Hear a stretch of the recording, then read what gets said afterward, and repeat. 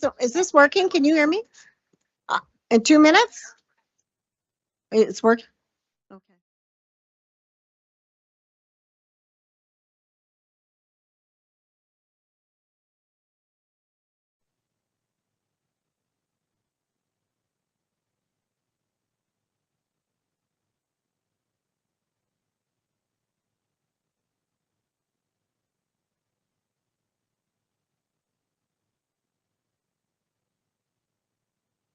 Thank you. Good afternoon, everybody. If I could have everybody take their seats would be great. And welcome to our temporary location here. Be assured we are moving at some point in time.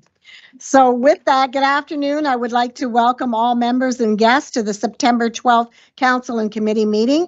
Our meetings are web streamed and televised. Please remember to use your microphone when speaking and ensure that all cell phones are on silent mode.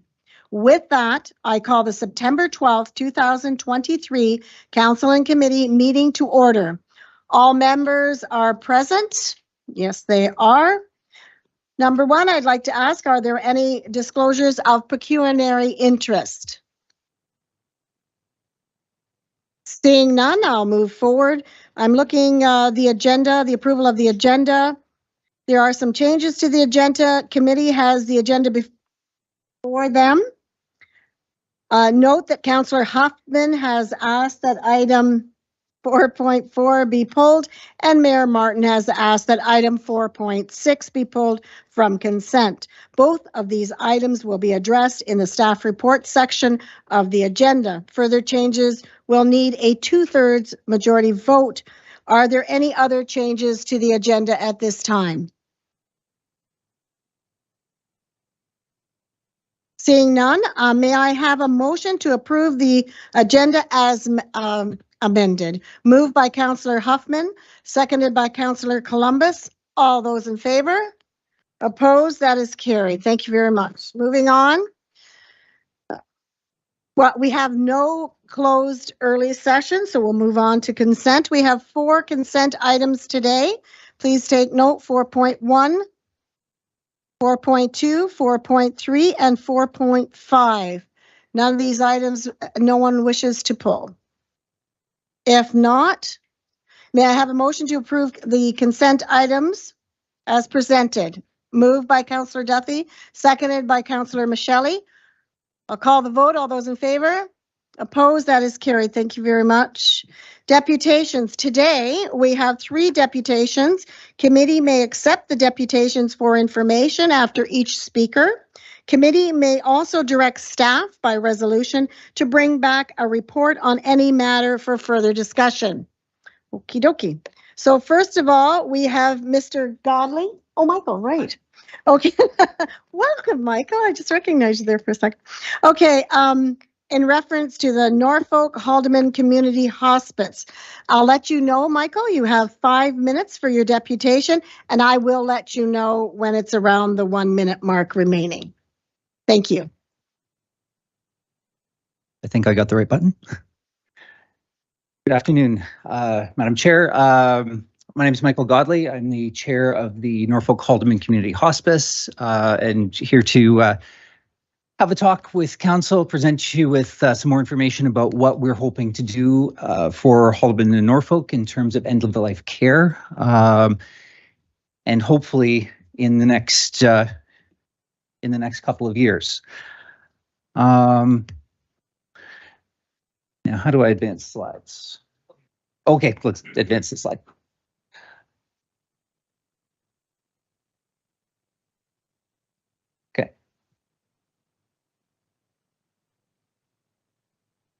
I was glad the door to the old council chambers were locked. Otherwise, I would have been up there.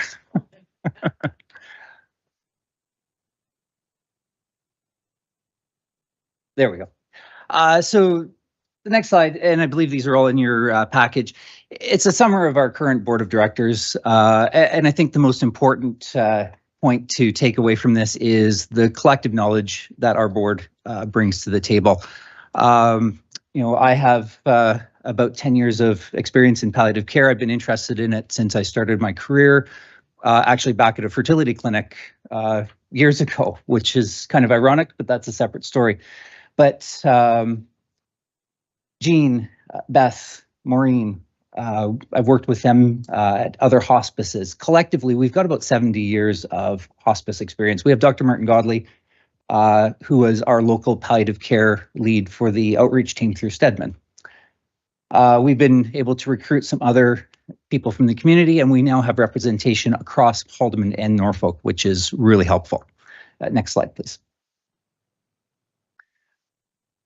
While we're waiting for that, we are starting the process of developing a capital committee and also a building committee, because we're going to need some input and we're going to need more boots on the ground to help us start developing ideas as we move forward towards our towards this hospice. In the interest of time, I'll share you a little bit about my why I am so passionate about hospice palliative care. I've seen it go right and I've seen it go wrong. I can think back 15, 16 years ago to a case that we had through the office, and this was a young person who ultimately died at home. They had the full support of Dr. Robin, plus the home care nurses. They had information. Mom knew what to expect. They had medications in the home. They had nursing support. They had numbers that they could call in the middle of the night. And in fact, when this young person died, we got the call at 5 o'clock in the morning. Mom was devastated. Family was devastated, but not terrified, not beside themselves, not knowing what to do. Compare that to another case that I know quite intimately, quite well. And this person had a known progressive disease, heart failure. We knew what was going to happen, but they were at home. Their family doctor was the only contact. Going to the bathroom, walking around the house was a challenge. Getting in the car to go downtown to see the doctor was impossible. Coped every day till about 5 o'clock, 7 o'clock at night. That last couple of weeks, we're talking about emerge visits every third or fourth night. Breathless, could hardly speak, terrified. No access to somebody who really knew, would be given a little bit of Lasix maybe and sent home, right? The day that this person died, they went in terribly breathless. They stayed in emerge. They weren't given anything, no morphine, no Ativan to help with the symptoms. Died barely able to say goodbye. And sadly, when you look at the cases that we have in our community here, yes, the people who have cancer have access to good palliative care because the oncologists know about the Stedman team. People who don't have cancer, they have the other experience. What we can do in hospice is we can care for everybody. We have expertise. We can help people stay at home if they want. With a hospice with actual beds, if they can't stay at home and the burden is too much for their family, we can get them a bed. That way, nurses like me can take that burden off. We can do the work so family can do the more important job of being family and being there together with their loved one at the end of life. They don't have to be afraid. They don't have to suffer at end of life. So moving on, we can move on past that slide. I've already got to that. So what we are proposing is a 16,000 square foot space for a Center for Hospice Palliative Care that would house all of those services, an outreach team, visiting volunteer programs, bereavement support, plus those so important hospice beds where people can go to receive end-of-life care if they choose and need it. Okay. Now we have a number of sites that have been presented to us. Some of them are way out in the reaches of our counties. That's not reasonable. The three sites that are best suited are near to that center of Simcoe, Waterford, Jarvis, Hagersville, that area. Ultimately, we're going to look for the one that comes first and meets our criteria. What I'm hoping for from council today is a letter of support for our organization as we go forward and ask the Ministry of Health for funding. And I'm hoping that will be provided that in a letter, if that's possible. Thank you, Thanks Michael, very much for your presentation. I'm going to next go to the councillors if they have any questions for you. I'm sure there'll be a couple of questions for you. Just a minute here. Councillor Huffman? This is my first time using this new system, so thank you. Thank you very much for your presentation. This is quite near and dear to my heart, and I know that residents from this area have utilized Stedman Hospice, and every time I see that, I'm thankful for that when I read an obituary, but also my first thought is, when are we going to have those services here? We do have an aging population, and we need to make sure that we provide those services for the individuals who are experiencing end of life and their families. So I guess my question is, what kind of time frame are we looking at here, and what happens next? So, Madam Chair, I guess time frame is really dependent on property. Okay. We are, as I said, moving towards a capital campaign, building committees, right, trying to get that that support, financial support built up in the community. Because when we're looking at this project, right, a 16,000 square foot building on 3 to 5 acres of land, requires the land, right? And I don't think I need to tell anybody around the table how challenging it can be to go through the red tape to get land set aside and approved. But also then you're talking about the capital campaign to fundraise for the building, which is about $10–12 million. Plus, in order to be a viable operation in the ministry's eyes, we need 2 years of operating funds set aside. So we're working on that as fast as we can, and I'm hoping that once a viable piece of property comes forward, things will move faster at that point. Just one more question. Is there any opportunity for this land to be donated, or will it be something that you'll have to purchase? And do you have some funds already kind of making their way to you through the community? Madam Chair, we are happy to accept donated land, and I think that would probably be the ideal, because right now we have capital funding set aside. We have some operational funding that we're busy providing programs with, but that plot is fairly small, growing, but still fairly small. So to have a piece of property donated would be ideal, and then we would hope we would have the funds there to do the survey studies, et cetera, that we need to go forward. Yeah. I'm Councillor Columbus. Thank you, Madam Chair. And Michael, you mentioned $10 to $12 million. What percentage are you expecting from the province? Like, what have they funded in the past with the Stedman Hospice and the one in Woodstock? Madam Chair, the province currently, there are some grants available that may help to support us, but where the province comes in is for that operational funding, and what they fund is about 6.7 beds worth of operational funding per 100,000 people in the population. So that's what we're looking at for Haldimand and Norfolk, right? Combined population of about 100,000. We're looking at 7 beds, 6–7 beds. We're hoping to build 10 because, you know, as it was mentioned, we have an aging population. We're going to need more. There isn't typically funding for building these. It's raised in the community for the community. Any further questions? Yes, Mayor Martin?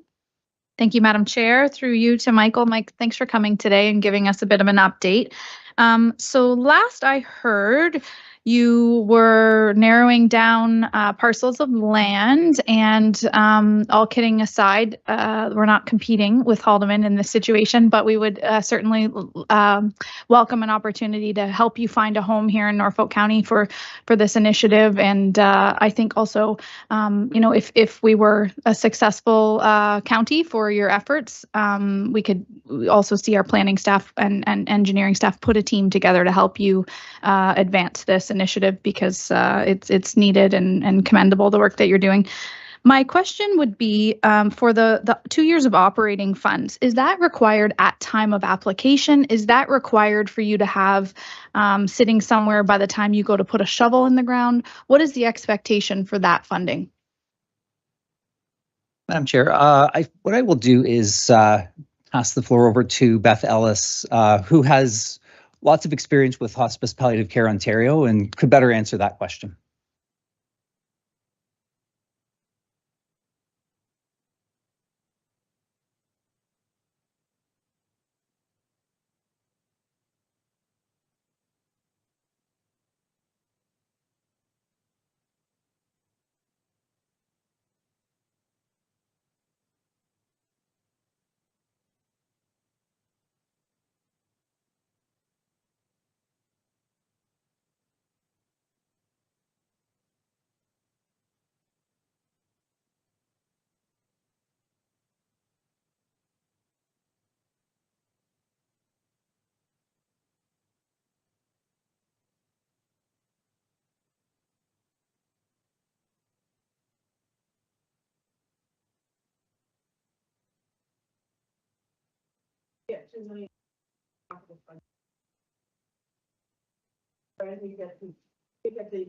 Okay to get the operational funding when we property, so all goes hand in hand.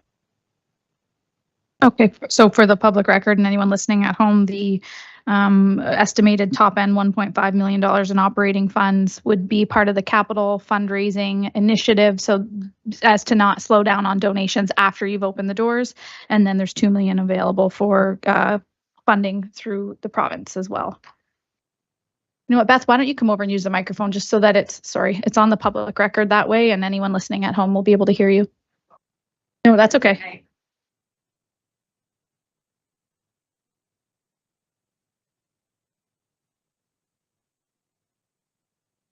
Did you want me to repeat it or just move forward? You know, okay. You did, yes.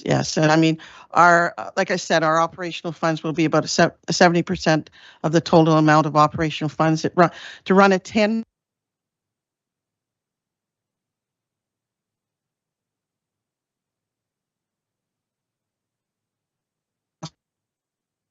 At operating fund, and then we will have to fundraise for the rest of it. At this particular point, there are no other programs that are funded by the ministry, but we're working on a provincial level. We're working towards getting the grief and bereavement funding from the Ministry of Health. The cost of, how much detail do you want? I think, I mean, as much as you'd like to provide us with, it's a good opportunity to share it with the public and get some, acknowledgement for the efforts that you're doing. People will hopefully be listening if they have land and money and want to send it your way. That's what's really important. Michael was right with regards to what it's going to cost us. Will be around $13 million. I work with I actually chair a provincial group of all hospices that are building within the province of Ontario at this point. And the average cost per square foot is about $630. That is up about over $300 per square foot than it was about 3 years ago. And it's just life. It's just the way the world is going, is what I'd say. So just multiply that out for about 16,000 square foot, and you've got an approximate cost, because we also have to buy furniture within that, which is also going to cost, and beds and tubs and all the rest of it, which will cost us another $1 million on top of that. So my figures are fairly accurate, but things change.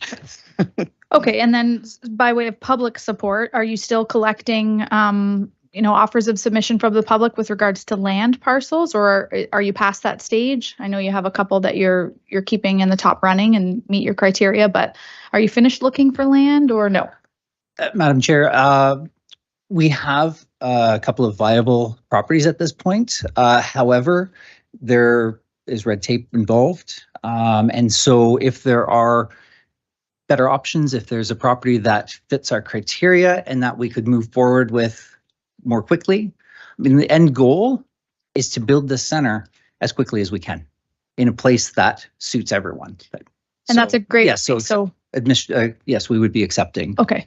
And then a place that suits everyone. So obviously you don't want to be bombarded with offers of land that are, near the Queensway, near, traffic or a fire hall or things of that nature. So you're looking for, you have a very specific criteria, I suppose, is what I'm getting at.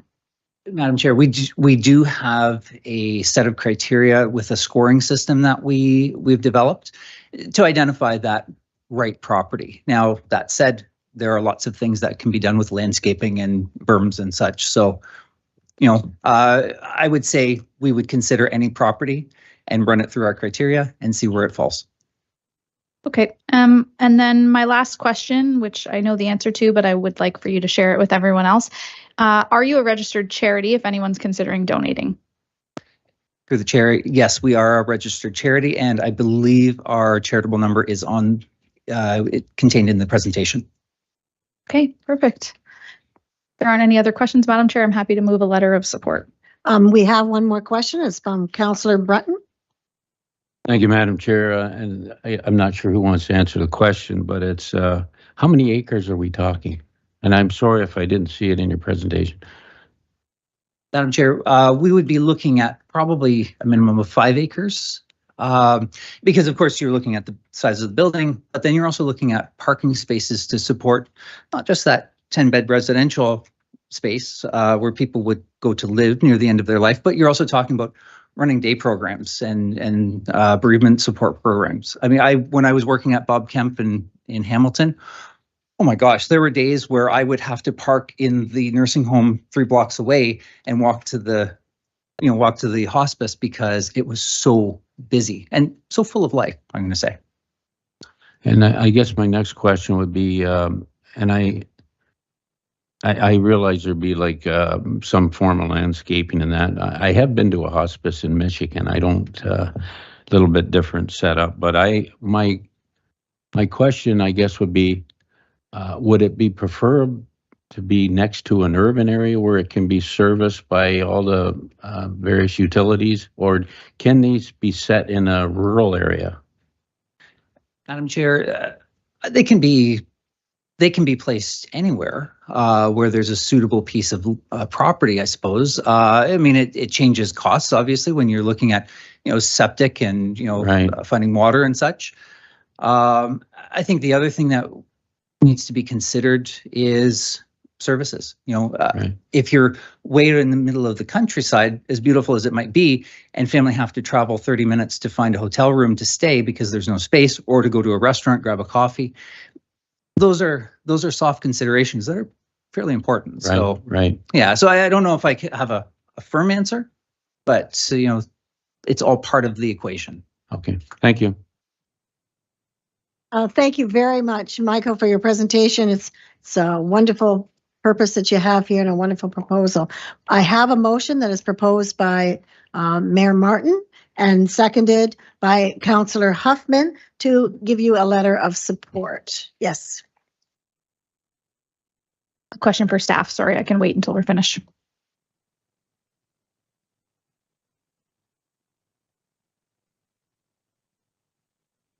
I thought we would go with the motion first and then a motion to accept. Actually, sorry, it's related to the motion. So if I may, Madam Chair, maybe I could put Heidi on the spot. Heidi, is it in the best interest that this initiative, the letter of support, come from council, or should this be something that we're directing through to the Board of Health?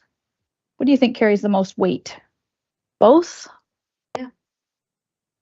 Through you, Madam Chair, to Mayor Martin, I think that a service of this nature is important from a public health perspective, but also from a broader community perspective. So I would suggest that both would be appropriate. Therefore, I'll go to Madam Clerk. If you could describe up for us a bit of a motion that is being moved and seconded here. Yes, through you, Chair. Just moved by Mayor Martin and seconded by Councillor Huffman that the deputation from Michael Cadelli regarding Norfolk Haldeman Community Hospice be received for information, and that a formal letter of support from Norfolk County Council for the Norfolk Haldeman Community Hospice plans for a new hospice be provided for inclusion with their submission to the Ministry of Health and Long-Term Care. Sounds amazing. With that, we had to move her in a seconder. I'll call the vote. All those in favor? Opposed? That's carried unanimously. Thank you again, Michael, for your presentation, and thank you for your support. Thank you. Moving on, we have our next deputation, and it's from Brent Steffen, and it's the new dog park in Delhi. Brent, if you'd like to come forward again, I'll let you know that it's 5 minutes, and I'll kind of give you the 4-minute used up already signed like this for you. So anyway, thank you so much for coming, and go ahead with your presentation. Thank you, Madam Chair, and staff and council for allowing me to speak today. My name is Brent Steffen, and I'm here to, representing the newly formed Kin Club of Delhi. I don't want to talk too much about that, but I will entertain questions at the end about that. We are a service club. You might recognize the Kinsman name or the Kinettes. That's our organization, and our motto is to serve our community's greatest needs. And our group, within a short time of our existence, we've had some amazing fundraisers, and we've been doing extremely well. And now it's time to latch onto a project. So we had the brainstorm of coming up with a dog park in Delhi, and with the help of Councillor Columbus and Mr. Crinland, we've identified a perfect spot within Delhi for a dog park, and that is directly south of the Delhi Arena, in between the arena and Big Creek, and at the bottom of the hill at the pavilion. It's already Norfolk County's property that's being maintained there, and it's going to be an amazing spot for accessibility. There's a walking trail that will come right next to it, so there's accessibility there. There's ample parking up top at the arena already, so people could walk down the trail there as well. Back in 2017, I stood at this podium, and with the cooperation of Norfolk County, we, with the old Kinsman Club, renamed that whole part to the Delhi Kinsman Sports Park. So it'd be a great honor for us as a new club within the Kin family to progress with that property and keep adding to that park of ours. The cost of the dog park, I'll let Mr. Crinland speak a little bit more detail on that, is $28,000. It is 60 by 230. And our proposal would be to split that cost with Norfolk County. And so we would be pledging or paying $14,000 to this park. We'd also would like to have the park named the Delhi Kin Dog Park, if this happens to go, which I hope it does. Other than that, we'd like to build a relationship with Norfolk County, as we have in the past with the old Kinsman Club. It's vital for Delhi to have a service club like ours, working side by side with Norfolk. We have many, many other ideas that are going to be coming down the pipeline, so we thought this might be a real nice one to start off with.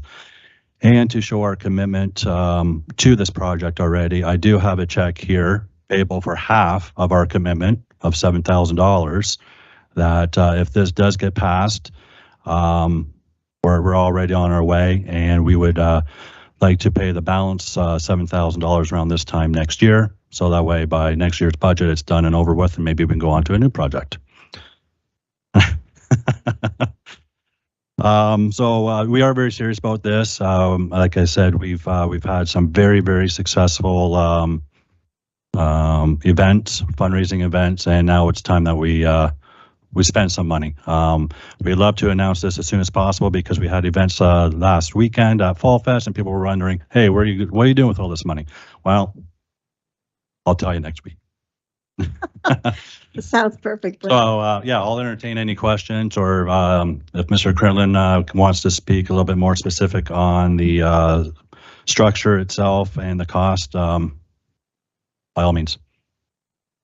All righty, thank you so much for the presentation. First, I'll go to council, or have you got, or Bill, would you like to jump in now, and then council can ask questions? Sure. Thank you, Madam Mayor, or Madam Chair. Okay. Yeah. No, I don't have much to add. Staff had met probably a year ago with Brent and a few folks to look for approximate locations for the dog park, and came up with not a lot of good areas around Delhi. Norfolk County does not own any property, and I think something like this needs to be in Norfolk County owned property. So Brent's group had decided on the location beside the arena. It does have many benefits. It has parking. It is, with the pavilion there, we have the play park, we have the ballpark, we have the pool, we have the arena. It tends to fit very well. Staff have in 2027, I believe it's $45,000 for a dog park in Delhi. Now that $45,000, as much as we like to have really tight budgets because it's so far down the road and we didn't know the size of the location, 45,000 was actually fairly rich. And looking at this location, I believe 60 by 230 isn't a big dog park, but it's definitely workable. And we have gone out and got some preliminary pricing, nothing carved in stone, but fencing is a pretty easy thing to price per meter. And we figure we can have that in with two people or pet doors, as well as a 12-foot service door for grass cutting and stuff for $28,000. I think with that, as far as, we should probably have a garbage can there, but staff are close by. It will be extra work for staff, but we don't see this as, we cut the grass now, we don't see this as much of additional labor charges going forward in the future. The only thing I may mention is there is one individual home that would be fairly close to the park, and deciding what council does, I think we should have some dialogue with that owner. Okay. With that, I'll turn over to county council. Thank you, Bill, for that report. It's amazing to see things come together so quickly. I'll go first to Councillor Columbus. Well, I have had several communications from residents who were wishing for a dog park, and when I said 2027, they were they thought they should come a lot earlier. So when Brent had approached me about this and Bill Credlin, I thought, if somebody can raise 50% of the money, that's a good deal. So what I was thinking is something like this usually goes to budget discussion. I know Brent's got a check with him of $7,000, so I don't know how we want to handle that, but it normally is discussed at budget time unless committee here wants to approve it right now. And I don't know what thoughts are from finance department on that. Okay, we'll have to ask staff that in a moment, but I'll go to Mayor Martin first. Thanks, Madam Chair. Through you to the deputation, thanks for coming. And when I saw you on the weekend, you said you were bringing a check. I didn't think you were bringing a literal check, so we'll definitely take that today. I just wanted to thank you for coming and acknowledge your statements about building a relationship with council, and we look forward to doing the same.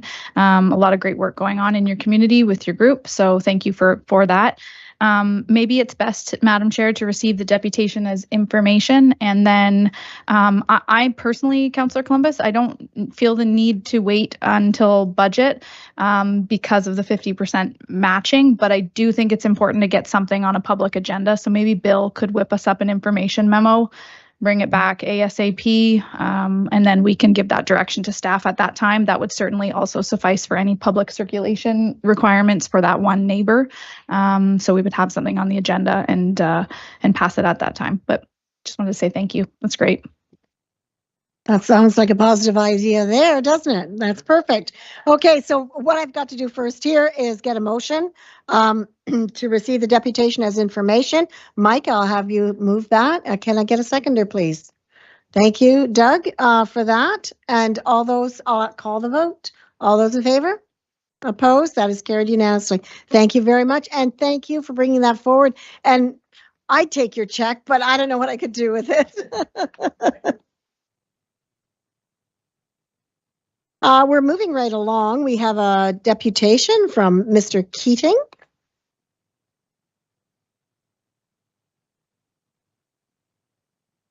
Okay, well, okay, I thought that was heard, but anyway, so what we're going to do, Bill, if you could, as the mayor had indicated, move that forward so that that can be brought back so that we can circulate that information out. And I do agree, there is a neighbor there, so it has to be circulated properly. Is that? I'll get a motion to do that. Mike, would you like to move that? Can I get a seconder? Thank you, Councillor Huffman. All those in favor? Opposed? That is carried. Thank you very much. So we have direction. Thank you. So we'll go back to Mr. Ron Keating, the Ontario Health Network. And we'll get you to the podium. And as I've indicated, Mr. Keating, that you have 5 minutes to make your deputation. I will kind of give you a little wave at 4 minutes, and then we can wrap up and then have questions. Is that okay? Absolutely. Perfect. So I'll let you go ahead. Thank you. I am Ron Keating, and I speak to you today on behalf of the Port Dover chapter of the Ontario Health Coalition. And I'm speaking on Bill 60, the piece of legislation that is now passed. It passed in May, and our challenge now is to forestall its full implementation. The Ontario Health Coalition was formed back at about 20 years ago. It was instigated by the move of Mike Harris at the time to close down the Belleville Hospital. The Ontario Health Coalition has stayed in being since then, attempting to protect our public healthcare system. Bill 60 goes directly against this concept. It dramatically shifts the public funded system to a privatized for-profit system, increasing private clinics across the province at a rapid rate. And the private clinics are concerned for a number of points that I'll lay out. First of all, they're located in urban settings, which then challenges the citizens in the rural and smaller towns. It creates inequity of service. Inevitably, you end up with a two-tiered health system. It discriminates against patients with complex health issues. The clinics will focus on certain priorities of care for themselves and will reject patients that don't meet their criteria. They're allowed to overbill beyond OHIP guidelines, to overcharge for certain tests and surgeries. There is no standard oversight or transparency by the public. The people who work in these private clinics are not required to meet the prevailing professional standards, the prevailing licenses. So if you're an anesthetist, for instance, you obviously are licensed to practice that. That will not be the case in the private clinics, amazingly. The public service health system is obliged to be transparent to the public in what it does, how it succeeds, and how it fails. The private clinics are specifically exempted from that.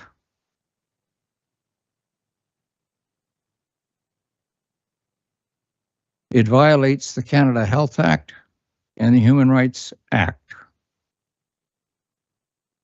It's motivated by profit for the shareholders.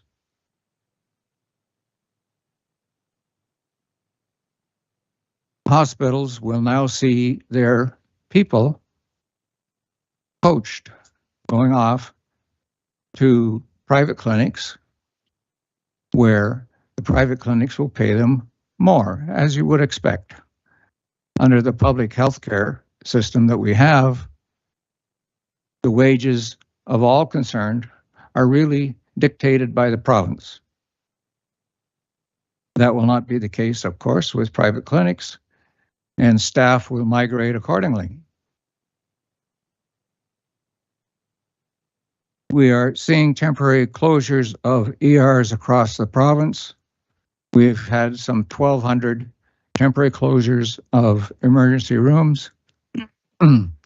Since the beginning of January 2020, we've seen 100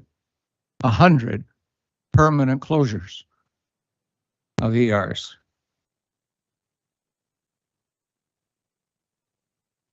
Local hospitals, the smaller hospitals, the rural hospitals will be endangered.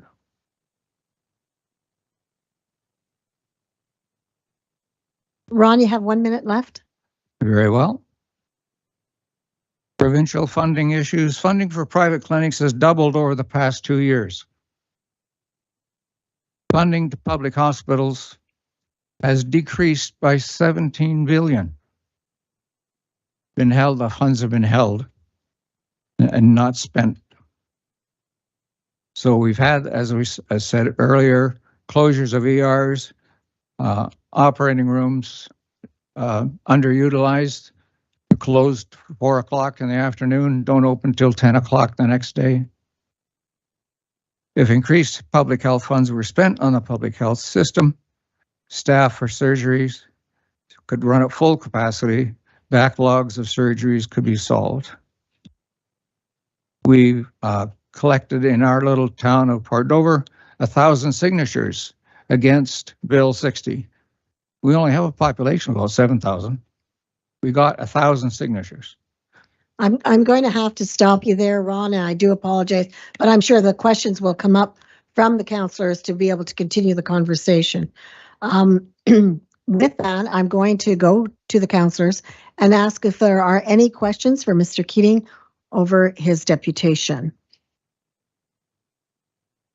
Councillor Huffman? Thank you, Madam Chair. Through you, thank you very much for your presentation. When you talk about the decrease of $17 billion into the healthcare system from our current provincial government, have these funds, where do these funds go? Do they designate where these, do you know where the $17 billion is gone? No. Okay.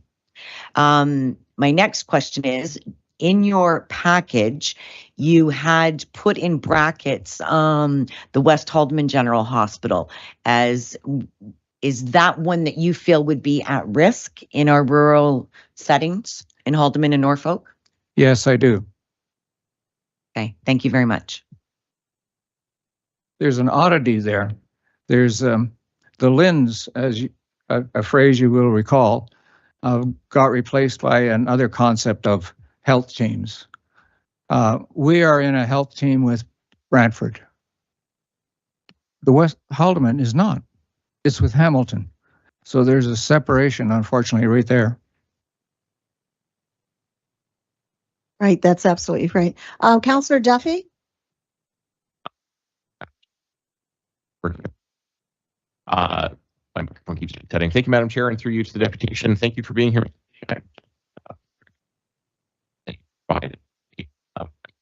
Wondering if council, based on your presence here today, should be acknowledging. Yes, the specific ask is squared away in bold lines on the presentation, and it's to ask you as a municipality to talk with your other fellows, your other municipalities, to see if they too see a threat to their local health care.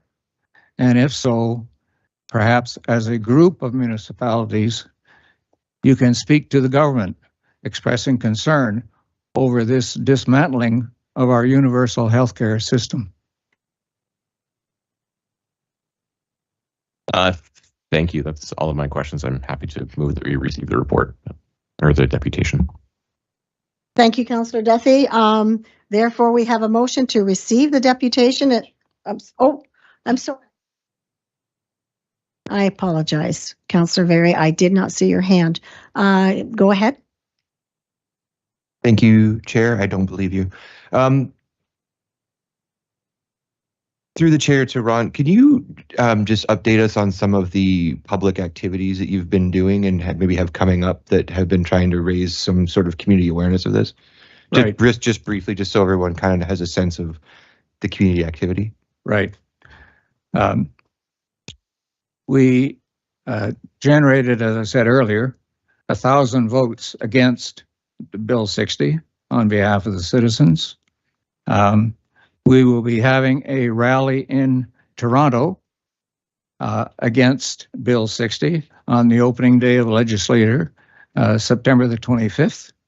There are some 80 buses coming into Toronto. We hope to have 10 or 20,000 people on the lawns of Queen's Park agitating against Bill 60. Thank you. That's wonderful to hear, actually. I'm going over to Mayor Martin. Thank you, Madam Chair. Through you to Mr. Keating. I just wondered if if your group has made any time to connect directly with MPP Brady on this subject. Yes, indeed. We've had 2 town halls. She spoke at our first town hall, and we, how shall I put this? We continually brief her on developments as they occur. She will, as said, she will come out to speak to us on the 25th of September. Okay, perfect. It's just happy to take your message along and share it with our municipal partners, but it's best suited for MPP Brady to rattle the chains a little bit. So glad to hear that's occurred. Thank you for coming. Are there any further questions? And again, my apologies to Councillor Very. Sincerity. No further questions. Can I get a motion then to receive this deputation as information? Councillor Duffy, seconded by Councillor Michele. I'll call the vote. All those in favor? Opposed? That is carried. Thank you very much for your presentation. It was amazing. Thank you. And good luck with the buses. Councillor Columbus? Madam Chair, Mr. Keating had mentioned that we should be talking to other municipalities. Are we going to be doing that? And will we have a plan put forward to communicate to lobby other municipalities to help us out here? I'll refer back to Mayor Martin. You had indicated that you would do so. Thanks, Madam Chair. I think this might be a great initiative for us to pass along with our colleagues at SCORE and or the Western Ontario Wardens Caucus to see if there are similar discussions happening. And additionally, I know at the Board of Health in the coming month or two, we'll be having a discussion with regards to physician recruitment. And I think that this bill specifically would really damage our ability to stay competitive in rural communities with physician recruitment. So I think we can also pick the conversation up at Board of Health in a month or two. But in the meantime, if that's suitable to council, I can plant some seeds with our colleagues through SCORE and WOWC. Sounds like a good plan to me. Thanks. Thank you. Amazing. Okay. Moving right along, we're at number 6 now for presentations. We have 2 presentations today. The first one is a presentation from the new Economic Development Strategy Phase 1, and that's KPMG report. And Mr. Reagan?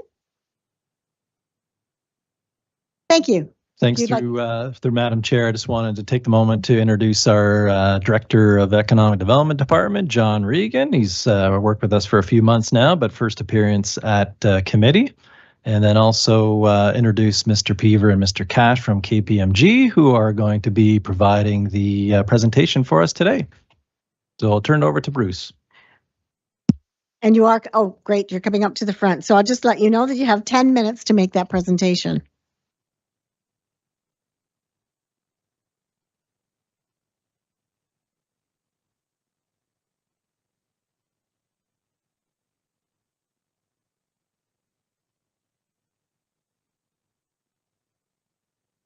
There we go. Thank you.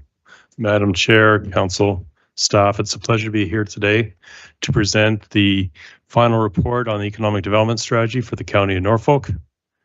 Myself and Mr. Cash are going to give you a brief presentation on the final report, and then we'd be pleased to take any questions. So, KPMG was engaged by the county to assist with the development of an economic development strategy focused on achieving a more balanced economy. Specifically, we were asked to do a number of things, and you can see them on the screen behind me, I believe. Not yet, no. There we are.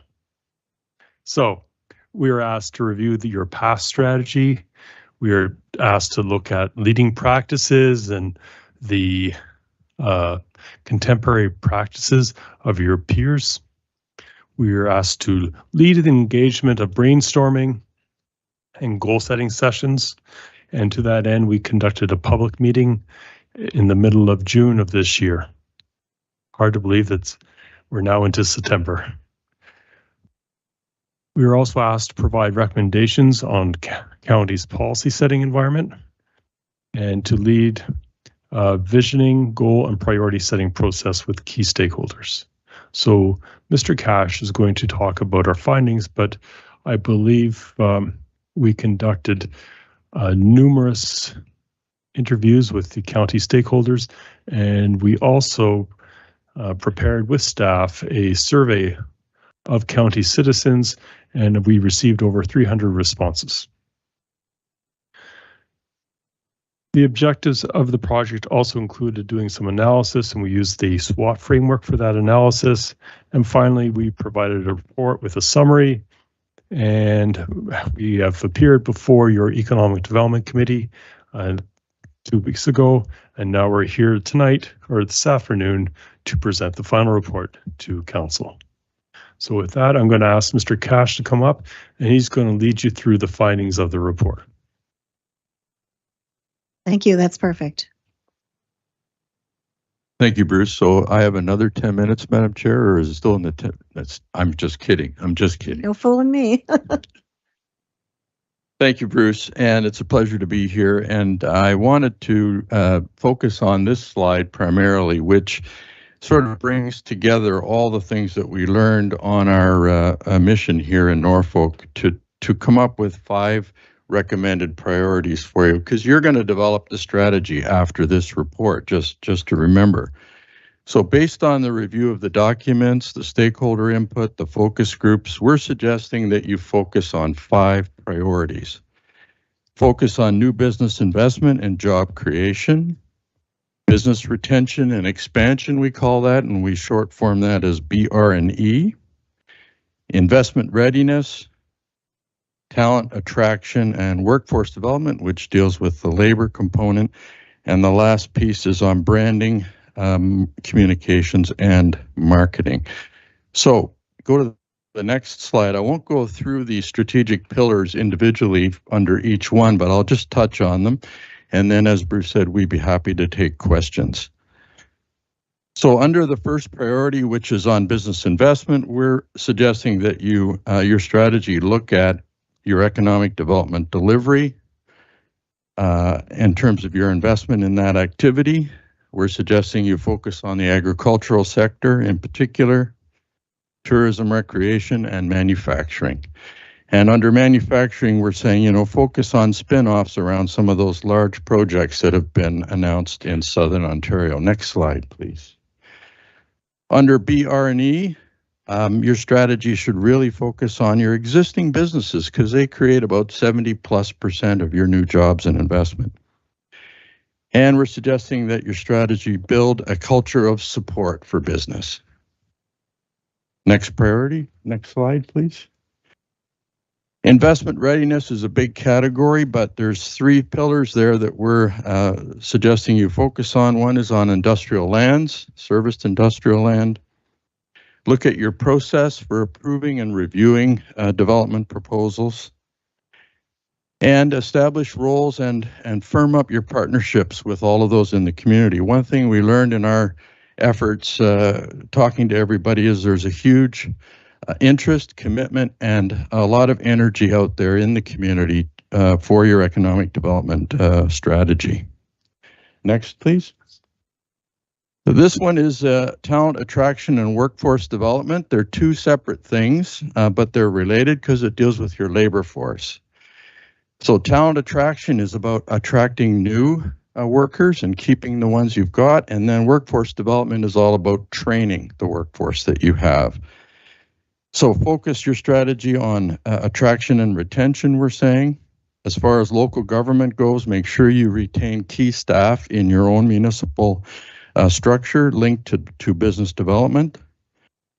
Post-secondary training, let's try and focus on expanding Fanshawe College here, maybe other post-secondary institutions. And then link your talent attraction and workforce development programs to the tourism strategies that you have. And the last priority is on branding, communications, and marketing. Ontario's Garden, I'm sure you're all familiar with that, needs to be refreshed is what we heard in our consultations. You have to really hone in on your value proposition. What is your comparative advantage? And then really stay focused on your traditional and social media marketing. Made and grown in Norfolk is one that we're suggesting. So, Madam Chair, that is it for our presentation. Hopefully we're under the wire. And we would be happy to take questions. Thank you. You were under the wire. Well done. Yeah, I'll turn it over to the councillors if there are any further questions. I know I read through it. It was quite intense. Your study group was a little smaller than I had anticipated. I would kind of hoped we could have gone a little bit broader, but at the end of the day, we still have that package, so that's great. Councillors, questions? Starting with Councillor Van Passen. Yes, thank you, Madam Chair. Yeah, I too read the report and found it very interesting, and I had the great urge to have some apple pie when I got done because it's pretty standard stuff. But my question is more so, is this report, we're not ready for this yet. It's great and wonderful. We could send an ECDEV officer out to look for new businesses who want to be here, but we don't have the industrial land set aside yet. We don't have the water sewer capacity to have them. We don't have the hydro service to get them. Shouldn't our priorities be more to create the environment that business can come here? If we get them here, they have no place to go. They can't hire people because those people can't find a place to live. Shouldn't our priorities be more to solve the, those basic sort of situation rather than, talking about great, wonderful things about marketing and communications and all that, but we can't put anybody here because there's no place for their workers to live and there's no place to put their factory. Any rebuttal to that, or am I totally out of place here? Yes. So thank you, Madam Chair, for the question from the councillor. Certainly those were issues that were raised, but I would like to remind Madam Chair and Council that the scope of work that we had was to listen to the businesses and residents of Norfolk County, and what we've tried to do is summarize those findings in this report. To the specifics of the councillor's question, perhaps staff might be better able to answer that. Great, thank you. Next, Councillor Columbus. Thank you, Madam Chair. I'm sure you've completed similar studies for other municipalities. Obviously, you've got the experience. And I was just wondering, our tourism or our economic development department is pretty lean at this time. How many persons do you think it will take to institute some of these ideas that you presented before us?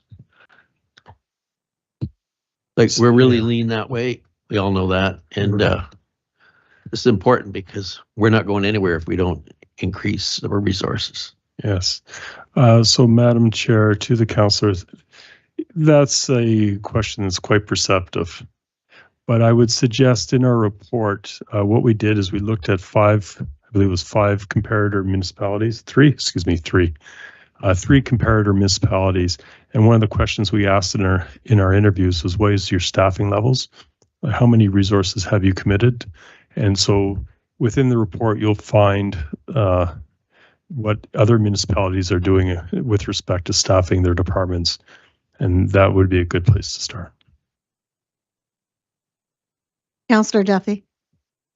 Thank you, Madam Chair. And through you, I actually just want to maybe pick up on the point that Councillor Columbus just made, because this issue specific related to additional staff in the ECDEV department came up last year at budget season. And I want to maybe just get your perspective to help council as we move forward into that process again this fall. My position in terms of adding additional staff into economic development is that it takes time. And I think the position of council at that time was, we're not ready for that yet. We've got other work we need to do before we add bodies. But I wonder if you had any perspective that you could share in relation to a timeline in when it's appropriate to add additional staff because of the amount of work and the steps involved in developing a true strategy. So, Madam Chair, to the councillor, the question you've asked is a little bit of a difficult one to answer because it really wasn't within our scope of work.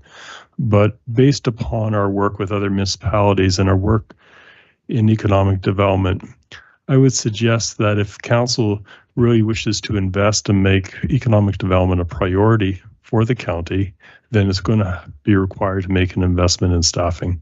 The type of initiatives that everyone around the table wants to make or have happen will not happen with on the backs of one person in an economic development department. Thank you, Madam Chair. If I may continue, I just have one more thought. In reading the report,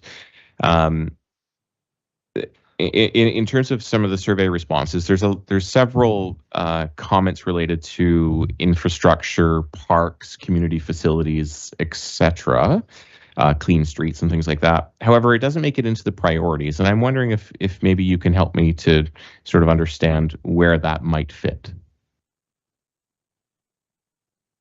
Sure. I'll let Dave take that one. Thank you, Councillor. Through you, Madam Chair.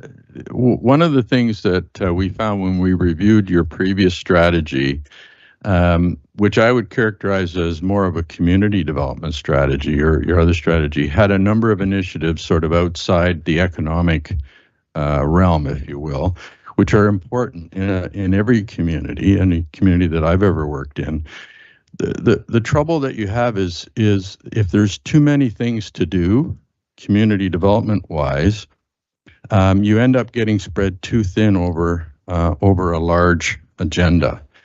And when there's other partners in the community that may be able to take those initiatives on, and you sort of step back and take a supportive role, the county, and let others take the leadership role, that allows you as the county to focus more on the economic development side.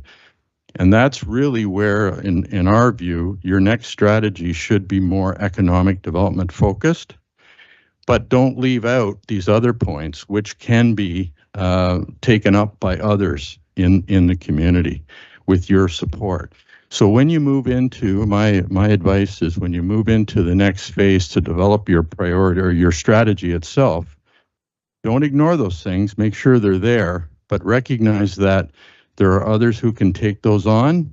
They can still be part of your strategy, but focus on the economic side of things, because that's really what needs to be done. Thank you. Mayor Martin. Thank you, Madam Chair. Through you to the deputation today. Thanks for your presentation and for all of your work on this file. My question to you, I have two questions. The first is, when I review the weaknesses that are very well known to this council and the community, things like connectivity, roads and transit, water and sewer, electrical distribution, waterfront access, affordable housing, workforce development. These are all things that we don't have funding for and that we lobby upper levels of government for. So there are massive, massive gaps in our community that we are very well aware of. In your experience, are these common weaknesses throughout other communities who are trying to develop a tourism and economic development plan, or are we unique? So, Madam Chair to Madam Mayor, the issues around infrastructure and affordable housing are common across the province with all the municipalities who we work with. The degree and the severity of the issue changes depending upon which municipality and which region of the province. So, for example, in Eastern Ontario, connectivity is a huge issue, to the point where the Eastern Ontario Wardens Association has developed its supported the development of a company to lead the initiative to get connectivity into the small townships of Eastern Ontario. In Norfolk County, working with your staff, connectivity is not as a great an issue, for example. So that's an example of how the severity of the issues change according to where you are in the province. But to a large extent, all the municipalities in Norfolk, Ontario are facing demands related to infrastructure, relating to connectivity, and then, of course, to affordable housing, as we all know. Okay, thank you for that. I guess I raised the question because if it's a communication issue, then that's something that a staffing resource can fix. If it's a marketing issue or branding issue, that's something that we can contract out or have a staff resource address.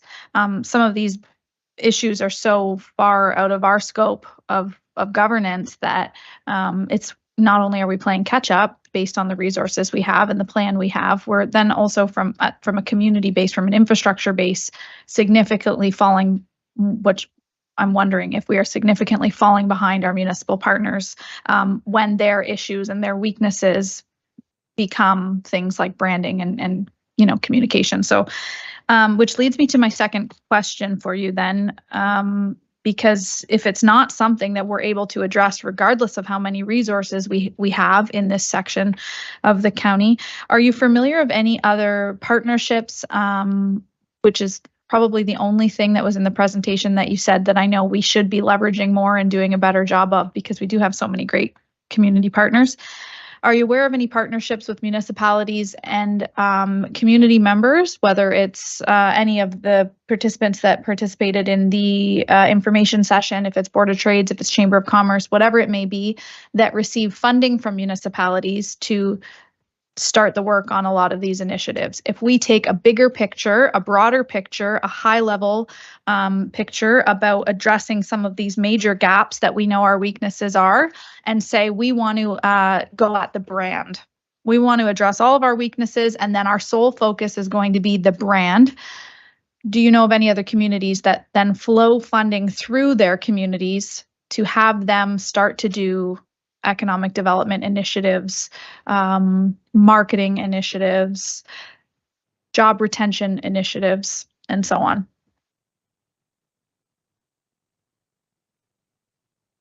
Try my best, Madam Chair, through you to Madam Mayor. My experience has been that each community obviously comes up with solutions to sort of these bigger problems on their own, partly because we can't always rely on senior government to fix these things, and sometimes they're beyond our ability to fix at a high level. So in our consultations, for example, we learned from one employer here in Norfolk that they were able to develop housing for their workers specifically because they were taking in new immigrant workers that they needed for their business. There wasn't a place for them to live, so they took it upon themselves to buy a building, renovate it. I'm sure you probably all know who I'm talking about. Perhaps that's a unique example, but it's an example where the municipality could maybe not flow funding through, but could expedite whatever kind of approvals are needed or support that the business needed in order to make that housing available for those workers. So in essence, you're kind of doing it on a one-off basis, but you're addressing the issue. I know I live in Brant County, and I know through working with the Chamber of Commerce there that the local community living organization is working with the municipality and the Chamber of Commerce on the homeless issue, for example. So there may be some projects that come up through organizations like Community Living here in Norfolk or others that can sort of come up with some small solutions to some of these big problems. And that's really the only way you're going to make progress on them. As far as some of the issues like electrical distribution that you mentioned, Madam Mayor, you could easily work with your power authorities to ensure that their long-range planning takes into account the fact that there may be an industrial development in this area and that they have adequate infrastructure in their power system to be able to accommodate that business when it comes. Doesn't require funding from the municipality. It just requires that you're working with them to make sure their long-term planning takes that into account, because we ran into that with one business we talked to who had to put some power infrastructure in it. I just forget exactly what it was in order to accommodate their business expansion because the power company didn't have that capability. So, Madam Chair, and to the Mayor, I just don't want to leave this question without giving you a specific example, Madam Mayor. So I would refer you to the Eastern Ontario Wardens Caucus and the counties are working together.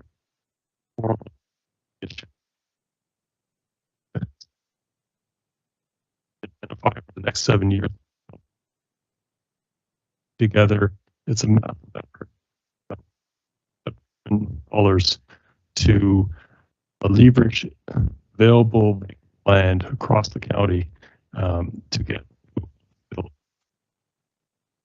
For that, I'll certainly look into that. I'm just wondering, maybe I didn't make myself clear. I think to take those bigger initiatives, you looking from upper.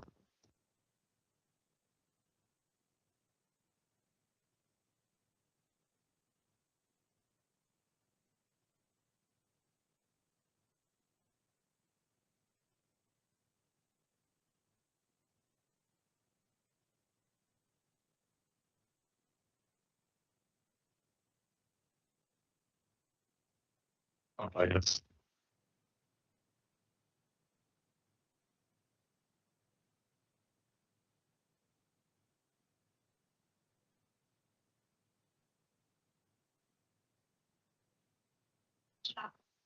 Yeah.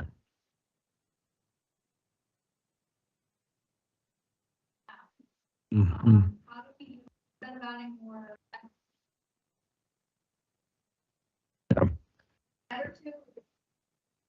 Yeah. Yeah.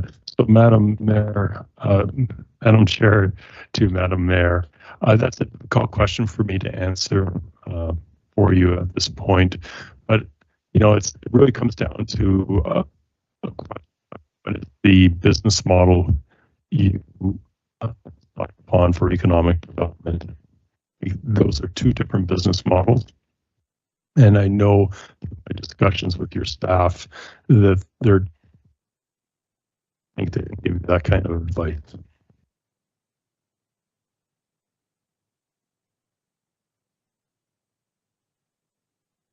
Yeah, Madam Chair, Madam Mayor, I'm not familiar size of Norfolk County that would.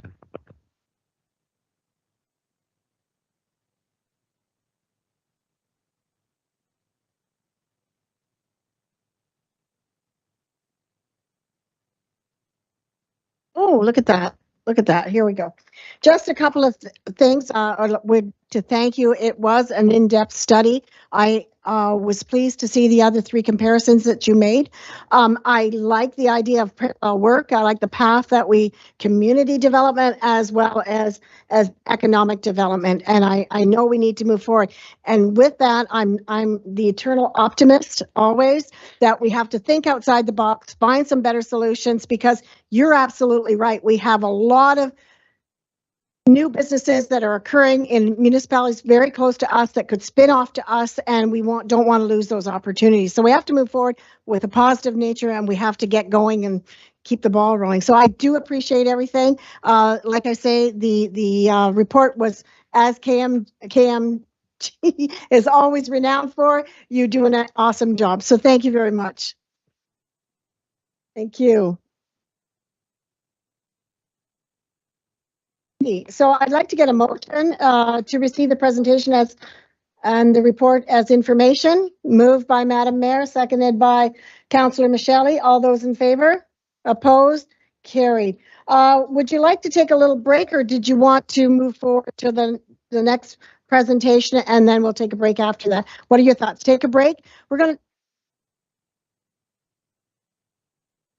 Oh, absolutely. My apologies. Okay. We'll go with that first. Thank you very much, Madam Chair. So just to outline the process, so after today, we are planning for a very engaging workshop on September.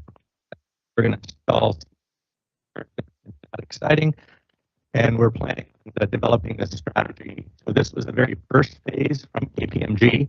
So they did the engagement. The priorities are not set to any analysis of data. So we've been collecting the data. We have great data now, and that will be brought forward in bits and pieces throughout the 25th, and that will also be brought forward in the actual strategy itself that's coming to council in November.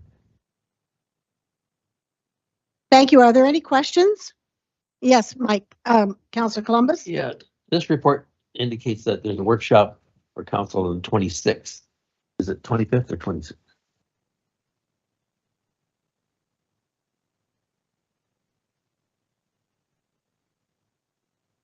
25th is a Tuesday? I'm sorry? It's moved to the Monday. Okay, thank you. So everybody got that. Yes, Councillor Duffy? Thanks for my face.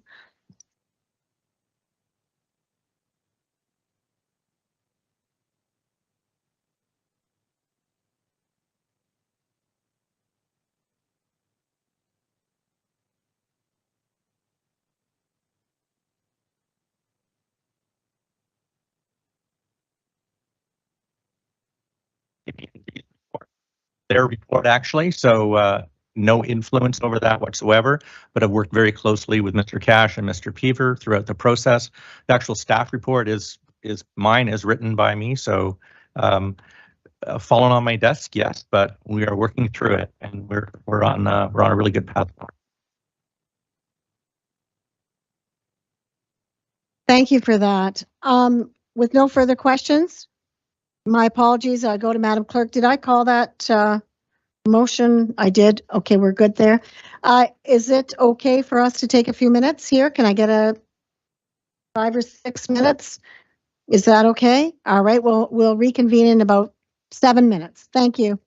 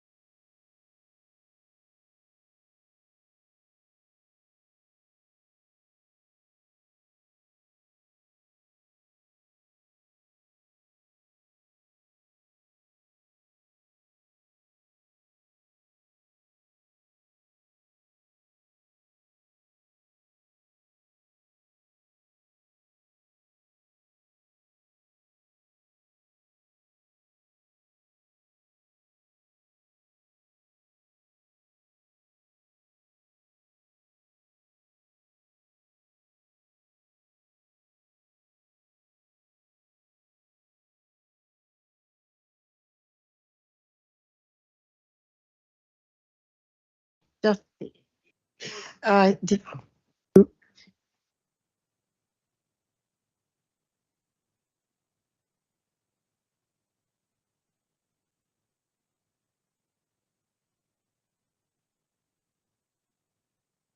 we have quorum. So we're moving on to 6.2, the presentation from Matt Bowen for the Haldeman Norfolk Housing Corporation. But first I'll turn over to Heidi Van Dyke, our General Manager of Corporate Services. Would you like to introduce this presentation?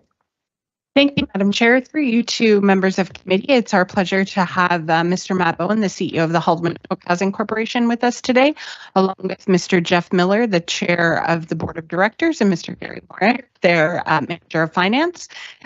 They are here today as one of the requirements of the joint shareholder agreement to give the annual shareholder presentation of their annual report and financial statements. At the end of the presentation, there are 3 shareholder resolutions that are required to be passed. And when the time is appropriate, I will present those to committee for consideration. So with that, I'd like to introduce Mr. Matt Bowen for his presentation. Thank you, Heidi. Thanks, Matt, for joining us. And I'll just let you know, you as well have a 10-minute presentation time. My apologies. And I'll let you know just closer to the remaining 1 minute. Thank you. Great. Thank you, Madam Chair, members of council and staff. It's a great opportunity to be here today to discuss the Haldeman Norfolk Housing Corporation and all of the great things that are going on. I'm going to work with you on the slides. Perfect. So this year's theme, embracing growth and change. Moving on to the second slide, just to give you a bit of an overview. The Haldeman Norfolk Housing Corporation is comprised of 8 board members, 4 from Haldeman County, 4 from Norfolk County, 1 with each an elected official. So I'd like to thank Councillor Huffman as a board member and acknowledge the great work that she does on our board, as well as our president, Mr. Jeff Miller, who's here today.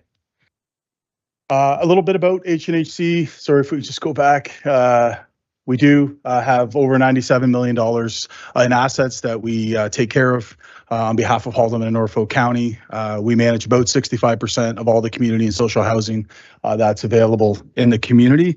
And we're really proud. It was great to hear some strategies about the community partnerships, because that's one of the greatest levers I think that HNHC has, partnerships with great organizations like Haldeman Norfolk Women's Services, Able Enterprises, the Community Paramedicine Program, Fanshawe College, the Canadian Mental Health Association, Norfolk County OPP, and of course the close working relationship that we have with the Health and Social Services Division, our service manager Stephanie, and all the great support we get through Heidi. Next slide. So who we serve, I think it's important. I think the theme that I heard today was sort of that work that we do with our older adults. And what we're seeing at the Haldeman Norfolk Housing Corporation is that 50% of the residents that we're privileged to serve are older adults. 19% are single adults under 60. That's sort of the term in the legislation. And then 31% of the folks we serve are families. And when you look at the income composition, you can see that 34% of our folks are on either CPP or old age security, 30% on ODSP, around 19-20% on Ontario Works. And then we do have around 50% of low income earners that are working. When we look at the rent types, the Haldeman Norfolk Housing Corporation is primarily rent geared to income, although we're trying to move away from that model slowly. 93% of our business is serving rent geared to income folks, but you can see there that we do have a small market rent population, primarily in Delhi, and there's another 4% who move to market when they lose their subsidy eligibility.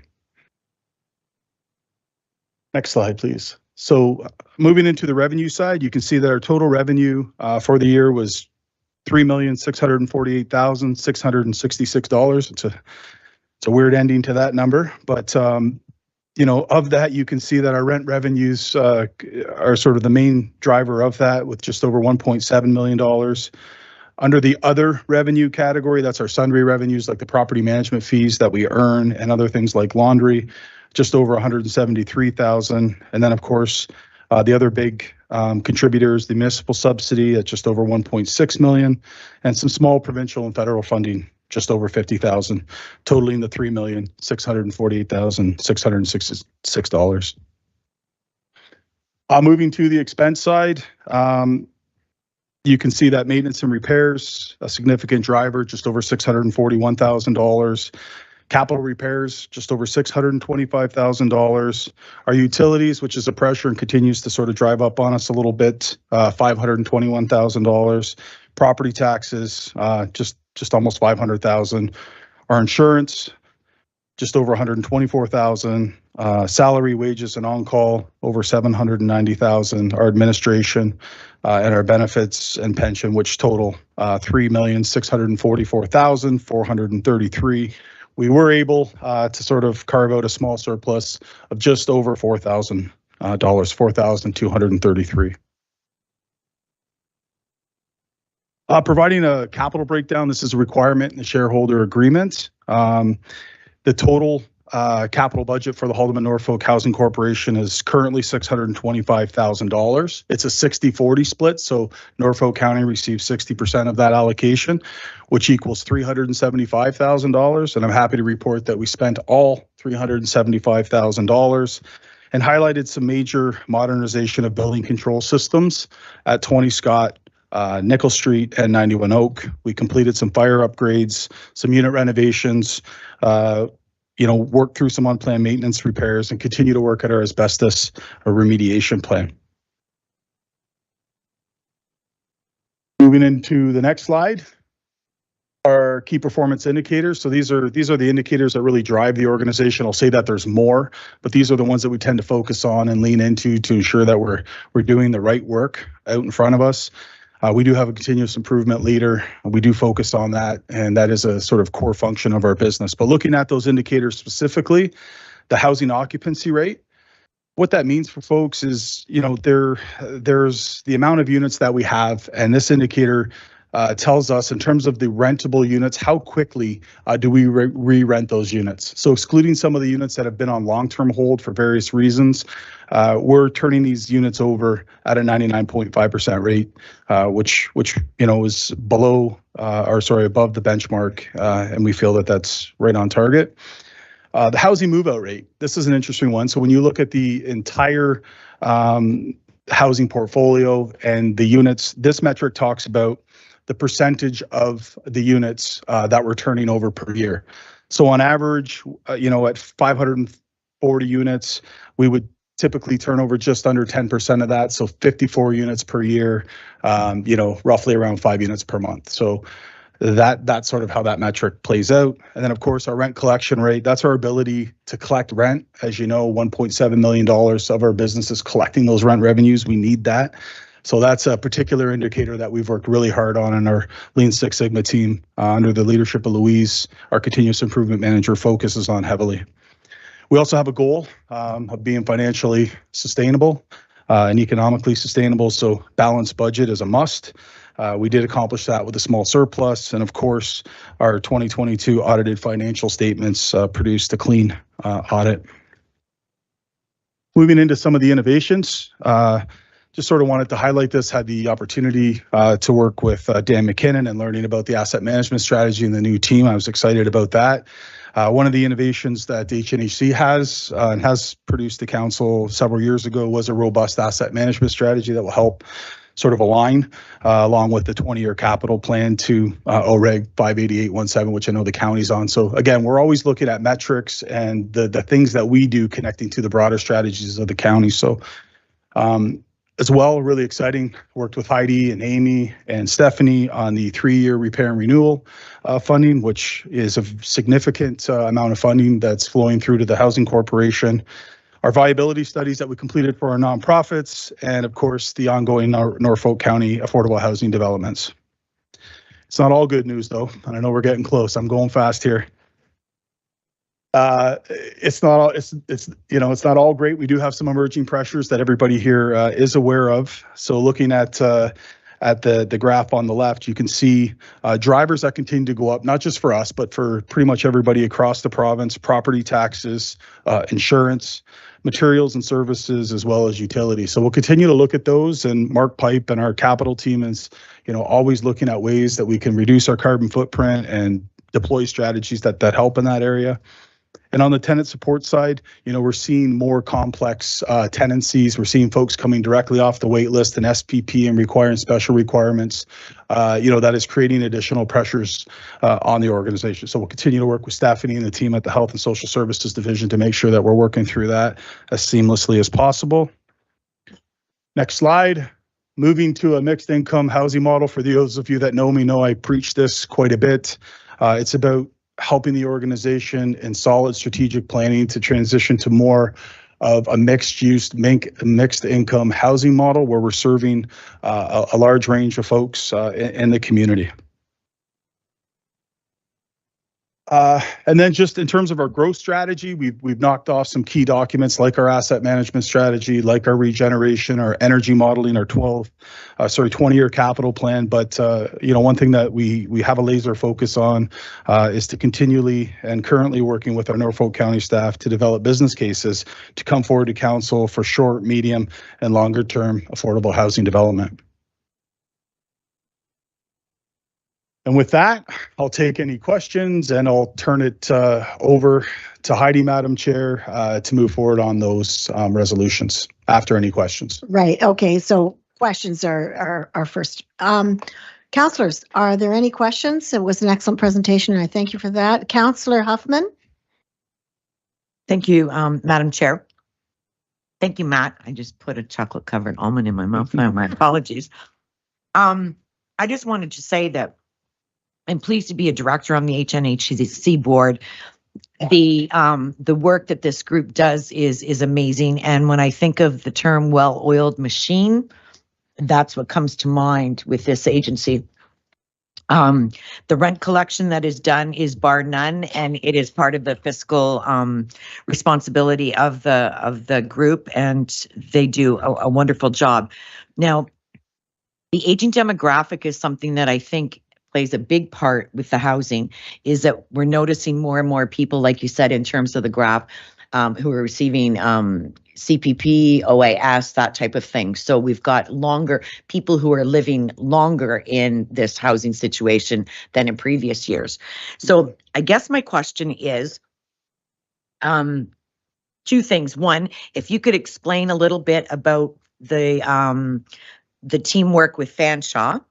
And also, can you talk about some of the long-term hold units and that? I know that that's been a concern for some people in the community. So if you can just kind of expand on those a little bit. Certainly, through you, Madam Chair, to Councillor Huffman. In terms of older adults and just supporting the folks that we do, absolutely. When we look, to the wait list and we look at the folks that are coming on, we do see more complex, a higher level of vulnerability in terms of the supports that folks do need. So we're, constantly working with partnering organizations to ensure, as well as the county, to make sure that we can bridge some of those, because we do have limited resources and most of our resources are focused on brick and mortar services. So we are leaning in to community organizations to do that. To your question about Fanshawe College, we've been working with Fanshawe College for a couple of years now, just sort of trying to as a balanced approach to housing in general, and that mixed use approach, is developing a partnership with Fanshawe College so that we can look at providing some affordable housing to students within this community as well. Right? When we talk about economic development, we understand that it's important. Students contribute to the community as well. And although our mandate traditionally has been significantly rent geared to income, in the newly signed shareholder agreement, it does speak to our ability, to sort of move in other directions as long as it's appropriate. So we are trying to meet those niche needs within the community, recognizing that we are limited resource and support, but those fundamental partnerships are something that we really see as the cornerstone of our organization. Thank you. Madam Mayor? Thank you, Madam Chair. Thanks, Matt, for joining us today. I was wondering if you could dig in a little bit farther and provide some information on what the wait list is looking like. How long are people waiting to get into housing? Into housing? Well, I think, I can answer that anecdotally. I think, our friends at the Health and Social Services Committee, they manage that wait list data, so they could sort of speak to that specifically. But I think what I can say is that we have seen a significant shift in wait times. So for us, we are telling residents based on the information that we have that it can be anywhere from 4 to 7 years. That typically, depending on, family homes are typically a little more difficult to come into as opposed to, an older adult or seniors building where folks are living longer, and we're helping to support that transition and quality of life within the units. But yeah, that is one of the pressures. So these partnerships, when we look at different housing opportunities, we're always looking at how we can net new, more affordable housing, maintain the existing service level targets that have been provided to the county, because we understand and recognize that that's a valuable piece of the market. But we are constantly pushing, because we talk to businesses, we hear folks. It's no secret that we need affordable housing. So rest assured, we're doing everything that we can do back at the Housing Corporation. Our board is constantly challenging us to look at opportunities. Stephanie, Heidi will tell you, I'm constantly emailing them, looking for money, looking for opportunities. So it is a real challenge in this community. Thanks, Matt. And if you were to, if you have the information today, can you comment on the shift in the cohort of individuals we're seeing on a waiting list? Is it now heavily based on seniors waiting to get into homes, as opposed to younger families or single parents? What are you seeing now on the wait list? Again, I can speak to the folks, that enter sort of when their number name's called and we're reaching out to them. But at a broader level, I think I have a sense. But what we're seeing, I can give you, for example, in the process of putting units online, we're seeing that the first cohort of folks coming off the wait list, our SPP, are folks who have special priority or require different levels of support. So, but we do see on the internal transfer side that wouldn't show up on the wait list, folks who are currently housed, their needs are rapidly changing as well. So sometimes that doesn't get reflected, and that's a direct sort of component of the tenancy that the Housing Corporation manages. But we are seeing, folks who need different levels of modifications to remain independently housed within their units.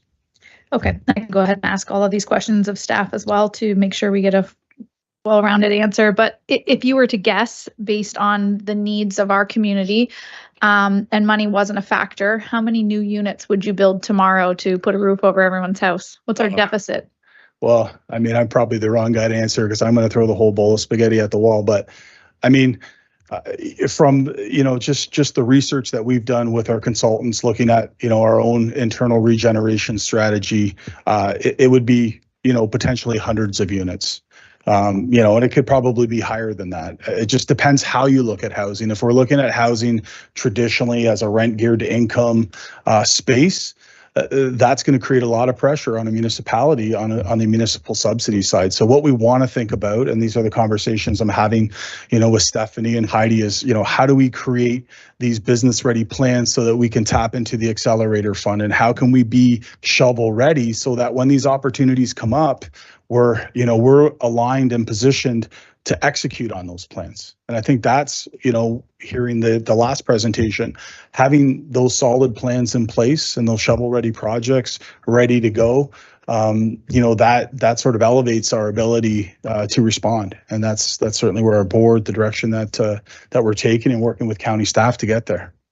Thank you for that. I think as the affordability roundtable that's pending, we're collecting applications for now. As that rolls out, there'll be a serious conversation around housing and development in Norfolk County, and it would be really great to hear from you and come and provide that group of, it'll be community members and Councillor Huffman and myself, a deputation. And so maybe I'll just plant the seed with you now, but giving consideration to, council's going to be addressing a housing pledge later on this afternoon, making commitments to try to grow, to receive funding from the government. But what I'd like to see come out of the affordability roundtable is a metric that the community can set and send up to this council to consider for endorsement, to build affordable units, and I use the word loosely because they won't all be HNHC units. They'll be, housing units from developers across our county. But I would challenge you to maybe put some thought towards what you think a suitable number would be here in Norfolk County as we grow, as our community's aging, as we need to provide different housing types. But speaking of shovels in the ground, how can we help you get a move on with our Delhi and our, obviously Port Dover's a different situation, but those housing units? Yeah, I think, we are in collaboration, working with Alan, Heidi, and Stephanie. I think, there have been some documents that have put forward. So we're waiting patiently to continue that work, with the county, to move those ahead. So I think, when those opportunities are here and we're able to work together to move that work ahead, we're ready to do that. So, and I know I don't want to speak for Heidi, but in conversations, I know there's timelines for reports and planning for the fall. So we're here waiting anxiously to support the county in the development of affordable housing. And I do just want to say through you, Madam Chair, to Madam Mayor, is that we recognize that the HNHC can't sort of be the sole solution to affordable housing. Private-public partnerships, working with private developers, we have to incentivize them in order for them to build housing. So, and as a municipality, I think, when we have land and we have different processes that we can leverage and different levers, when we prioritize those, I think the Housing Corporation can be a valuable resource and tool to help support, and partner with developers. We're seeing that across the board. I'll be in Windsor later this week, meeting with the rest of the local housing corporations and delegates from different ministries and folks to continue to have this conversation. We've been having it for the last year, and there are some really innovative solutions that are coming out. Thank you, Madam Mayor. Next is to Councillor Brunton. Thank you, Madam Chairman. Through you to Matt. Matt, I'm looking at your slide presentation here. You manage 128 units for others. Can you give me an idea who they are? Like, what does that mean? Yeah, absolutely. So we have the privilege of, from a capacity issue, working with nonprofit boards. So within the community, the 100% of the social or community housing that exists, outside of that 65%, there are other smaller board corporations that do the day-to-day management of some of the small nonprofits like St. Paul's Court here in Simcoe, Brentwood Villa, Kinsman Villa. There's other property management companies that are within the county providing this fee for service. So we provide that service as well. Currently, we work with the Long Point Nonprofit Board as one of those members. So that stock in Long Point is sort of owned by that board, and we manage the day-to-day operations as well as the capital planning for them and work with the boards around the governance of that. Dunville Nonprofit, we work with them. South of Metcalf at Quetzal as well here in the county. So those folks we've had relationships for decades with. We've been managing, the Haldeman Norfolk Housing Corporation has been managing those properties for a really long time. So when you say managed, like, do they pay a finance fee? Like, and what about the maintenance of those units? Do they they have to pay the capital, I assume, to do like Simcoe Nonprofit? That's a totally separate organization. Through you, Madam Chair, to Councillor. Yeah, so the way the funding is distributed through the service manager for the operating and capital allocation, that still goes to that board. Right. And whether it's the Haldeman Norfolk Housing Corporation or Stony Creek Community Homes, who's providing that service, we receive a fee for the service that we provide. And essentially that comes out of the operating subsidy that's passed on. So like the Housing Corporation receives a subsidy from the county, so do these other smaller boards. Right. And, our, I think, advantages, our interests lie within the county. So when we manage these properties, we're always looking long-term. We're looking towards the end of operating agreements that are coming up in the next 3 years. We're looking at incorporating long-term capital strategies so that council has a good handle on what are the capital needs of these smaller organizations, because sometimes they get missed, right? We go out and create a robust asset management strategy. I can work with Heidi and the finance team and Stephanie, and we have a great idea of what the capital needs are going to be. But some of the smaller ones that haven't had a lot of that work done, you know, will require some of that work done so that you can have a real good understanding of the position of that organization. Okay, so the other question I had, it seems to me I had a report a few years back or recently, like I say it's recently, where you need $11 million in capital for your, did we not have a report on that some time ago? Does that sound right, that figure, 11 million? Through you, Madam Chair, to Councillor. It's actually a little low. It's $20 million. And that was actually, that was outlined in our asset management strategy. Got to work on that with Heidi. It's a capital backlog. And I mean, as Andrew leads the team on the county side through the asset management strategy with Dan McKinnon, who knows that stuff really well, you're going to see that's not uncommon because there just isn't enough money. And in fairness to the county, you inherited these properties from the province who, you know, also didn't, you know, fund them appropriately in terms of what the facility condition indexes were and what we needed to maintain.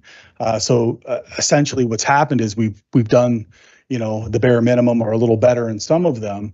But I mean, it would be impossible for any municipality to meet that capital funding backlog. And like I said, I think you'll see that when the municipality goes through that exercise as well.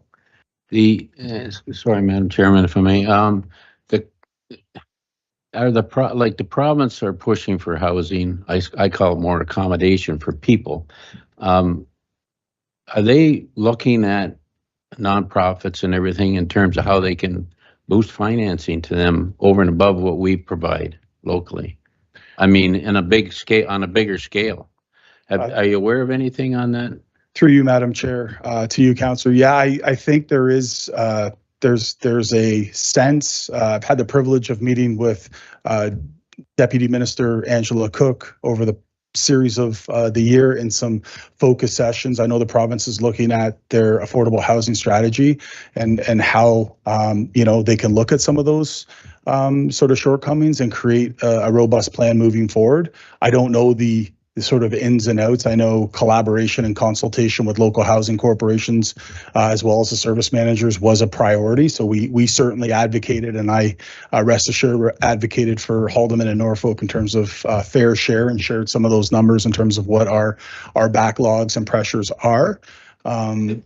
So I think we're getting a lot of tension in housing right now. I hope that materializes, and that takes us back to why it's so important to be shovel ready. Because what we don't want to happen is to be in a position where money is available and we're not ready to respond.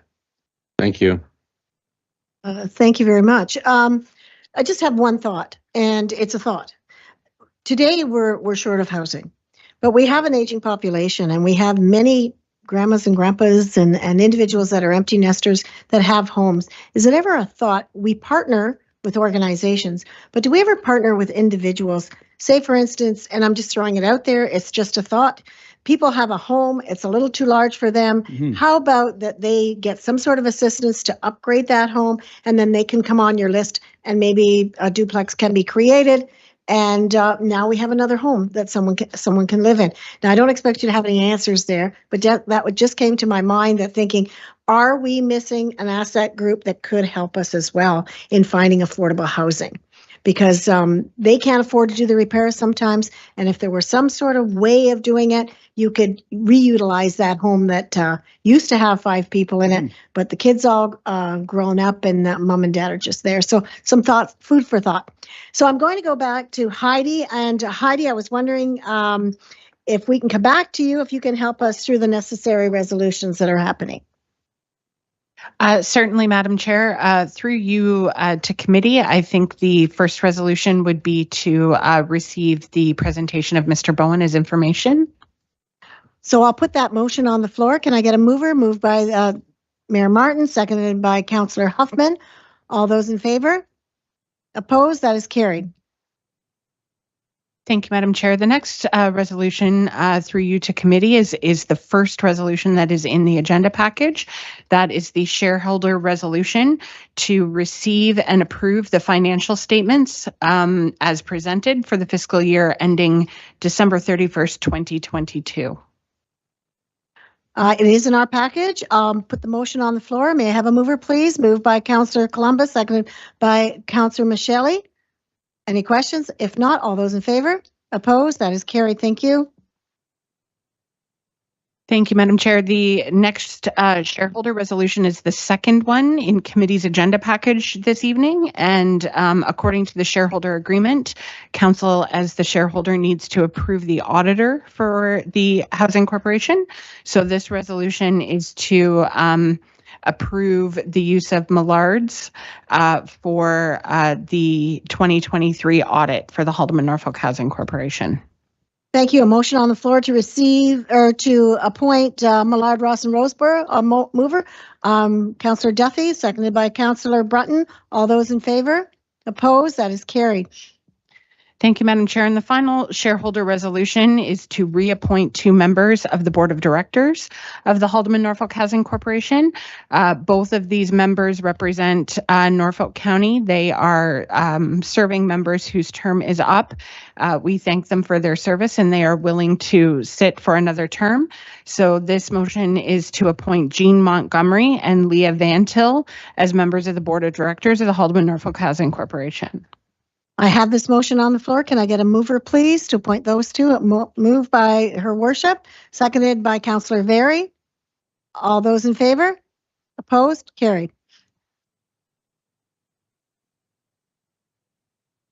Thank you. Thank you very much, Heidi, for all of that. And I know it's intense, but we did have to move forward through that. All righty. And I don't think there's any further. Oh, there is. Yes, comment from the mayor. Thank you, Madam Chair. If I could, through you to staff, quickly pose some of those questions I asked Mr. Bowen. In general, if we have any comments on our wait list times, as well as the demographics of the people who are waiting, if we're seeing any shifts in that, and if staff have any comments or high-level numbers that they'd be prepared to share with us today. If money wasn't a factor, how many new units would we build to put a roof over everyone's head here in Norfolk County? So thank you, Madam Chair. Through you to Mayor Martin. So on average, we have just over 400 applicants per month on the central wait list for social housing. And those are people who have applied for social housing and who are eligible.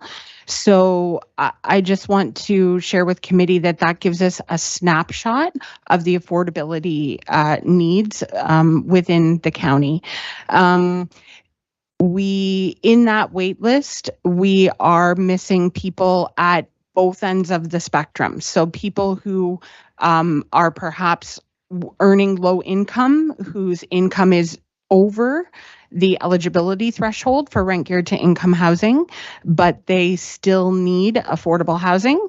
And on the other end of the spectrum, we are missing people who don't have the ability and the support to complete an application or to keep their application up to date with us on an annual basis. So just setting the stage. So about 400 per month. On average, approximately 50% of our waitlist are non-senior adults and childless couples. So those are adults under the age of 65. And then the other half of the waitlist shifts 2 or 3% either way, but on average, it's about a quarter seniors, 65 and older, and a quarter families with children. The special priority status on the wait list are individuals and families who have left situations of domestic violence and human trafficking and who require immediate safe rehousing in order to protect themselves and their families. And that is documented with support from an agency such as Haldeman Norfolk Women's Services or Victim Services. Even with that priority, that average wait is in some areas is up to a year. And within our wait list, we have communities that have higher wait times. In Norfolk, Simcoe has always been our community with a higher wait time. And Mr. Bowen is correct. That could be upwards of 7 years. And I have seen it as high as 9 or 10 at times. So I would say that if we were to be building more housing, 400 units would be the starting place. Okay, thanks, Heidi. So roughly 7% of our community each and every year is applying for some type of housing support. I'm going to get in trouble for saying this because women in politics aren't supposed to show emotion, but when you said that number, I felt immediately emotional. I thought I could cry. In fact, there's a gentleman online who always gives me grief for showing emotion in politics. But if that doesn't pull on your heartstrings, I don't know what does. Like the impact that the work that we do every day in this role, like there is nothing more important than putting a roof over our community members' head. I'm blown away at those statistics. And if you're a developer and you're developing in Norfolk County right now, you better show up to this council with some housing options that are affordable for our community members, because those are appalling statistics. I guess I'll just close by thanking our staff for all they do and Matt and the team for all that you do. And we better get to work on affordable housing. I too say that you're leaving us with a grim note, and it's totally unacceptable. But anyway, I'd like to thank Matt for your presentation. That was excellent and great information, and hopefully we can come up with some better solutions. Thank you. Okay, moving on to communications. We have one communication item on the agenda. It is to do 7.1 with the Port Dover Arena Roof Truss Loaded Testing Memo. Can I have a motion to receive the communication item 7.1 as information? Moved by Councillor Columbus, seconded by Councillor Michele. All those in favor? Opposed? Carried. No questions, I take it? Everything's okay? Just as a quick note. Through Madam Chair, this is a good news story. We're good for a minimum 10 years, and before 10 years is up, there'll be a new roof put on the building, so we're good. We're good to go there. Thank you. Did I miss something? Oh, okay. Moving on to staff reports. I have 8.1. We have no report. 8.2, Community Development Division. 8.2.1, the Norfolk County Draft Housing Pledge. Brandon, we're going over to you to introduce this. Thank you, and through you, Madam Chair. So continuing on with the housing topic, in response to the critical need for housing, the province has set a broad target of 1.5 million new homes in Ontario by 2031. The Ministry of Municipal Affairs and Housing has provided 2 letters regarding the adoption of a housing target for Norfolk, and those are attached to the report. The most recent correspondence that we have in late August identifies a provincially assigned target, and that would include potential access to the Provincial Building Faster Fund along with strong mayor powers. Initially, the province assigned targets to 29 municipalities in 2022. This latest round includes 21 municipalities, all of which are at or projected to be over 50,000 population by 2031, and that includes Norfolk. A housing pledge would include the identification of a target for new housing units to 2031, along with the actions that the municipality is either currently or is endeavoring to undertake to help achieve that target. Our Director of Planning and our Director of Social Services and Housing has worked on the draft pledge and report that's before you. They've identified 4 core areas with strategies and actions to undertake in order to assist on the municipal side of things with the housing process, development, partnerships, and monitoring. The strategies and actions identified in the draft pledge included as attachment B to the report were developed with our current and future work programs in mind for achievable tasks. The draft housing pledge includes a target of 5,700 new housing unit approvals to 2031. It's expected that the ministry will provide more clarity to municipalities regarding how the target is measured and monitored. But for now, we're looking at what aspects of the building and development process that municipalities can influence or have some element of control, and that includes decisions on the number of and the density of housing approvals. So far to date, for some context, in 2023, we are at 930 new housing unit approvals, which is a good start towards the overall number. Now, of course, we should keep in mind with growth that the provision of engineering and community infrastructure is important for a complete community. And as we grow, we do reiterate in the draft pledge that funding from upper levels of government towards housing and infrastructure is a key component of achieving any housing target. And with that overall summary, I just want to turn it over to our CAO, Al, just for a few remarks on one of the topics. Al? Thank you. Al? Thank you very much, Brandon and Madam Chair. Just wanted to, before committee starts to discuss the housing pledge, wanted to provide a brief preamble related to the strong mayor's powers, as the housing pledge is intertwined with the strong mayor's power. As per the province's communication, strong mayor powers are intended to offer tools to help heads of council cut red tape and speed up the delivery of key shared municipal/provincial priorities such as housing, transit, and infrastructure in the municipalities. In the fall of 2022, the strong mayor powers were originally granted to the cities of Toronto and Ottawa, and earlier this year in July, the province announced the expansion to 26 additional municipalities, including Cambridge, Guelph, Hamilton, Kitchener, and London. More recently, following the recognition from the province that in order to achieve the goal of 1.5 million new homes in Ontario by 2031, more was required. The province introduced the concept of a housing pledge whereby communities that passed housing pledges would be extended strong mayor powers as well. Norfolk was included in that list, in that list was about 24 additional municipalities who, if they commit and meet their individual housing pledges, would be entitled to a prorated share of a $1.2 billion fund as a reward. There are now about 49 municipalities with access to strong mayor's powers. For clarity, strong mayor powers are related to provincial priorities only that are identified in the legislation, namely housing, transit, roads, utilities, and servicing. In addition,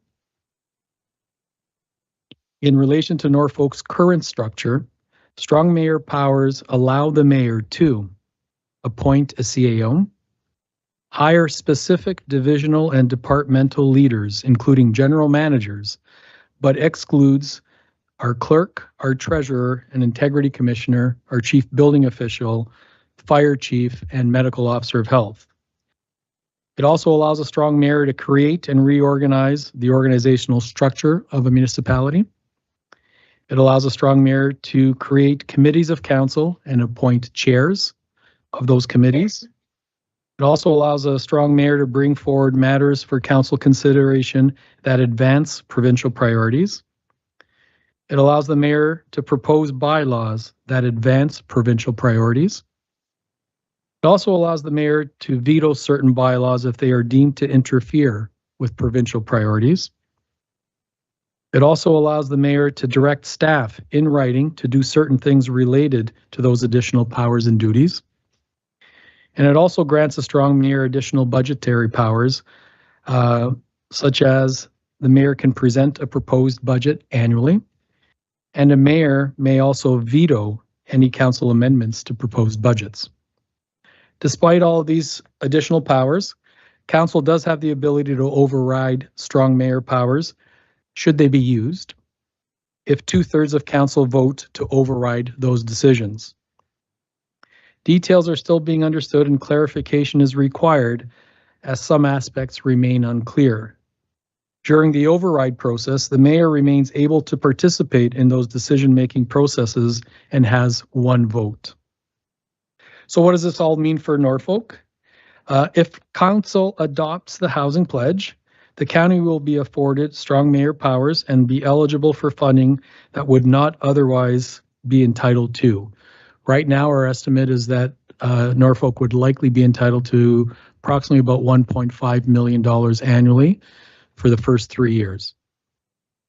Without that commitment, the funding would not be available. When the financial pressures we are under are combined with growth demands, it would be wise for us to do whatever we can to get a share of that available funding from other levels of government. In addition, if the housing pledge does go forward, staff will also work to amend our procedural bylaws to guide the new procedures and processes to help manage council meetings going forward. Strong mayor powers would be in effect at the end of October of this year. And with that, Madam Chair, I turn it back to you. A lot said. I'm going to allow council to ask questions and then I'd make comments after. Would you like to open with anything or you're just, okay. I have first speaker, I have Councillor Hoffman, my apologies. Second speaker will be Councillor Columbus. Thank you, Madam Chair. I guess to Al, my question would be, I've done a lot of reading on this and have followed along with the province and in terms of when the first strong mayor powers were granted to Toronto and Ottawa and then the big city mayors and et cetera, et cetera. So I will say I was surprised that with some of our, I know we're not considered, we're not a hamlet or anything, but I didn't ever really think that they would come to Norfolk County. So I was quite surprised with that. So I guess my question is, can we accept, as a council, can we accept the housing pledge and get our foot in the door for our piece of the funding, but at the same time not partake in the strong mayor's powers? Can we remove ourselves from that equation? Through you, Madam Chair, I believe one goes with the other.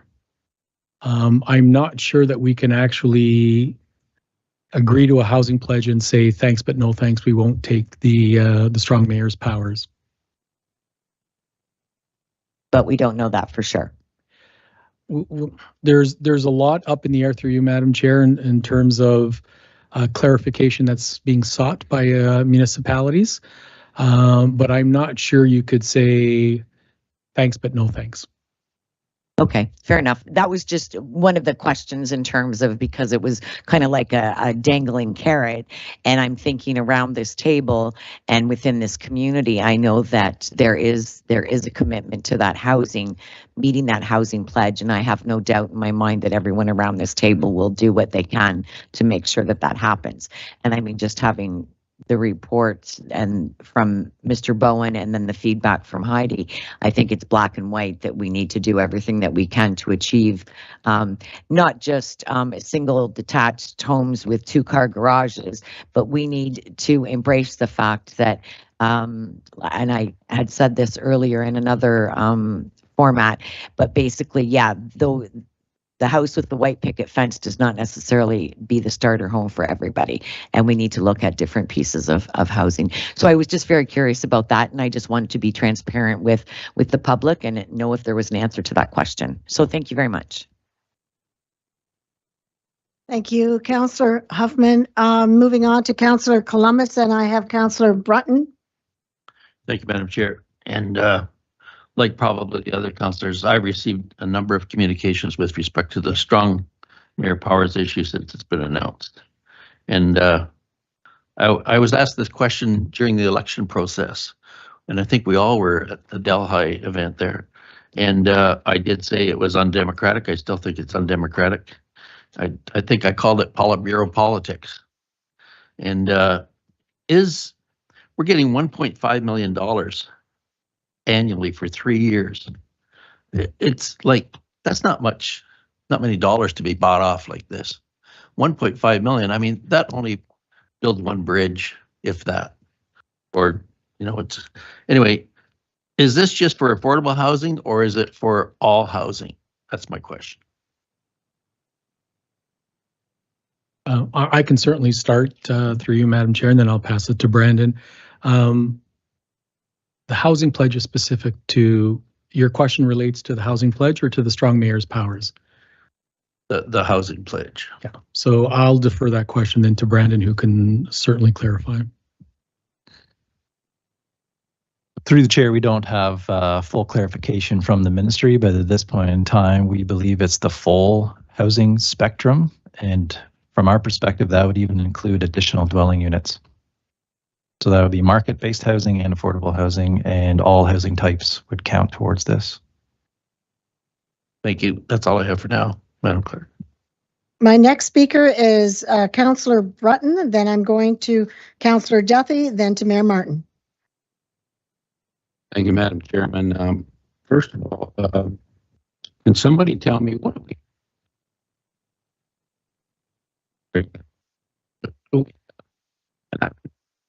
last year, so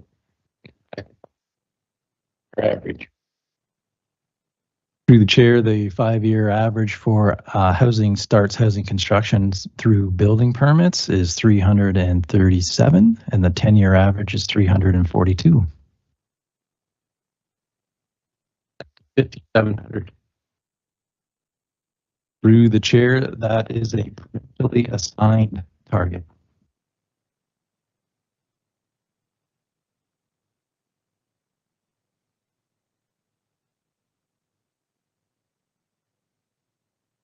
Anyway, I've done some development, and I guess my concern, well, of course, right now with interest rates and everything the way they are, nobody wants to build a home, but affordable housing to me is going to be difficult. You can't force developers or tradespeople to, I'll use the word work for nothing. They have a set wage they want, things. So I mean, I don't know. Maybe we got to look at these, what's the term they use in St. Thomas, miniature homes or something like tiny homes, sorry. I guess I'm just concerned, like when you look at development, you got to have a willing seller, willing buyer to get the land and to service it. There's a lot of implications. And I agree with Councillor Columbus, $1.3 million isn't a lot of money. In my eyes, it isn't anyways, per year, whatever. But, and on a closing note, I have no concerns with the mayor getting strong powers. I took a spin class with her once, and she run a hard bargain, but I wasn't afraid of her. So anyways.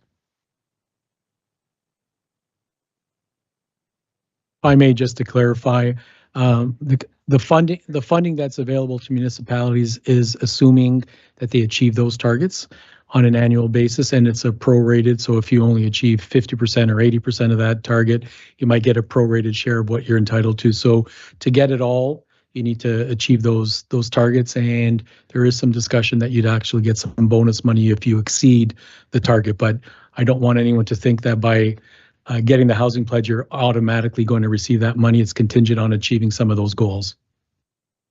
Absolutely. We have to deliver first, and then they look at it. Next on my list is Councillor Duffy, then Mayor Martin. Thank you, Madam Chair, and through you. Sorry, just make a quick note.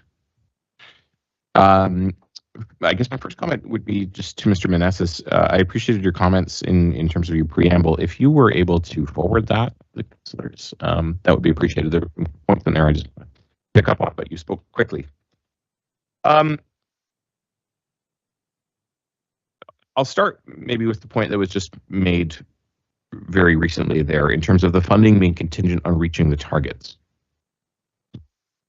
So does that then mean that every year we have to hit a certain number? So I think if we did the math, we're saying it's roughly 712 approvals per year. We're currently less than 400 on average. Does that mean that we have to hit 712 in order for that 1.3 million per year to be released?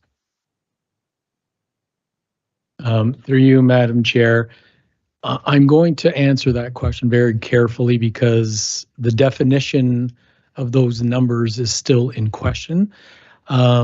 Is it approval of housing units? Is it actual occupancy permits that are granted? What does it all mean? And we're seeking clarification.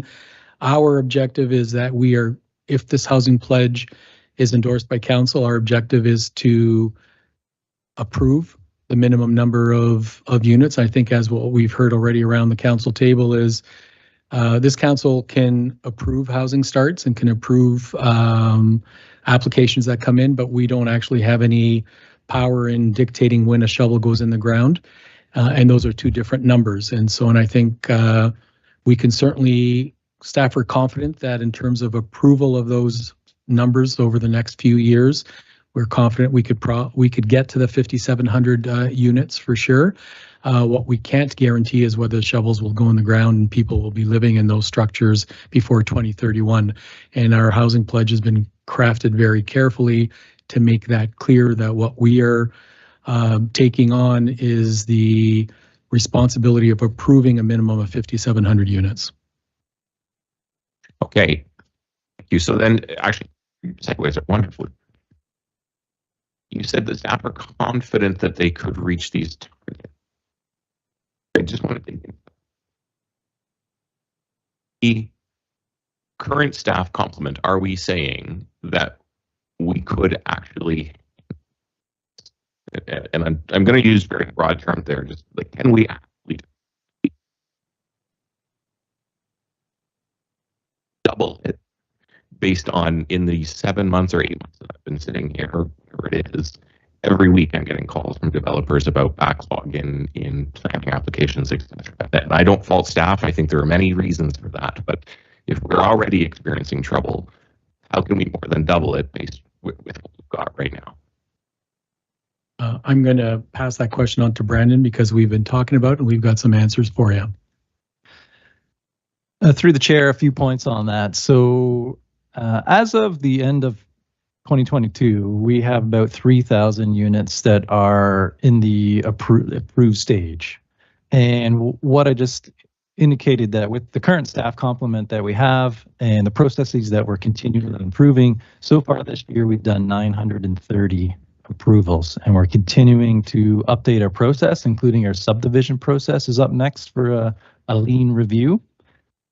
Council was very good at budget time, and you partially approved an NBI that helped with some engineering and planning resourcing, and including some consulting budget to help us with some of the backlog. We're still working through some of that right now, but we have some improvements underway. We will continue to monitor it. So if in the next few days, passing this housing pledge, and then there's an uptick in applications right now, it looks like we're in a good position for that. But we will continue to monitor it. And the way that it was done was that the resourcing wasn't a levy impact. It was related to the development application rates. So if the development applications go up, the developers would perhaps pay more. If we need to look at additional resourcing to finish out that NBI, we would come back to council about that. We are monitoring it though, and it is something in the long term to be cognizant of. So if we are thinking about growth and growth management, and this means more homes, there's more to it than that. And yes, there could be more assessment that will come with this growth, but then we do in the long term need to look at when's the appropriate time to have that additional parks maintenance person for all the new parks. Or are we going to need more recreational programming or plowing the roads? Those are something that we have to keep in mind as well. If I may continue, Madam Chair. Thanks for that, and really good commentary, which I appreciate hearing, and that is a concern that I have, in that it is a significant amount more than we do already, and absolutely I want us to get there. We without question, we need to get there, certainly based on the comments we just heard from Mr. Bowen. But I don't want us to commit to something that we simply can't handle. And the effect is far-reaching, in my opinion, beyond just the planning department. I think of the building division and the inspections. I think of the impact in corporate services and taxes, and then certainly it trickles down further to operations, etc. So can we actually do it? And if we look at, I foresee that staffing challenges are something that this organization will continue to handle and deal with for years to come. It is the same across the province and across the country. So if we lose a person or two in the planning department, what impact does that have? And how many additional FTEs do we need to then hire to make sure that we have coverage? How much of that funding then gets eaten up by the additional FTEs? So to me, there are so many variables that making a commitment that's more than double what we're currently doing is kind of hard to grapple with. I guess my final question at this point would be, is there a clear direction on how the funding is used? Is it simply only for infrastructure, or is it does it have a broader scope? Through the chair, at this time, there is not clarity of exactly what the funding is for other than infrastructure and how broad infrastructure means. We expect to find out more information from the ministry about that. And just a couple other brief follow-up points. So on the building side of things, we do have the benefit of the building permit stabilization funds. So we do have a bit of a mechanism in place. If numbers go up and we need more inspectors and more inspections, we can do that for a few years at a time. That doesn't have a hit to the tax levy. But definitely we have to keep in mind, like, stormwater management, maintenance, like there's a lot more that that goes with it. So we appreciate that. Thank you. Next speaker is Madam Mayor, and then it is Adam Berry. Thank you, Madam Chair. I don't actually have questions. I just have a bit of supplemental information that I can provide from some of the comments from councillors that may assist. So first and foremost, the 1.5 million annually over the 3 years. The government has said from the beginning that they were going to make municipalities whole again when this bill was implemented. The 1.5 million annually, if we receive 100% of the funding for all 3 years, does not make us whole, nor does it scratch the surface on that. And other municipalities, including our partnership with the Western Ontario Wardens Caucus, have already begun at AMO the day after the announcement was made. They've already begun lobbying the government for what does making us whole mean. Thanks for the infrastructure funding, but it is simply not enough. So first and foremost, we need to keep our foot on the gas pedal where that's concerned. While this money is helpful and advantageous and is the responsible thing to do for the taxpayers and the ratepayers, it's not going to be enough. So I want to separate those two things entirely. We were promised to be made whole again, and then this funding came out, and it is not the same thing. To my question, just for clarity's sake, Brandon, when you spoke about the 337, the average approvals and so on, those are our permit numbers? Through the chair, thanks for that clarification. Yes, that is new residential units through building permit. Okay. So on the residential unit approvals, that's where we're at 930 this year, and I think 2021 we were way more than that. Okay, thank you. So you'll notice in this housing pledge that staff have very carefully worded the housing pledge, and if I were to summarize, it says approved units. It doesn't say permitted units. If that was the case, then the 337 would be a good number to hang our hat on. Instead, you should be giving consideration to the 900 some odd homes. Those are what we have approved. If our housing pledge passes here today and is sent off to the province, the commitment we are making is that we will approve units for development as best as we can. And then from that point forward, it is the developer and the province's responsibility to incentivize them to get shovels in the ground. We cannot be responsible for taking on additional responsibility above and beyond what we already do. Our staff process the files, they come to council, we approve them or we deny them. That is where our job ends. Yes, we have staff that go out and issue permits and do inspections and so on, but that is contingent on the developer picking up the ball and running with it, picking up the shovel and running with it. And we're starting to hear both the provincial and federal government talk about getting shovels in the ground. You're talking about if you don't build, use it, you lose it, those types of things.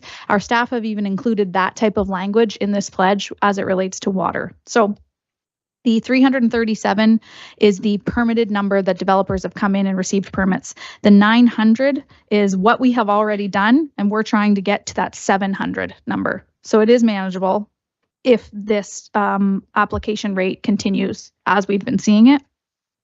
The other thing I wanted to just mention is the strong mayor power. So thank you, Mr. Menezes, for leading with that, because it's something that I don't really heavily want to get in and debate with you all. I feel like this is a decision of council as a whole, but I obviously recognize that it puts me in a different position than the rest of you. And I certainly remember I've spent more time around the other table as a counselor than I have as mayor. So I recognize the uncertainty and the question marks that this raises. But the difference is that this is now contingent on a funding envelope for our community members, and it wasn't before. And it is my priority, as I said to you all, to continue to work and continue to consensus build as a team the way we have been. I'm not interested in reaching out for additional powers. I'm not interested in restructuring our corporation.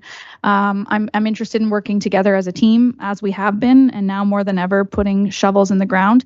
And I take comfort in the fact that there's long after I'm not here, that there's a 2/3 majority for council members to veto decisions that the mayor would make under these powers.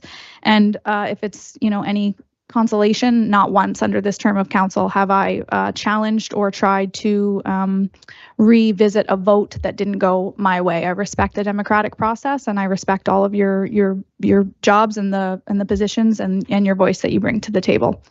So if there are any questions for me about that, I'm happy to chime in, but otherwise I'll take a back seat on the strong mayor discussion. But I am very passionate about passing the housing pledge and getting the shovels in the ground. Next, I have Councillor Very, then Doug, you will, my apologies, Councillor Brunton, you will have your second opportunity. Thank you, Chair. Questions, I suppose, to either Brandon or to Al. Once the strong mayor powers are implemented, can we get rid of them later? Seriously. So once this is over, is that something we just vote to? Is that forever, or once these 3 years of $1.5 million worth of funding is done, can we just go back to normal? Through you, Madam Chair, there's no answer to that question currently. I would suspect the following: the program that the province is pushing municipalities to goes until 2031. I believe the Premier was clear at AMO that this is the first 3 years in terms of that fund to help municipalities deliver on that goal. So I would anticipate and hope that there will be additional announcements following the first 3 years in terms of a continuation of that funding. But the legislation is silent as to post 2031 and what happens with those powers. Thank you. Again, through the chair to, I think, Brandon, this one. So the funding, Councillor Duthie kind of started to kick the tires on this one, but I have more specific questions. Once the funding, so it's for infrastructure, I get that. And it says in the report to repair or to prepare infrastructure for building. I understand that you can't give me more specifics, but what I want to know is, has there been any discussion about increasing funding that then maintains those infrastructure things that we build or adjust to prepare for more housing? So how do we plow? How do we repair pipes that burst? How do we do these things later? And where I'm going is this something that's going to now, within a few years down the road, 5 to 10, lead to another significant tax increase where we're going to be displacing people who are in homes now that are already struggling with tax bills, and we just added another tax burden to them. And so we're going to actually be having people who have homes now that can't afford them. So has there been any talk about funding that helps us absorb the cost of additional housing so quickly? Through the chairs, those are some good questions, and it's not entirely clear at this point in time, as we discussed earlier, about the apportionment of any building faster fund to the municipality. Can we identify that into categories towards maintenance and life cycle costs versus just towards the new infrastructure costs? It's also interesting because typically it's helpful to have funding and install infrastructure in order to build the housing.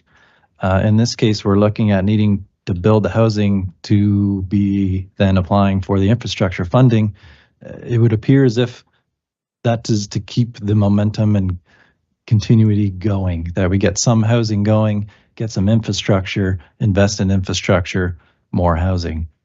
By having the more housing and more assessment growth, that's where we need to really monitor it to get at some of the key items that you were raising there. So is the assessment growth being for growth? The other part is then, is that assessment growth then going to be enough to have that new snowplow that we might need in 2027, or to have that additional piece or items maintained after that? That's key questions, whether or not, and that's a 3-year piece. So I think what you're raising is after that, then what? All right, infrastructure can be in the ground for quite a long time, but also needs to be maintained, as we're quite aware of. Yeah, thanks, Brendan. So that is essentially where I was going, is the now what. And given that there's no clear answer on those things, not you, but I mean the province. I'm not taking a shot at Brandon. It's about the province not defining that yet, and more about my issue with not knowing if we have to have those powers forever. I have to say, I agree with Councillor Columbus, and I think it was Councillor Brunton that mentioned that, this money is not a lot of money, but I'm not sure if it even was more money, I'd be comfortable compromising Ward 6's vote now or in the future. I'm not going to be here forever, but someone after me is going to be stuck with essentially a vote that carries less weight than it does now, and I don't know if there's any amount of money that would make me feel comfortable. It seems that every year the province is for whatever reason, some of them are good, is taking away the municipality's ability to make decisions on things like development with appeals to LPAT and those other things. And I don't think if they're going to do that way and they're going to force us, that's one thing. But I don't feel good about sitting here and having a choice and to vote to sell that choice. I'm not comfortable with it at all, and I won't be supporting it based on that. If I may, Madam Chair, just another brief little follow-up, and Tricia's helped prompt me on this. It does raise the importance of growth management and growing smartly and intensification. So if we are shaping this growth towards places that have existing services, existing roads, existing parks, existing schools, that is of benefit, or to urban areas, urban settlement areas that we have where we have the infrastructure. That's going to be quite important if we're looking to have and push towards any more growth as well. Okay, I have next Councillor Brunton on your second speech here or comment. Then I have Councillor Michelle. I just don't want to miss Councillor Michelle here. So. Thank you, Madam Chairman. Through you to Brandon. Brandon, you indicated we had 900 that we've approved. Okay, my question to you, how many of those, and I know the mayor touched on its approvals, not built, but how many of those have a use it or lose it clause in there, or have we dealt with that yet? And I say that because we're a little bit more unique in infrastructure than City of London or St. Thomas or whatever, and I wanted, can you answer that question for me? Through the chair, just conferring with our Director of Planning, because we have instituted that clause within our development agreements now. Okay, so but with these 900 plus units, with these agreements that we're putting in, we are having this clause, and there's a certain time frame that they have for their site plan agreement or their subdivision agreement in order to move forward or build, and they'd have to apply each year to extend that, so that there is a time frame in there to provide some incentive for what it's worth. It's still obviously to the builder, as we said, to put the shovel in the ground. Okay, but let's take the one we had here just the other day. It's fairly high density over there on Hunt Street, a lot of units. But that developer, you borrow the money to develop. You don't use your own money, and he's going to sit on that, I would think, until the economy changes. So does that classified as approved units? Is that how it works? But what's the time frame for use it or lose it? 18 months, year? So through the chair, if it helps, and to use that example, that was a development proposal that came to our public hearing committee, and that was for a redesignation and a rezoning. So at such time that council might approve that, we would not necessarily be counting that as approved new units. But when they do move forward with the site plan for that, which is their intent to then develop and build, and yes, it might sit for a couple of years before the site plan. At that stage, the site plan approval, we would say, is counting as approval units, and that would be where the use it or lose it clause is in there, and I believe it's 3 years. But you said they can extend that too if the 3 years winds down and they haven't done anything, or maybe they've done a portion. You're saying they can extend it again? Through the chair, yes, they can apply to do that, and we evaluate And so that might be a sense that we're giving to the development industry, that if we need to and want to achieve actually seeing things in the ground, then we may not be extending things and moving on to the next one that's ready. Thank you. I have Councillor Michelle and then back to Mayor Martin.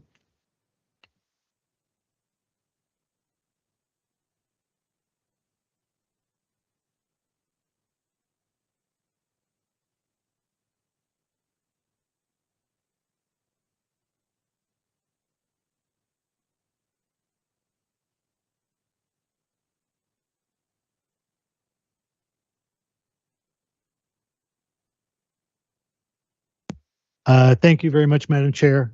Just a couple of things. I guess I certainly understand the concerns of members of council regarding the, the relatively small amount of money that we would receive if we accept the strong mayor powers.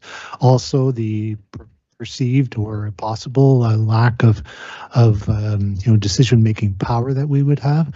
But I think with regard to the money that maybe is not a lot of money, I don't know if Norfolk County is in a position to be able to say no to any amount of money to do what we want to do anyway. I mean, we do want to increase the housing stock. So if someone's going to say, here's a little bit of money with the possibility of bonus money on top of that, I don't think that's something we can, just dismiss. And with regard to the strong mayor's powers, I believe that in the legislation there is sufficient checks and balances to I hope alleviate any real concern about misuse of those powers by the mayor. Aside from the fact that I do think that the mayor has proven to us as a member of council that she is a team player in the past, and I'm confident she would continue to be so, and I'm sure everyone else is too. So I think with those two things being said, I would support this initiative.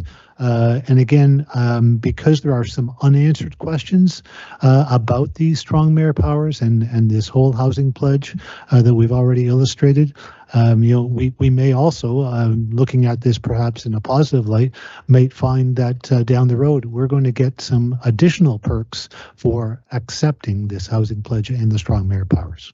Thank you. Thank you, Councillor Michelle. Over to Councillor Martin, and I would hope each and every one of you take an opportunity to make comment. Thank you, Madam Chair.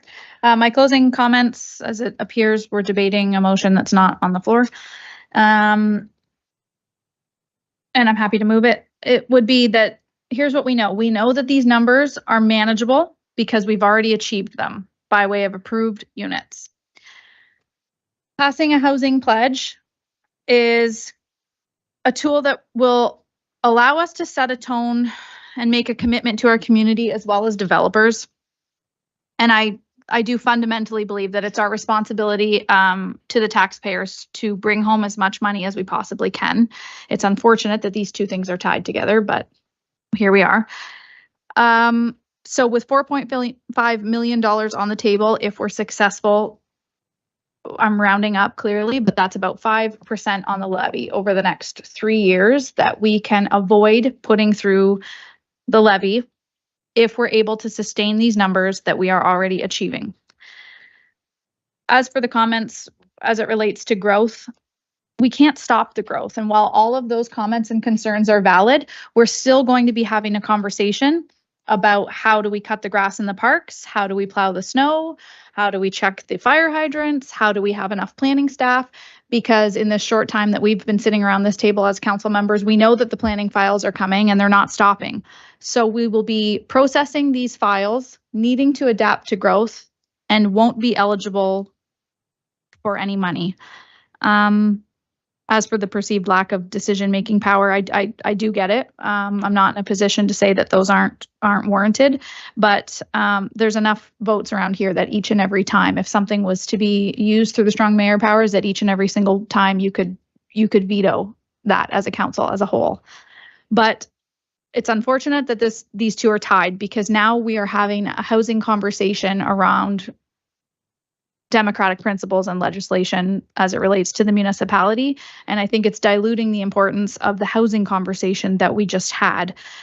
So, you know, I will move the motion. I will put it on the floor for additional debate, but it's $4.5 million that I fundamentally believe is our responsibility to try to bring home for the taxpayers and the ratepayers of Norfolk County. Thank you, Mayor Martin. I know you. Oh, and sorry, I apologize. No, my mistake. I would also just make a correction that this report talks about a December, or the motion, sorry, needs an amendment. It says before the last sentence, formal to submission to the Ministry of Municipal Affairs and Housing deadline of December 15th, 2023. And in the second letter that the county received, which was August 22nd, 2023, the deadline has been amended to October 15th, 2023. So this needs to be ratified by the end of this month, one way or another, to send a response in time for the October 15th deadline. Thank you. Before, if I may, before I receive your motion on the floor, I'm wondering if everyone would have an opportunity to speak. I myself would like to speak to the issues at hand. Chris, you're first. Well, thank you, Madam Chair. I've been sitting here patiently waiting. It seems we've had a lot of debate on this, where they were asking staff some questions, but what are we going to debate until the motion is on the floor?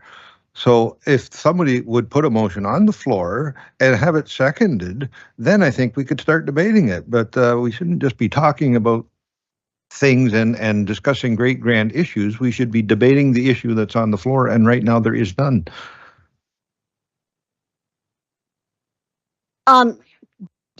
We have done this. Well, we had an opportunity. Right. Okay. So therefore, I will refrain until we come to debate portion. So I have a motion on the floor. Amended motion. And could I hear the motion, please? You, Chair. Moved by Mayor Martin, that staff report CD 23-060 Norfolk County Draft Housing Pledge be received as information, and further that staff finalize a Norfolk County Housing Pledge for consideration of council prior to the formal submission to the Ministry of Municipal Affairs and Housing deadline of October 15th, 2023. I just need a second. I need a seconder. Moved by Councillor Michele. Just a clarification. What we're saying is we're receiving this information. We're not making a formal decision yet. We are just sending it back to staff to, is that right? Read the motion again, please. Through you, Chair. The motion is to receive the report as information, and it directs staff to finalize a Norfolk County Housing Pledge for consideration of council prior to the formal submission to the Ministry of Municipal Affairs and Housing deadline of October 15th, 2023. So, Chair, I believe that means the final version will come back for a council vote next week on September 19th. That's our only option to get it before council before that October deadline. Okay, so we're voting here. Who wants to speak here? I'm sorry. Yes. Okay, sorry. Through the chair, I just wanted to clarify that, yes, October 15th is a deadline for the letter from the mayor, and December 15th is still the deadline for the pledge, but we can do both for October 15th. I just wanted to specify that they are not, the deadline for the pledge is the same, but we can do it all together.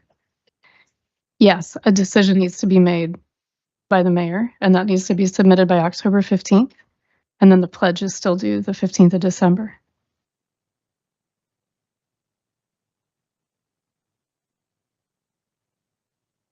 Sorry? My suggestion to council is that we just do it all now versus having to wait.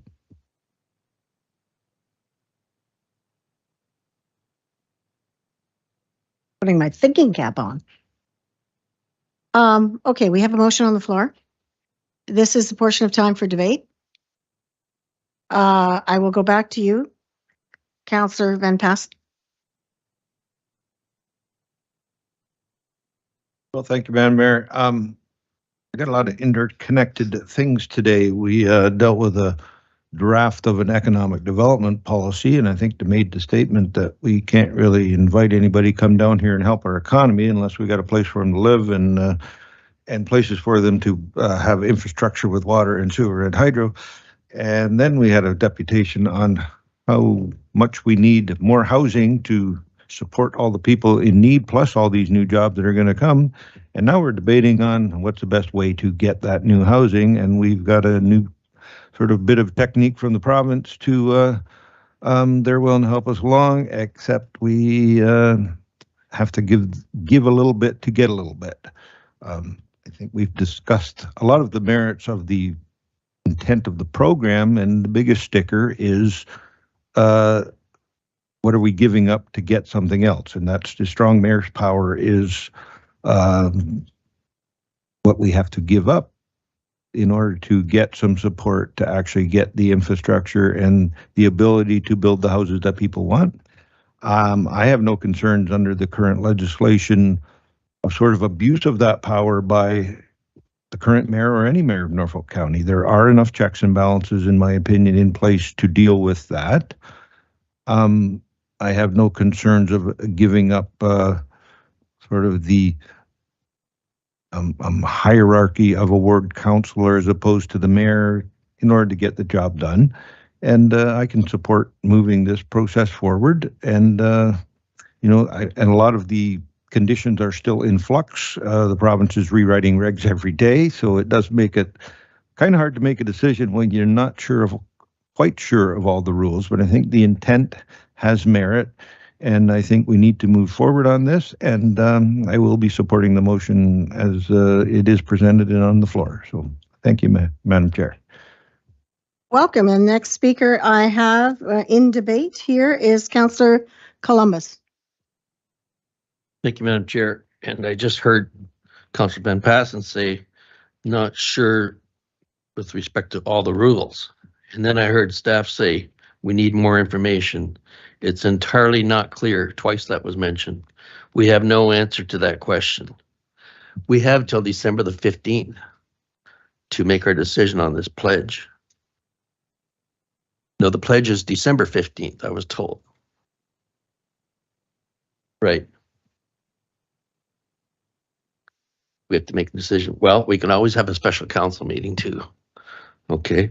So anyway, I'm just not comfortable with this because, as I mentioned here earlier, there's just too many unanswered questions for $1.5 million gift. And, you know, we're looking at housing for the homeless and the working poor to pay for affordable homes.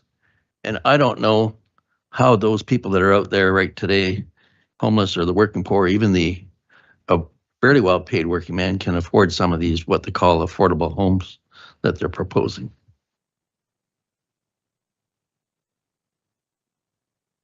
Is there anyone else wish to speak? Councillor Duffy, and then I would as well. Thank you, Madam Chair, and through you, I too agree with the comments I think that Councillor Columbus has made. I wrote down that exact same verbiage as well, not entirely clear.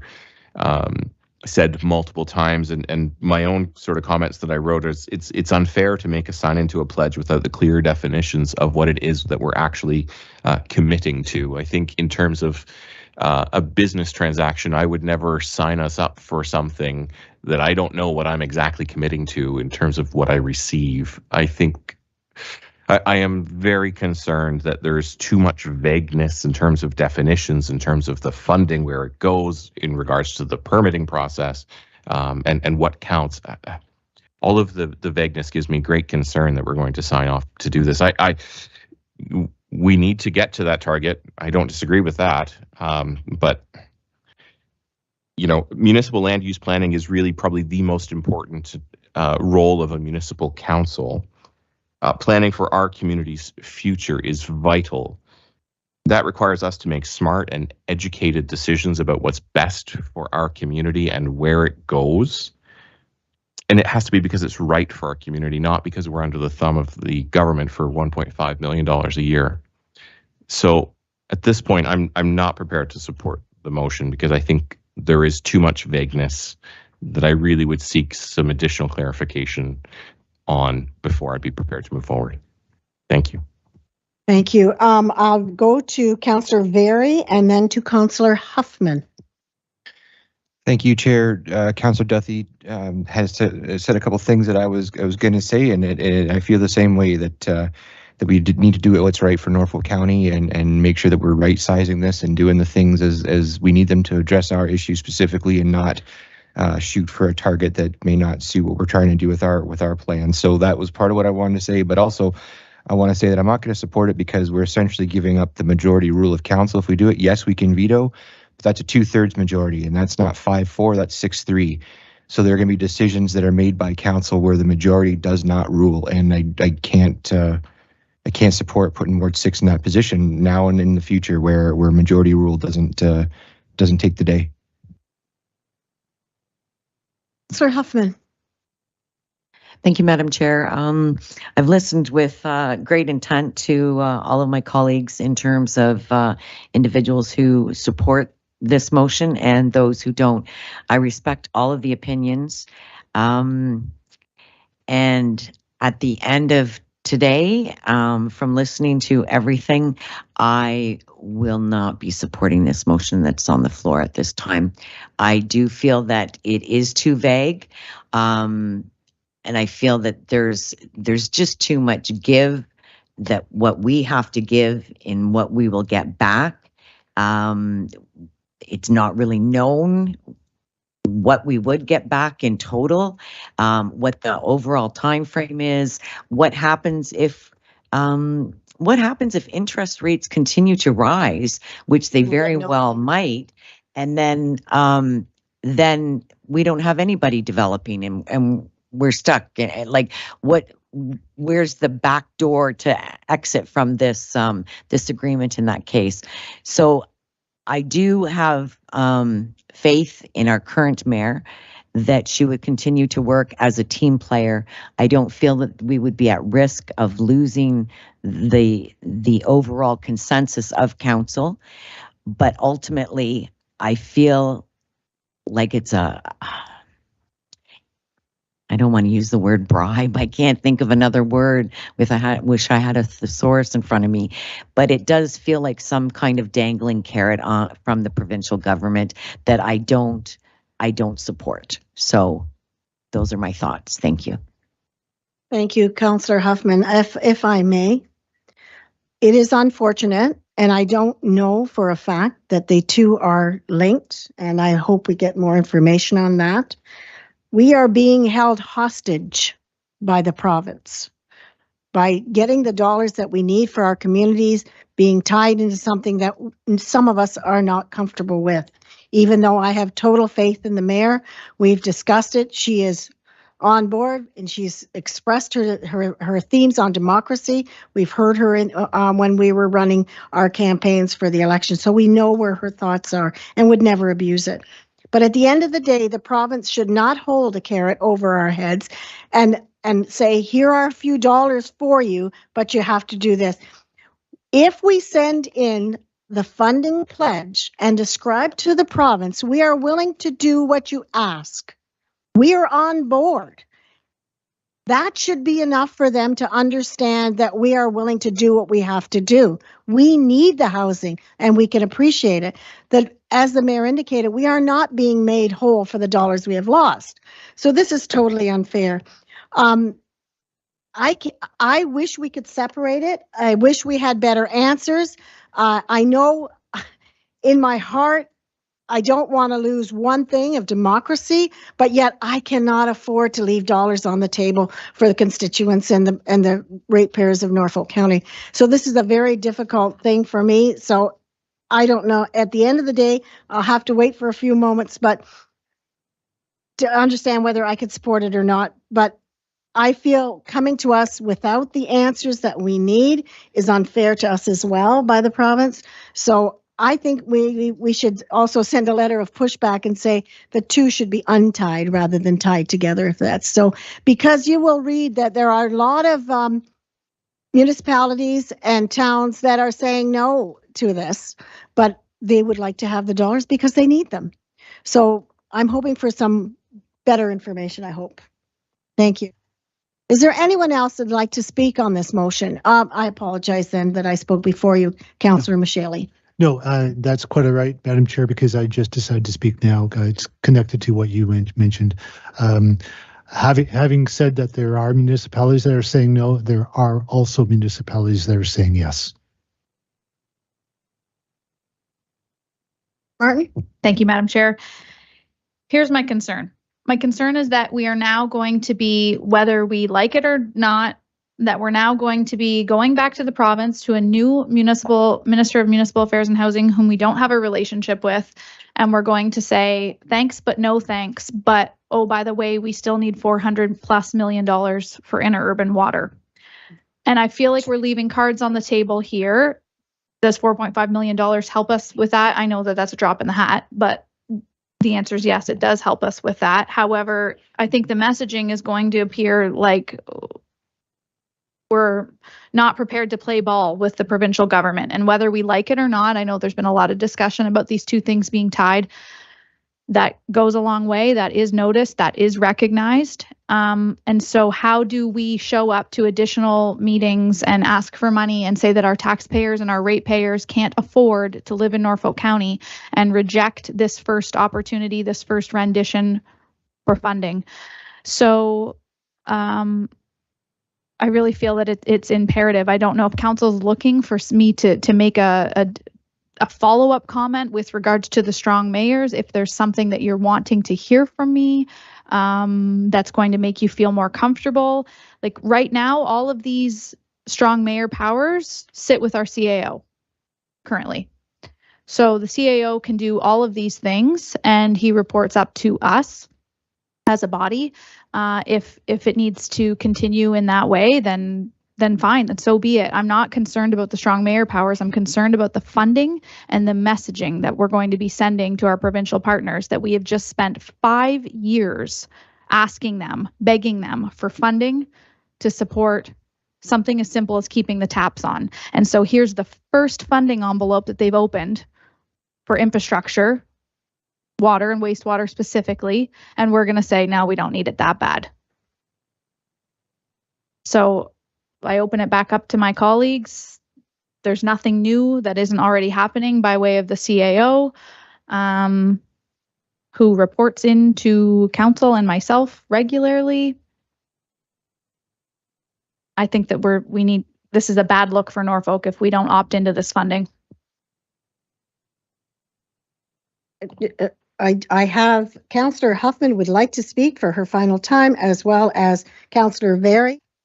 My apologies, Councillor Very, and then Doug, you will have your last. Thank you, Madam Chair, and I do understand this is my final opportunity to speak on this issue. Now, after, and again, I've been listening to everybody and weighing each factor, and this goes back to my very first question to our CAO. Does the strong mayor powers, do they need to be taken? And the answer was, we think so, but we don't really know. So my recommendation would be, with the motion that's on the floor, can we amend it to say that we're going to meet a housing pledge, but we refuse the strong mayor powers? And I don't know why we can't do that. Through you, Madam Mayor, through you, Madam Chair, I would say the following. If that's the desire of council, the mayor can delegate her special mayor powers or strong mayor powers as it relates to staffing issues back to the CAO, and she can delegate those strong mayor powers as they relate to infrastructure and housing and other items back to council. So the county would still have strong mayor powers, would not divorce itself from the intent of the legislation, but the mayor could delegate those authorities back to those individuals, council as a whole and to the CAO. And in what format and at what time frame does that take place? Just like today, or? I would suggest that we could certainly work on it as staff, and we can bring that back next week if that's the direction of this committee, that we can work on that and we can tie it into the motion for next week. So would a deferral of this be an option today? And look at coming back with that wording, that verbiage for next week? I'm going to defer to our clerk, who can give us some advice on procedurally. Well, and if I may, while the clerk's getting organized, I think it defeats the purpose. And I think that I would, if the province read that, then it's no different than rejecting it, in my opinion. They're delegating it, whether we agree with it or not, to go to the mayor so that they believe the mayor can then expedite housing, expedite staff resort. Like I wouldn't want that in the same, I wouldn't want that language to be in our letter of acceptance when it goes off, because it looks like we found a loophole to skirt the process. And I don't know that that's going to be well received. At that point in time, we might as well say no, which I also don't support. Madam Clerk. Through you, Chair. I think that the motion that is on the floor right now is to bring back a final version of the housing pledge for consideration at the September council meeting. So I think if council was to pass this, I think it's been clear to direction to staff, and it could be included in the motion, but I think even outside of the motion on the floor, it's clear that we could investigate the option of separating the two a little bit further, and that would be part of the final pledge that comes back on the 19th for council's vote then.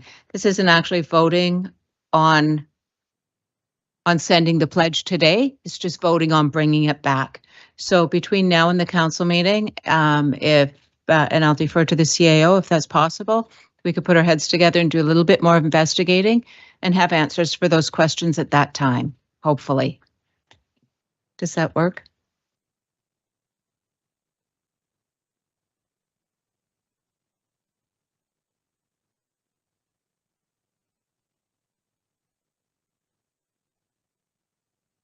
Thank you, Chair. I have a couple questions for the CAO, well, a question for the CAO now, based on what the mayor mentioned a moment ago, that the CAO currently has all the same powers as the strong mayor. So, Al, can you veto a council decision?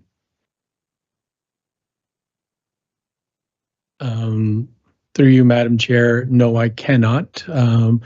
I'm not sure that's what the mayor was referring to or not. That would probably be a question for the mayor. But to your answer, to your question, Councillor, no, I do not have the authority to veto a decision of council. Okay, can you bring your own budget to council? Through you, Madam Chair, staff bring a budget together forward to council, but ultimately it's council's decision whether you approve it or not. Okay, thank you. That's all.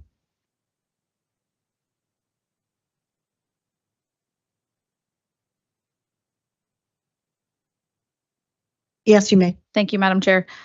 So no, my apologies to council. The CAO is not an elected official. He cannot veto decisions of council. However, I was referring to staffing, hiring, and firing. The budget is produced by all of our senior leadership team, of which the CAO sits in and prioritizes all of the information that comes forward. So it is produced by the CAO, among other staff. So no, he doesn't get a vote, and he cannot veto decisions of council, nor can the mayor with strong mayor powers. There needs to be a majority of council that still supports that discussion to go forward. So if the insinuation is that I'm trying to misrepresent what the strong mayor powers are, I am not. It is evident that he doesn't get a vote around the council table. So my apologies for saying that that was all in one. But I think it's fairly obvious that the business and the management that occurs through the CAO, he has the authority to make the decisions about our staffing. He hires the staff. Terminations on most cases come up to us, but not in all cases. That is done through staff, through the CAO. So for clarity, I'm not trying to misrepresent what the strong mayor powers are. In fact, I asked the CAO to provide the presentation today on strong mayor powers so that it came to council from a trusted individual third party, not an elected official trying to misrepresent what they were. Thank you, Your Worship. I'm moving on to Councillor Brunton. Then I'm going to Councillor Michelle. You had your hand up. Am I correct in saying that? And then to Councillor Duthie. Thank you, Madam Chairman. I'm really wrestling with this. I agree with some of my colleagues on their comments that there's too many unanswered questions. But my first question, I guess, to the CAO is, if we make the pledge and we don't make the quota, so what? We don't get the money. Is that how it happens? Or is there something, are they going to come in and kick us all out? What's going to happen here? For you, Madam Chair, I believe there would be no consequences if you simply do not achieve the targeted goal. You would not be eligible for the fund, a portion of the fund that they would allocate to this county. Okay, but what if we continue on next year and we did make that quota? Are we done? Are we? I guess that's an unanswered question, right? Through you, Madam Chair, that's correct. We've also discussed that, and what does it mean? What if you lag in the first 2 years, but then you pick up the pace in years 4, 5, and 6? Would you then be eligible? And I think through discussions that we would likely be eligible for our entitlement from that fund, as long as we hit that 5,700 target. I'll just make one last comment, and what Brandon said about the 900 units we're looking at, I guess, is that a safe way to put it? We're looking at them. I mean, we have enough infrastructure problems without new development on our plate, I think, looking at things in the capital. But it's a tough one. I don't know. I'm really wrestling with it. Through you, Madam Chair, I would say the following, that we know that we've got infrastructure. We know we've got some capacity within our existing infrastructure. And if a lot of that targeted growth could go towards areas where there is available infrastructure, I think as Brandon mentioned earlier, the hope is that we start to get some momentum started, and we can then start building on that to provide all areas of housing that's required in the county on serviceable lands that are where we already have existing capacity to kickstart that as we continue to get more money. And just to be clear, I don't think we're saying that we're limited to the amount of money that's coming from this fund. As I think the mayor mentioned, the entirety of this sort of scenario and the narrative that we're painting, and we've been very careful with what we're saying and how we're saying this over the last year and a half in dealing with the province. This is part of a bigger picture here, where if the municipality, I believe, can demonstrate that we are in clear support of provincial priorities, the more likely we are to get infrastructure funding. And we know that we are in need of dire infrastructure funding.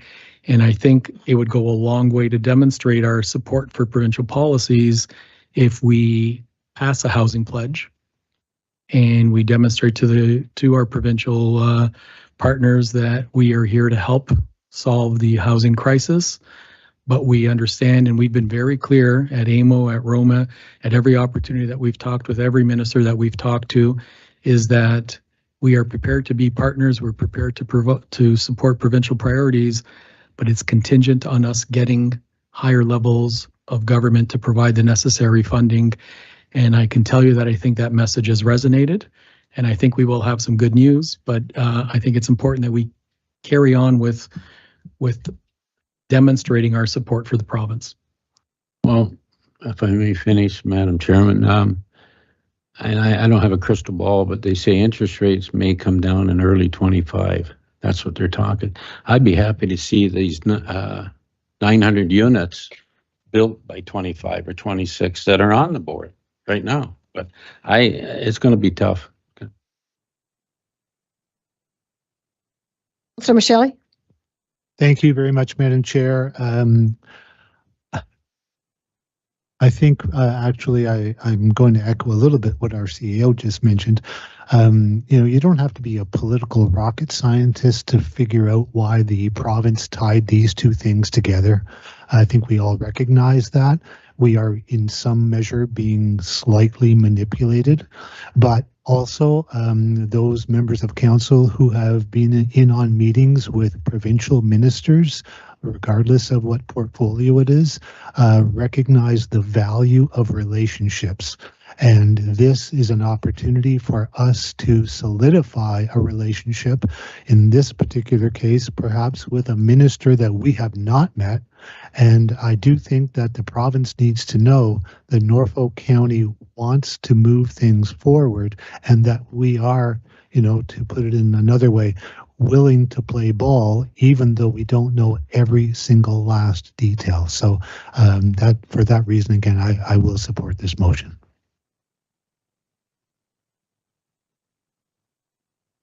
Councillor Duffy. Thank you, Madam Chair. I think this is my final time to speak, so I'll try and sum up my comments. My earlier comments and these ones as well are without question not a slight or a knock on the mayor at all. And to be fair, I would say are removed from the discussion regarding strong mayor power in general. The CA's comments regarding infrastructure funding and how it will go a long way, no question. But, it's a dance, and I'm not sure that we should capitulate without knowing all of the facts. In the series of this discussion today and reading the report, and you all saw my email with the questions and the responses that were provided, I'll just list the questions that have come to me, specifically regarding the funding. How can it be used? How do we qualify? Is it looked at annually? What happens if we fall short in year one? Do we still qualify for it the year two? Is there a clear definition on the approval process? How far down the process do we have to be in order for it to qualify? What happens when our future needs are not met because we've put infrastructure in place that we simply cannot sustain?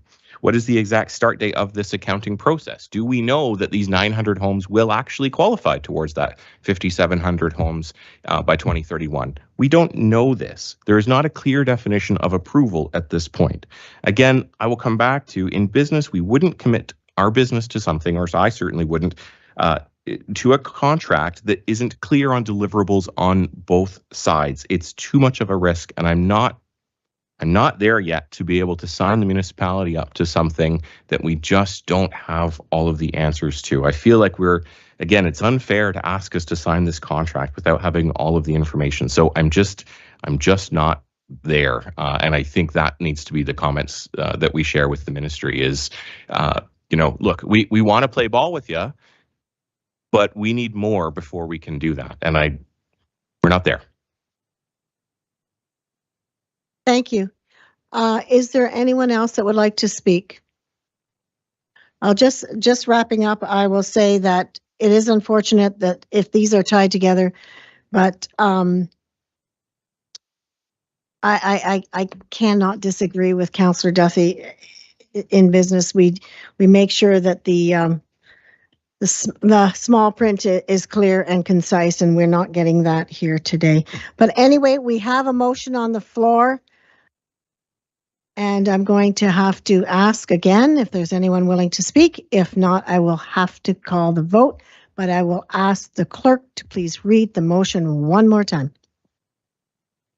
Thank you, Chair. The motion was moved by Mayor Martin and seconded by Councillor Michelle, that staff report CD-23-060 Norfolk County Draft Housing Pledge be received as information, and further that staff finalize a Norfolk County Housing Pledge for consideration of council prior to the formal submission to the Ministry of Municipal Affairs and Housing deadline of October 15th, 2023.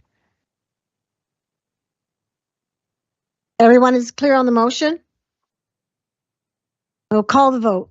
All those in favor of the motion? All those opposed? The motion is not carried. Can we come up with a new strategy? What are some of the thoughts then? What are we looking at for a new motion to be put on the floor? All right, I will agree with that. I think we should take about 15 minutes. 20, is that okay with you, or 15? 15 is good then.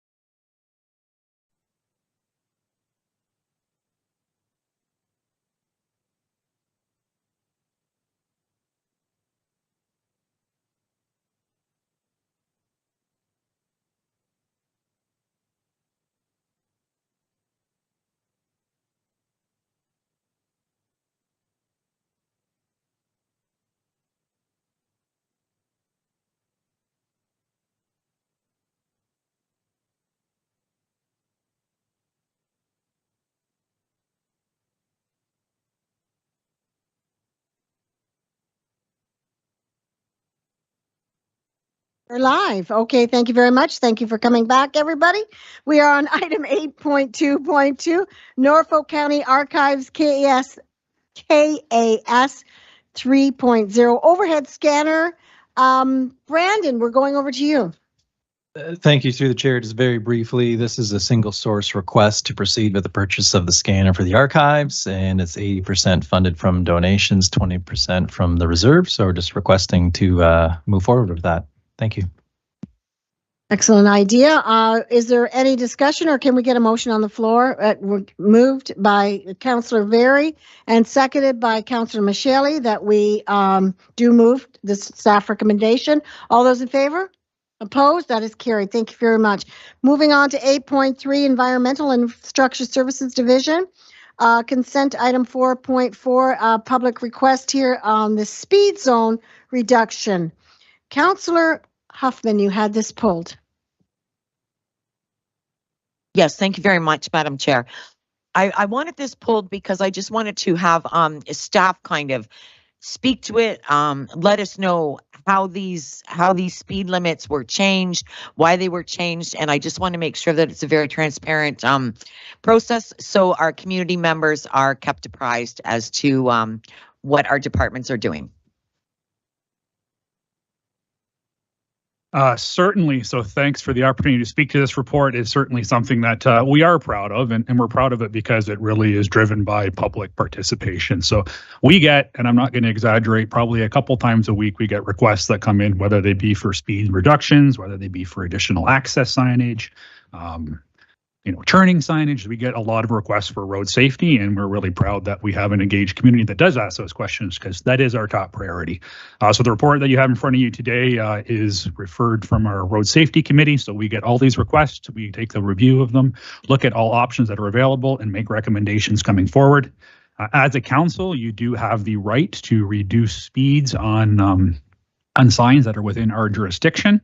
And as it relates to this report, there are a number of them. I wasn't going to go through each location individually, but certainly speed reductions throughout our county.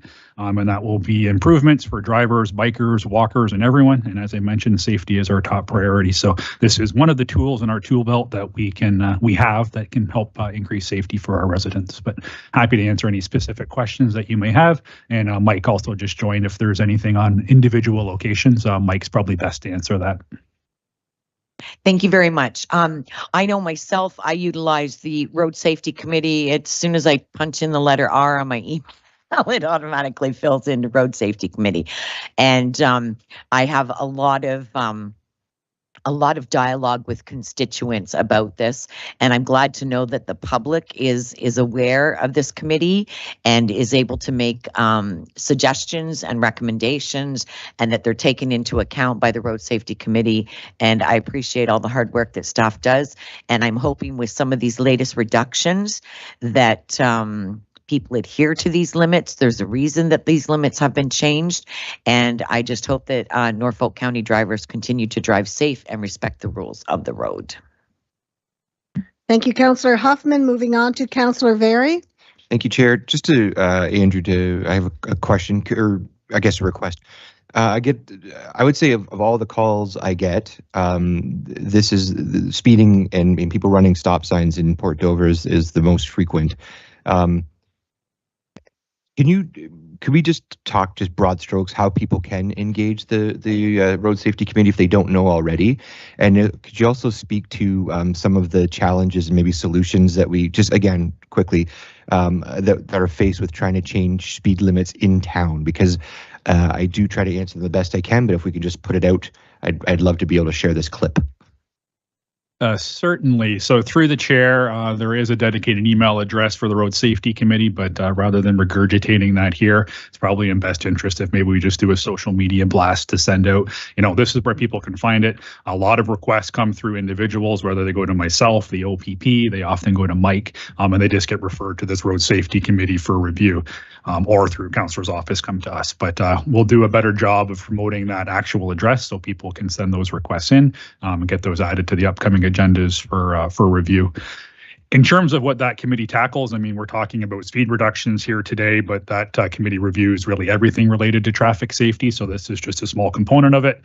And yes, changing speed limits is always a challenge for us. You're trying to integrate it into existing networks and make sure that you have proper separation distances. So it's not as easy as people think sometimes. It may just look like a sign, but there are various acts and regulations that we have to adhere to, and that's why it requires to go to the committee for proper evaluation. And if warranted, we certainly bring those forward for council's consideration. Thank you so much, Andrew. Appreciate it. Thank you. Any further questions? If not, is there anyone able to put the motion on the floor that you accept the staff recommendation? Moved by Councillor Huffman, seconded by Councillor Very. Oh, my apologies, Councillor Duthie. All those in favor? Opposed? Carried. Moving on to 8.3.2, South Walsingham Transfer Station winter closure, and hopefully that's okay. I'm moving on to you again. If you'd like to introduce this one.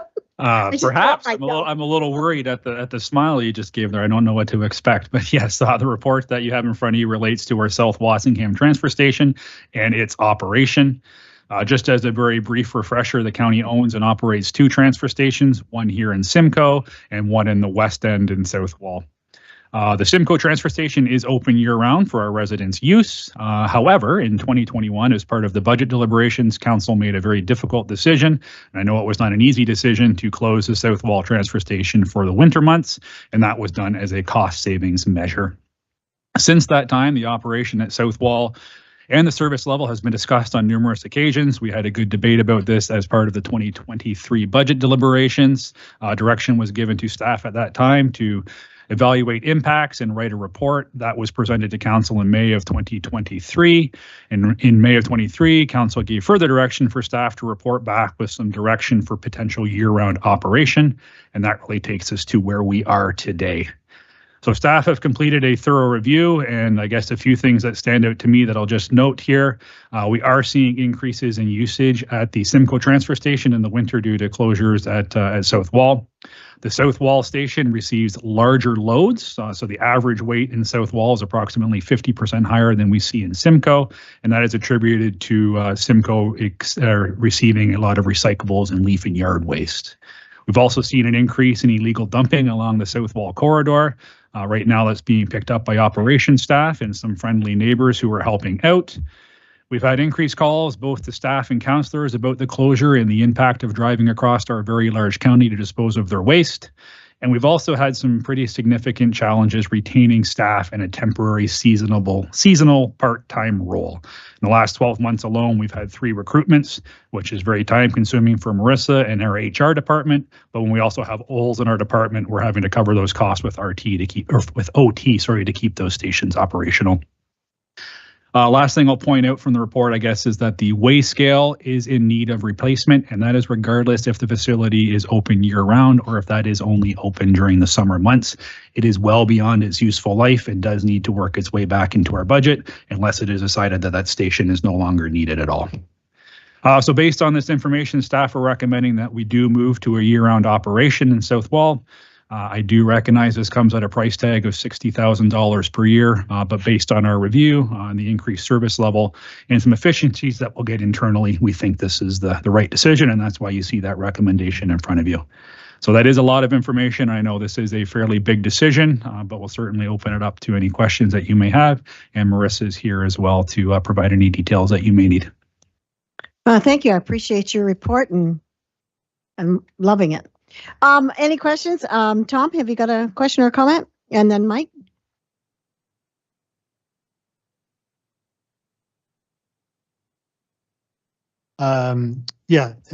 Just first of all, to Andrew and Marissa and all the staff connected to this report and the compiling of all the information here. Just a tremendous job. I hope that that council will support this.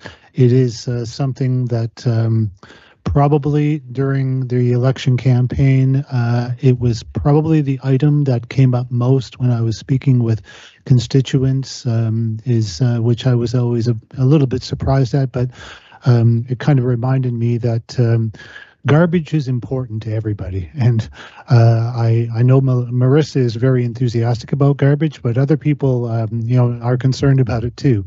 And I do recall very much that that very difficult decision that council made to go to those winter hours. And then, of course, all of the challenges that Andrew itemized, the staffing resources and the illegal dumping that I think has taken place. And obviously the inconvenience for residents of, especially from the very, very furthest reaches of the southwest end of Norfolk County, but also, in all parts of the West End, the inconvenience of having to drive to Simcoe with their waste. And I do appreciate the fact that there was a larger average load being brought to the South Walsingham transfer station, which I kind of anticipated. And it also, I'm very happy with this report in that when that difficult decision was made, I did have a lot of communication from residents about all of the unhappiness that they expressed to me, and I told them that I was confident that staff would be studying, would be tallying the results, and that once Norfolk County perhaps was also in a little bit better financial position, that they would come back with a recommendation to go back to what I think we would call normal practice. So I think that this is just a very, very good news story, and I hope council supports it. Thank you very much. Thank you, Councillor Michelle. Over to Councillor Columbus and Councillor Very. Thank you, Madam Chair. And the last time we discussed this, I asked the question whether this new scale could be opened up to weighing trucks, like non-garbage trucks from the public, to offset some of the cost. Any word on that?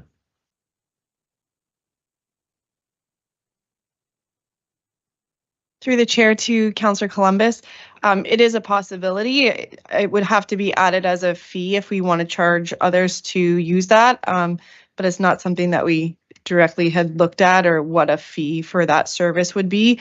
I am aware of another weigh scale in the area that they allow trucks to use for no fee. For no fee. Okay, well, that I don't think we want to do that then. Thanks for looking into it somewhat, and maybe down the road, you never know. Councillor Very. Yeah, just thanks, Chair. I just wanted to sort of, I guess, follow up on Councillor Michelle's comments that, yeah, I'm happy to support it. I think it's a great feel-good thing, and I'm happy to be able to do it. And often people don't know where their taxes go. Well, here's one, and I think it's a good win, and I'm looking forward to getting that vote in. Thank you. Councillor Van Passen. Yes, thank you, Madam Chair. I too will be supporting this motion.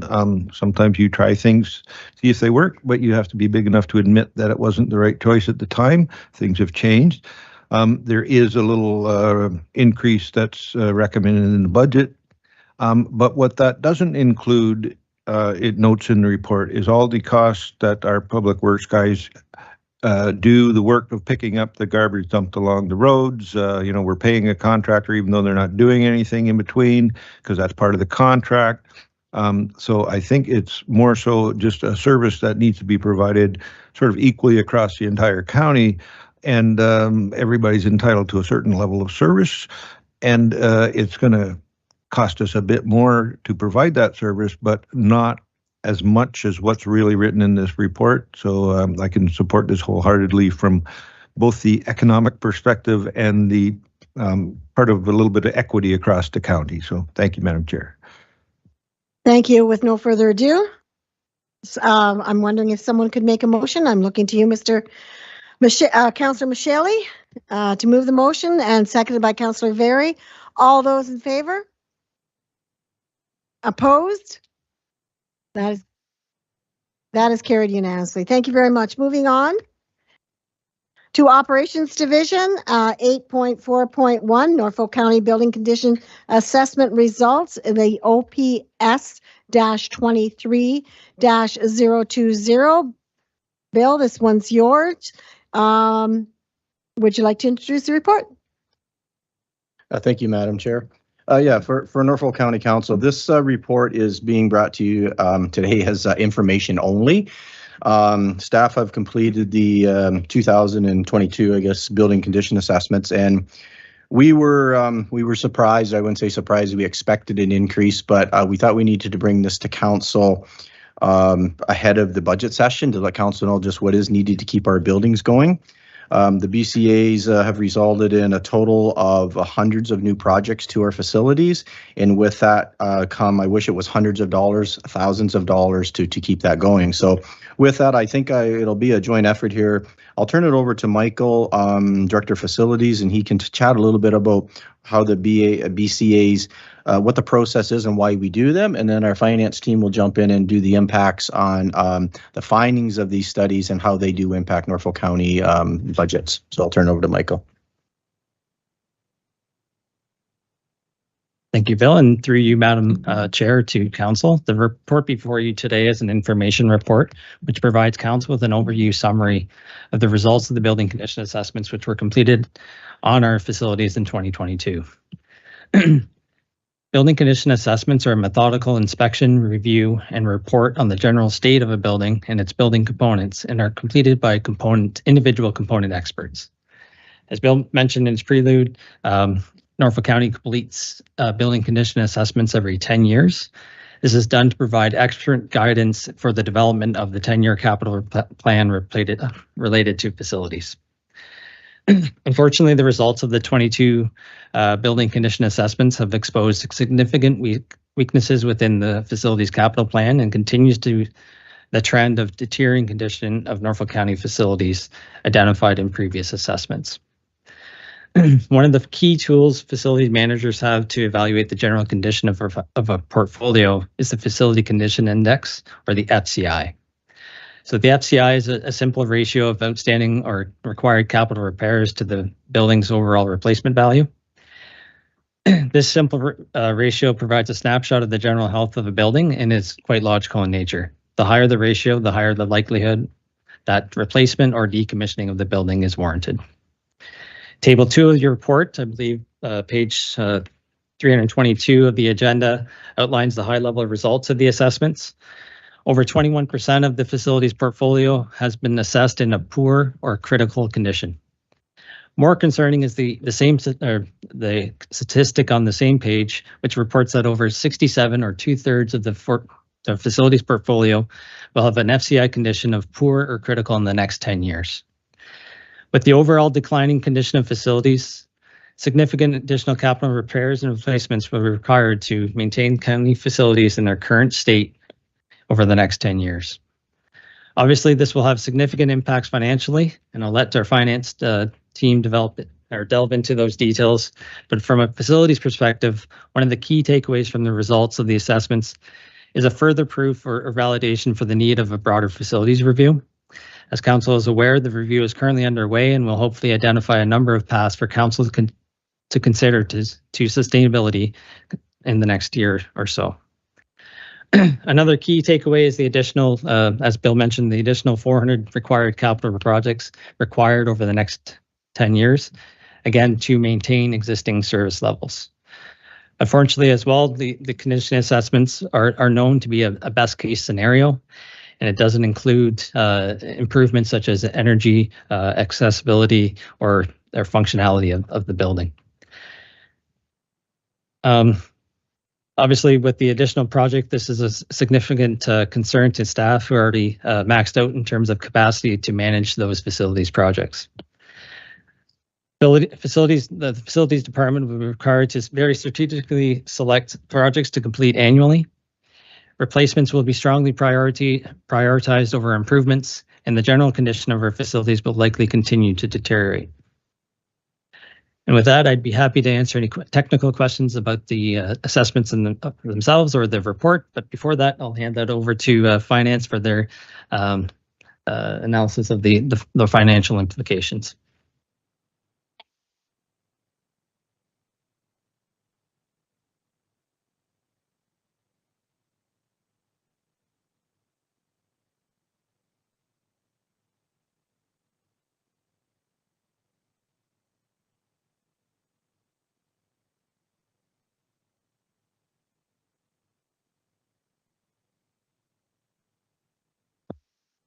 How's this one? There we go. Thanks, Michael. Bill. Although this is an ops-driven report, it was very much finance that was pushing it forward. We wanted to bring this in front of council prior to the capital budget. It will be one of the larger budget drivers coming forward in the proposed capital plan, so it's important to kind of have a standalone report to kind of highlight some of the changes that are upcoming. So within the financial section of the report, you'll notice that we've tried to illustrate from a high level how challenging the findings of the BCAs will be from a financial perspective. Table 3 illustrates just a few of the core capital replacement programs that our facilities team manage, and you'll notice that the capital plan will be inflating by $30 million just in the next 10 years. So this compounds because typically facilities are generally funded from one reserve, which is typically the general building reserve, potentially soon to be the facilities reserve. And within the reserve and reserve fund repositioning report, the closing balance within that reserve was a little over $3.2 million before the $30 million was coming forward. So obviously some big challenges, lots of work to kind of handle on our side. It's just another one of the big challenges we're going to face heading into the 2024 budget cycle. We're currently in the process of discussing the preliminary 2024-2033 capital plan with SLT. Tomorrow we shift over to talk about asset management, so that'll be the next big piece, and we kind of have to get through that. Numbers will change. Don't look at 30 million as 30 million is going to make it in the plan. There obviously has to be some balance to what comes forward. But we'll be looking to build a comprehensive finance strategy leading into the proposed capital document the council will receive in October. So while this does have a huge addition to the capital budget that is shaping up to be one of the more challenging budgets that we're going to face, it only emphasizes the importance of asset management moving forward.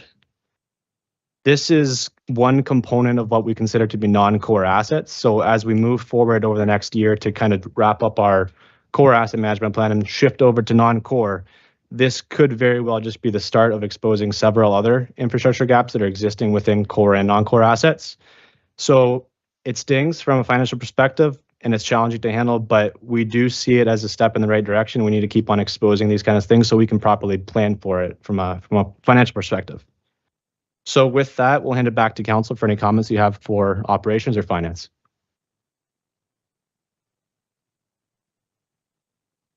We're good. Okay, are there any questions? Councillor Duffy?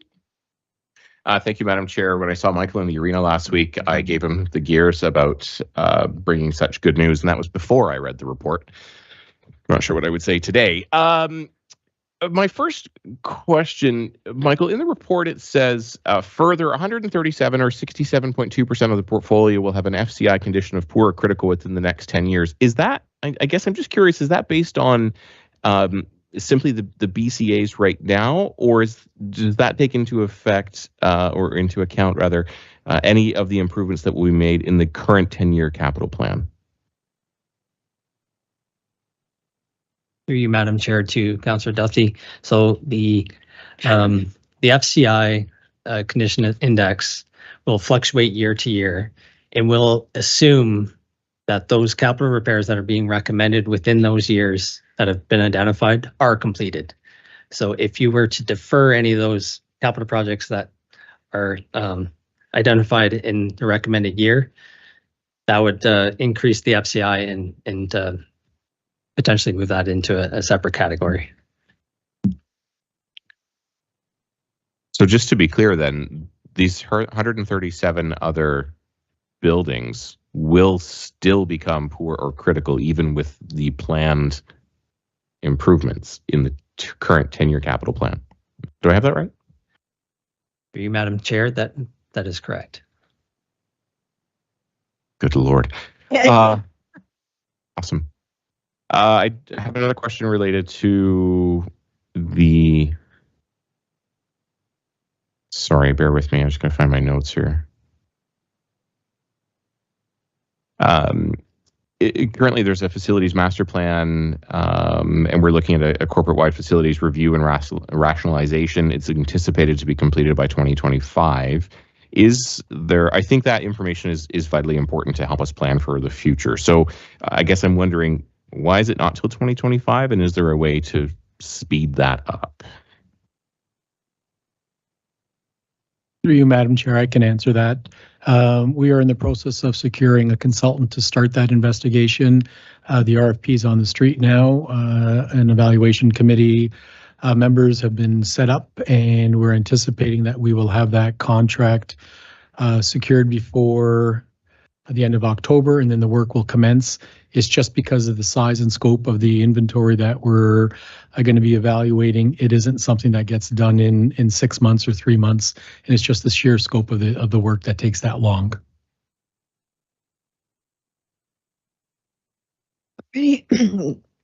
Councillor Van Passen?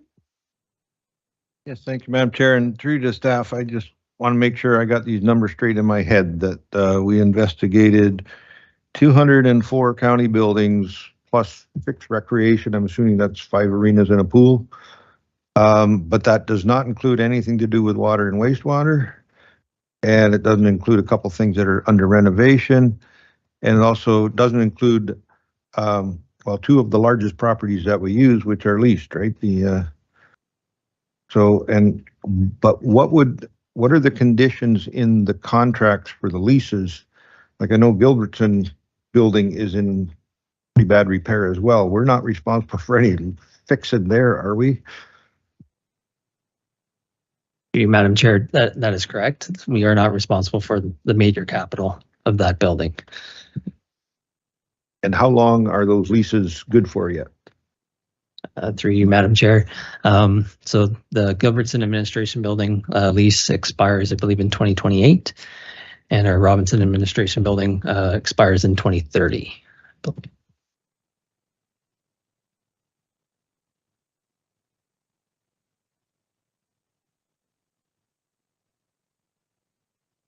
Yeah, it did.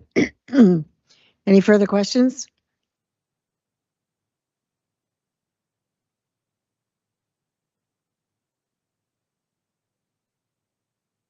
So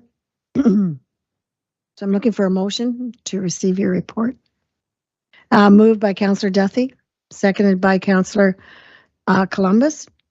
All those in favor? Opposed? Carried.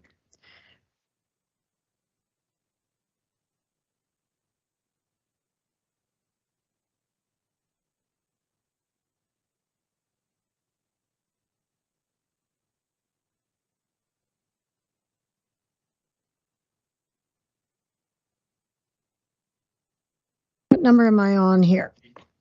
Wait. 8.5. Corporate Services Division. Mayor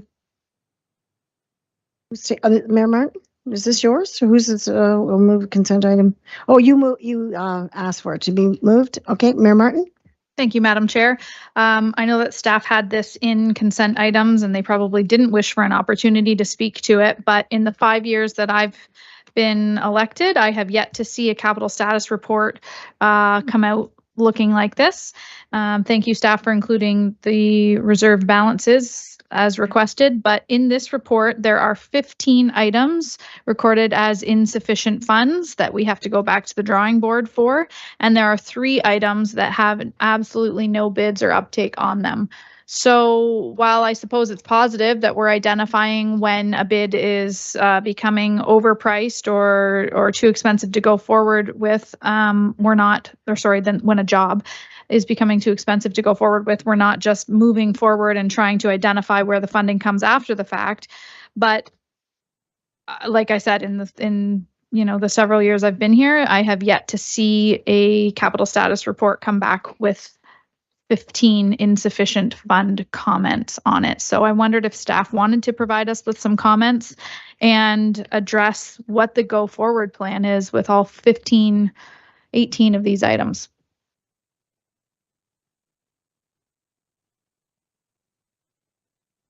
Thank you. And through the chair to Mayor Martin, I can start and then I can certainly open it up to any of my fellow colleagues who may want to address this as well.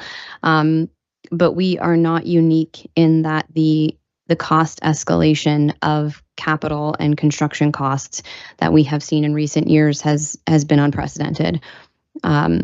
Inflation in capital construction is not like anything we've seen before. And I think that that's what's driving a lot of those numbers. But certainly I would invite my fellow colleagues to chime in if they have anything else to add.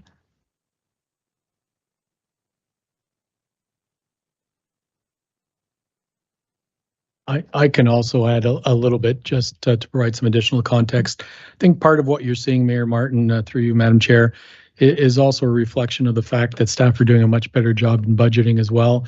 I think in previous years, a lot of these capital projects that were on our 10-year capital forecast were just rolled over year over year over year. We're now starting to do a better job of indexing. You will likely see less and less of this as we're moving forward, but we are doing a better job now of identifying cost escalation year over year. And unfortunately, what you have is some capital projects that were budgeted perhaps 3-4 years ago, just didn't have enough money in the budget that was originally approved. And now that we're at the point of tendering or we're getting ready to define that scope a little bit better, we're identifying that there just isn't enough budget in the original approved capital budget. So we are taking steps. We've identified it. We are correcting it. But what you see is a truer reflection of the reality than perhaps you've seen in the past. Yes, I agree. And thank you for that, staff. I think previously we would have just funded it out of a reserve with a negative balance. So thanks for the additional oversight. But, so is the plan that we're just going to sit down and address this at budget? And now all of these priorities that were ranked and graded and scaled and voted on in due course are now going to be merged together, competing for funds in the same year? What's our plan? In some of it, I can see that they could go without or could be pushed back, whereas some of the others I'm looking at specifically, as an example, Port Rowan water treatment plant intake upgrades that was approved in 2009. So I guess I don't need a specific answer on that specific project. I am, however, just wanting to have a better understanding of what the plan is moving forward with all 15 of these items. Do they get funneled into the next budget and then we're competing for resources and priorities, or what can we expect to see? Thank you, Mayor Martin, and through the chair to the rest of council. So these projects, you're correct, they will be re-budgeted at a budget amount that is anticipated to be sufficient to cover the full cost of the project, and they will be brought forward in the capital plan that comes forward to council in October. And at that time, we will work to provide additional information on these projects, specifically highlighting them so that council can get some more detail in that time and consider them with all of the needs and priorities of council at one time and across the 10-year forecast, rather than having to specifically, sit down and see them without seeing them in context of the rest of the needs of the organization. And then my other comment would be, thanks for that, Amy. So then my other comment would be, should council decide to take 5, 10, 15 of these and advance them in the next fiscal year, then it becomes the responsibility of today's taxpayers to make up that cost on the inflation for all of those items that have been passed and maybe budgeted at a lower number, in 2009. So I suppose I guess staff is aware of this and that'll be given consideration in due course, but we're struggling to keep up with what's already in the budget, let alone items from years past that don't have sufficient funding for them. So I just want to make sure that it's not all funneling into one year, but that we're not neglecting any of the priorities that have already been determined by a previous council, or that we're not going to lose a project that's had engineering work done on it that is time sensitive and needs to be followed through on. Through the chair to council, any life-to-date project budget that has been spent will be identified. There's a life-to-date column in the budget, so that will be available for council's consideration as well going forward. And depending on the funding source of the project, it will differentiate what tax or rate payers may be paying for the project versus when in the year in which it was initially budgeted. You're correct that there could be changes there depending on the funding source identified.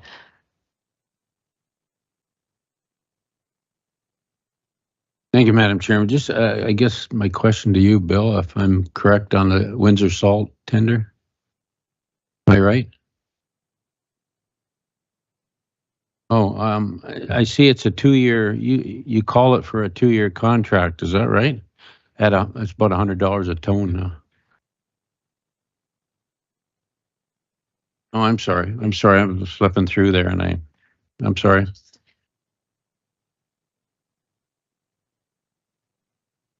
Yes. Thank you, Madam Chair. And in general, is staff pleased with the number of bidders per project? Or is there not much take up on bidding?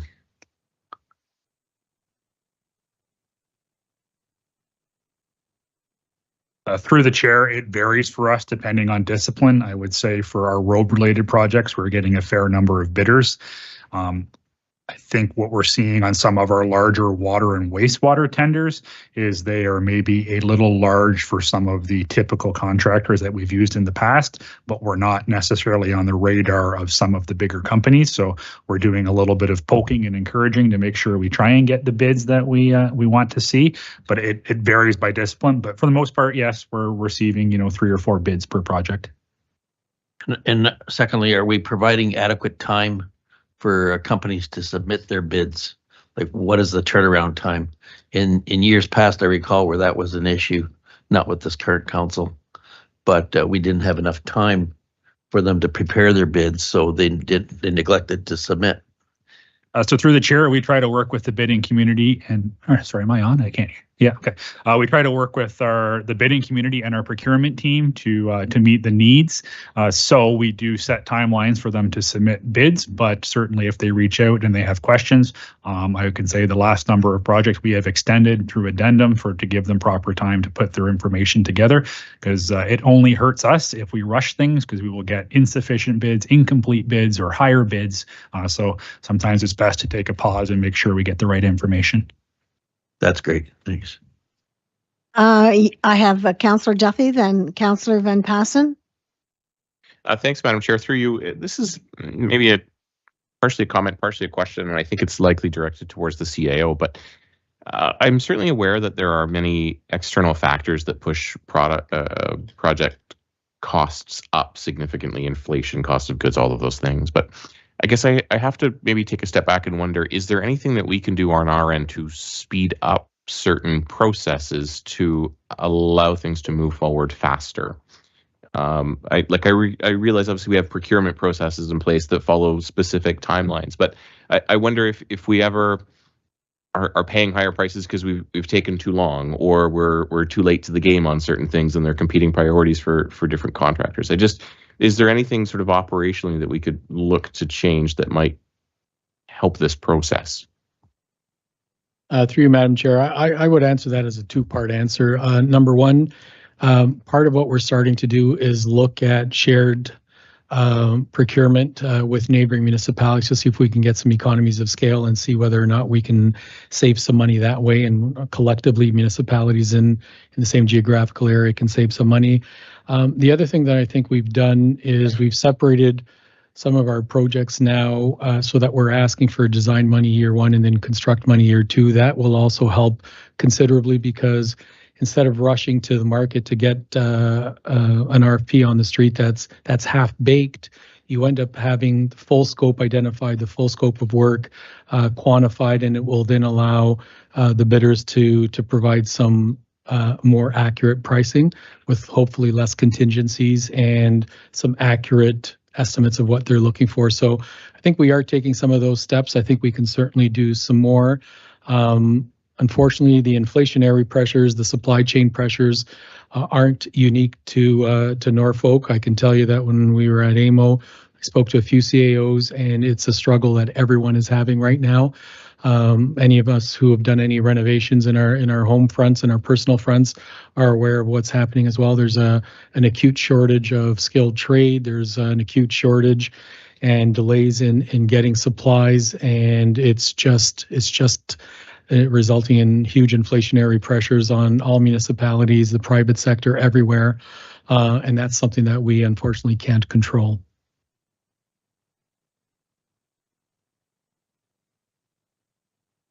Thank you. Councillor Van Passen. Yes, thank you, Madam Chair. Again, I got to ask a question to get something straight in my own head here, but the whole budgeting process, if back in 2021, we budgeted $100,000 to fix the doors at the community center and we're going to use levy dollars. I'm assuming those dollars in 2021 got moved to the building reserve and are still there. And if we had another project in 2021 for $100,000, that would be to be funded through debentures. And we've done neither of those projects. The one project, that money is still sitting there. The other project, there is no money sitting there. Is that correct? Through the chair to council, that is correct. So our typical budgeting practice for issuing debt is that we don't issue debt until the project is substantially complete. So in the example you just gave of the doors, we wouldn't issue the debt to install that asset, and we wouldn't issue the debt to fund that asset until the doors had been installed. If it was a levy funded project, we would transfer the funds and then they would sit there until the project is complete. And then going back to, I think it was the mayor's previous question, when we look at some of those projects, 18 projects that are still on the books because they weren't completed due to lack of funds, there will be some of those projects that money was set aside for, and it'll only be the increase cost that we'll be responsible for. Other ones where it was to be funded from debenture, we're looking at the entire amount, right? So that sort of makes sense. Yes, through the chair to council, that's correct. Thank you. Okay, thank you. So with that, no more further questions. I'm looking for a motion to the staff mover for the staff recommendation. Have I got a mover? Councillor Van Passen, seconded by the mayor. All those in favor? Opposed? Carried. Okay, moving on to the summary of bid awards for the period ending August the 22nd, 2023, CS-23-123. Heidi Van Dyke, General Manager of Corporate Services, would you like to introduce this report? Thank you, Madam Mayor. Madam Chair, through you to members of committee. This is your monthly summary of bid awards. So these are the projects that, for the reasons outlined in the report, we are not able to award through our delegated authority policy. There is an amendment to the final recommendation in the report, and the clerk has that, and we'll put it up on the screen for you. So in Appendix C of the report, item J is to be removed. And so that changes the amount for tender EIS ES 23-07 to $468,721.78. And Mr. Grice can provide some more detail on the reason for that change if council so requires. So with that, Madam Chair, I'd be happy to answer any questions. And if there are any questions, technical questions about any of the projects, then I will refer those to my senior leadership colleagues. Thank you. Are there any questions?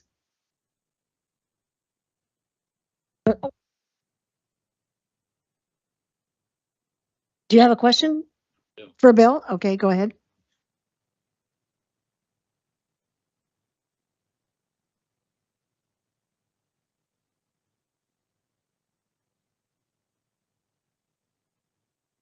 About that. Sorry, Madam Chairman. Bill, on that salt tender, say it's Windsor salt, and that's a 2-year estimated quantity. Is that how you put that out? Yeah, through Madam Chair, yes, that's 2 winters, so 23, 24, 24, 25, 2 years. But it's based on usage, right? Through the Madam Chair, yes, we do a calculation on what is been used the last 4, 5, 6 years and go with that. So if it's a easy winter, you don't use it, right? That is correct. Okay, so it's delivered periodically throughout the winter. Madam Chair, yes, as the road supers need it, they deliver, and it's pretty good service from this company of all services. Within 24 hours, you get your salt. Yep, thank you. Good. Any further questions? If not, do I have a mover for the staff recommendation? Moved by Councillor Columbus, seconded by Councillor Duthie. All those in favor? Opposed? That is carried. And I'm fine with that one. Okay, just checking. I knew that we were going to put another one up on the board here. So 8.5.3 reserve and reserve fund policy with repositioning. CS-23-136. Heidi, we're back to you again. Thank you, Madam Chair. I would like to turn the mic over to our Treasurer, Amy Fanning, who will introduce her team in this report. Thank you. Amy? Thank you, Heidi, and through the chair to council. I'm so excited about this one because I'm super cool. The finance department has been wanting this report to come forward for a long time. I think this is a big step for us, and it's a big move toward one of the key milestones that we need in order to get a proper asset management plan in front of you, is to streamline our funding sources and to get ourselves organized and get a proper reserve fund policy in place. So with that, I'm very excited to hand this over to Jared Carter. He's one of our senior financial analysts, and he's going to be introducing this report today. Thank you, Amy. Through the chair, as the treasurer just mentioned, this report serves as another major milestone towards Norfolk County's sustainability journey. It shares a dual purpose to introduce a reserves and reserve funds policy for the first time, and also adopt some recommendations to improve the current structure of the county's reserves. Included as attachment 1 is the draft policy for your consideration. The purpose of the policy is to establish consistent principles to govern the use and management of the county's reserves and reserve funds. These tools are obviously key elements for managing long-term fiscal strength, so it aligns well with Council's strategic priority, sustaining Norfolk. In developing the policy, we've also adhered to all legislative requirements. The policy introduces a number of process improvements, including updating the purpose statements and target balances for every single reserve. It adds procedures to prevent reserves from falling below a minimum level. It adds criteria to justify the creation when new reserves arise. It ensures interest is allocated to reserves on a more appropriate basis going forward. It commits to bringing more touch points to Council throughout each year about the status of our reserves. It also sets guidelines for how year-end surpluses should be distributed if they arise. The fulsome policy is a lot more comprehensive than that, but in the essence of time, I will move to the second purpose of the report, and that is the repositioning, as we've colloquially termed it. Included as attachment 2 is the list of full recommendations comprising the creation, closure, consolidation, renaming, and repurposing of nearly all of the county's reserves. The county currently administers approximately 65 reserves and reserve funds. That's a large number, and it has perpetuated a number of inefficiencies. Some of these can be identified through the example of the Port Dover and Port Rowan Marinas reserve funds. For example, as they exist for the same purpose, it would be more efficient to manage one instead of two. Secondly, pooling the capital can unlock the ability to fund larger projects at either location that wouldn't have been possible with separate reserves. Furthermore, one of those reserves has a negative balance, while the other has a more than offsetting positive balance. That means that interest has been charged to the reserve with the negative balance, and projects at that location have been funded solely directly from the levy or through debt. Evidently, consolidating the two reserves would provide an easy win for the levy. Finally, consolidating the two together gives Council the flexibility to fund marinas projects more strategically. In the past, Council was restricted to funding projects because the two different balances were capped. Once you put it together, you have the ability to increase or decrease at the same location, or keep the split the exact same. As it relates to closures, there were 8 discretionary reserves that staff are recommended to be closed. These reserves have either a zero or negligible balance, and their purpose has since been achieved. Staff are also recommending the creation of one new reserve termed the New Incremental Capital Reserve. This would have a 3-pronged purpose. The first is to provide a fixed contribution to fund low new incremental capital projects. These type of projects were previously directly funded from the levy.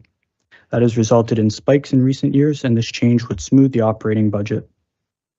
The second purpose, which I hope you're relieved to hear, is taking a renewed focus on debt mitigation. As you'll remember, earlier this year, a portion of the 2022 operating surplus was recommended to be used to fund projects that were previously approved as debt financed. Staff believe it would be worthwhile to implement a permanent mechanism to achieve this on a yearly basis, which this reserve would achieve. Since it's also the county's policy to carry debt servicing charges in the year that projects are approved, any debt servicing savings can be recycled into the balance of this reserve, which would generate even more debt avoidance the following year. The final purpose of this reserve would be to provide an allocation of funds to balance the strategic needs of the county at discretion of council. I mention this because it serves as a partial rebrand of the Council Initiative Reserve, which is one that is recommended to close through this report. As a brief reminder, the Council Initiative Reserve was established in 2019 to fund unbudgeted expenses that popped up throughout the year, a purpose which closely mirrors that of the Contingency Reserve, which is now much higher funded. Since 2020, more than $1.5 million has been contributed to this reserve, but less than $400,000 of that has been used. As we took a hard look at this reserve, as we did with every reserve in this review, seeing that taxpayers were subsidizing funds that were sitting idle while we know so many other deficient reserves currently exist didn't make much sense. With council also having recognized the ability to completely cut the 2023 contribution earlier this year, we believe it is the right time to repackage it with a greater scope into the new incremental capital reserve. Overall, if the many recommendations today are approved, the county will see significant improvements to its reserve outlook as early as next month when we present the proposed 2024 capital budget. So with that, I'd like to hand it back to the chair and answer any questions that council may have at this time. Thank you very much. That was excellent. And I appreciate, and I think members of council do as well, for finding all those deficiencies that we have and repositioning them. Are there any questions from council? Yep, Mayor Martin. Thank you, Madam Chair. Through you to staff, I was hoping that we would be able to dig into the allocation of reserves and reserve fund balances. It's something I usually ask at budget time and I don't always get an answer. And so I don't have a solid understanding of how our staff do the calculations to determine how much of the levy goes into the reserves each year and which reserves are the recipients of that funding. So if that's too much to get into verbally, then I'm happy to add direction to the motion that should come back to council, because when I was reading this report, I was really hoping that this would be the time that we'd be able to have that discussion, and not for any reason, not because I'm unhappy with the amounts or how. I think staff does a great job. I just don't have a strong understanding of it. It manifests itself differently each and every year in different reserves. So I raised that as the first question, I suppose. And the second would be the new incremental reserve. So is it the intent that if council had something that they wanted to fund that previously would have been funded from the council initiative reserve, in closing the council initiative reserve over to new capital, new incremental, is that still the pot that we would draw funding from? Is that staff's plan? Through the chair, those are great questions. Regarding the first one, I can provide a brief overview. This is something we would like to nail down this methodology and implement maybe in a capital financing policy rather than a reserve policy, but it's certainly something we're looking to do as part of this asset management journey. What I can say briefly is that in the past, the reserve contribution allocation hasn't had a strict methodology, and that's something we're looking to change. I think last year and again this year, some improvements would be looking at the total 10-year capital spend and trying to figure out what annual amount we need to be contributing to make sure that we're sufficient at the end of the period. Ideally, that would be extended for the entire asset management plan. So until one of those is adopted by council, we will be restricted to using the amounts identified through the capital plan. In regards to your second question, yes and no. If it's a capital expenditure, I think our intent would be to fund it through the new incremental capital reserve. If it's an operating expenditure, it might be better suited to be funded through the contingency reserve, although we could consider either at that time. Okay, and then further to that, the allocation that gets put into the council initiative reserve annually, what is the plan with that dollar amount if that reserve is folded? Is it by way of a bylaw and by way of policy that it's the funding just stops because the reserve ceases to exist, or is it going to be rolled over into the new incremental? Through the chair, I believe the plan was that the 2023 allocation would be a one-time reduction, so staff were fully expecting the, I believe it is $300,000 annual contribution to resume in 2024. If the recommendations today are approved, that contribution would be made to the new incremental capital reserve instead of the council initiative reserve. Okay, and then maybe just for my colleagues, so keeping in mind that we've had a fund that we could, although we very rarely do, that we could draw on for hanging baskets, among other things, that same allocation is going to now go into the capital new incremental, reserve, as opposed to anything. It's not available for operating dollars. So as long as council is aware that it's going towards capital. So if there was some unique study or consultant's report that we wanted to do, is that considered operating? I think through the chair, I think studies we generally do handle through our capital plan, although they could be considered operating. I would like to remind council that a contingency reserve is currently sitting in excess of $20 million. If one-time operating items pop up throughout the year, that would be staff's recommended source to fund them. Okay. I really don't, to be honest, I like the idea of consolidating the reserves. I don't like the idea of having a fund that council can draw on that has a balance of more than 20 million, because I think you lose sight of what you're withdrawing. If we have a balance of $1 million in the council initiative and we have only spent 400,000 out of it, it keeps things in perspective. If we start to withdraw here and there for unbudgeted expenditures out of an account that has 20 million, it's easier to spend from, if that makes sense. That's maybe mayor math. I don't know. Through the chair to council, I understand and appreciate the comment. I would just like to add that our contingency reserve has a minimum balance, and we also have other commitments. So it would be the uncommitted amount over the preset minimum balance that would be available, not the entirety of the reserve.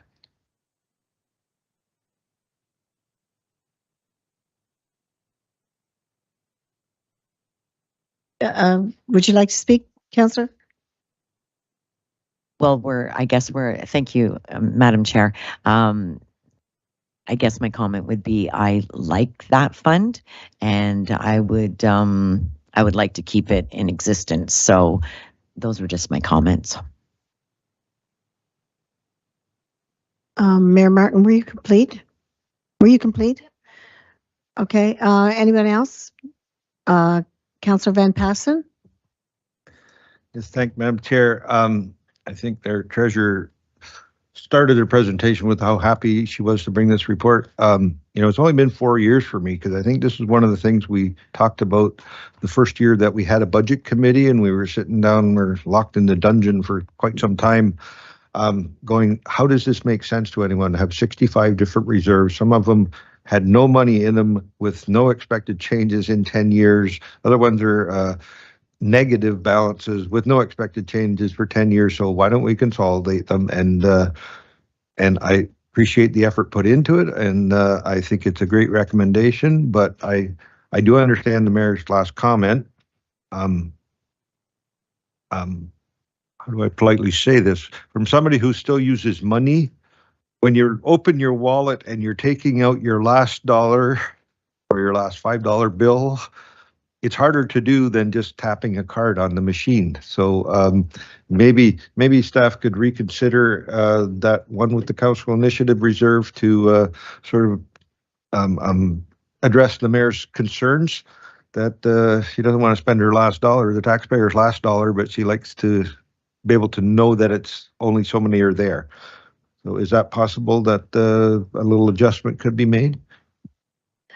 Through the chair to council, yes, certainly if that's the decision of council, we can move forward with all of the recommended changes, save the council initiative reserve, and we would not consolidate that, but rather leave it as is.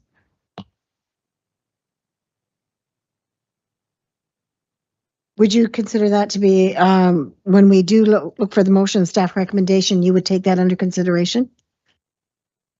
Through the chair to council, I'm not sure if Genevieve would comment on the appropriate method of the reserve. We can certainly take that under advisement, but I'm not sure if council wants to make that direction specific.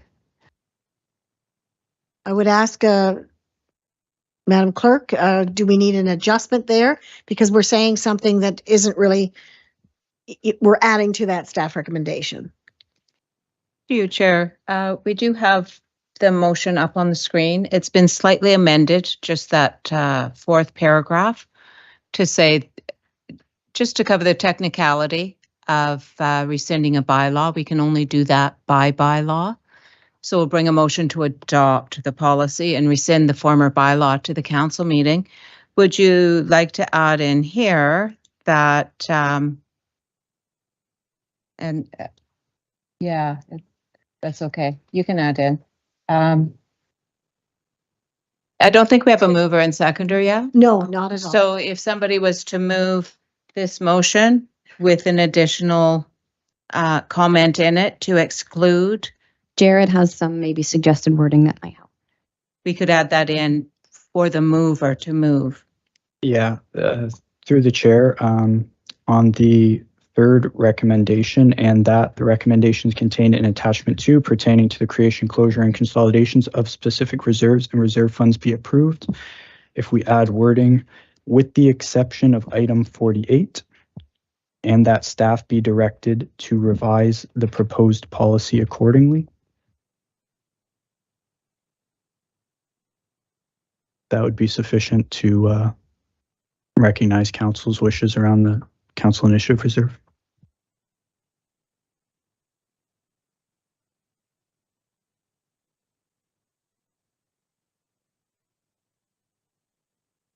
Yes, sorry. On the third recommendation on the page to the end of it, with the exception of item 48,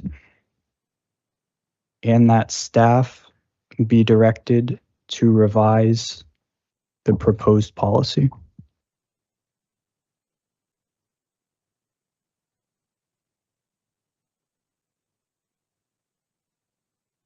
We got that?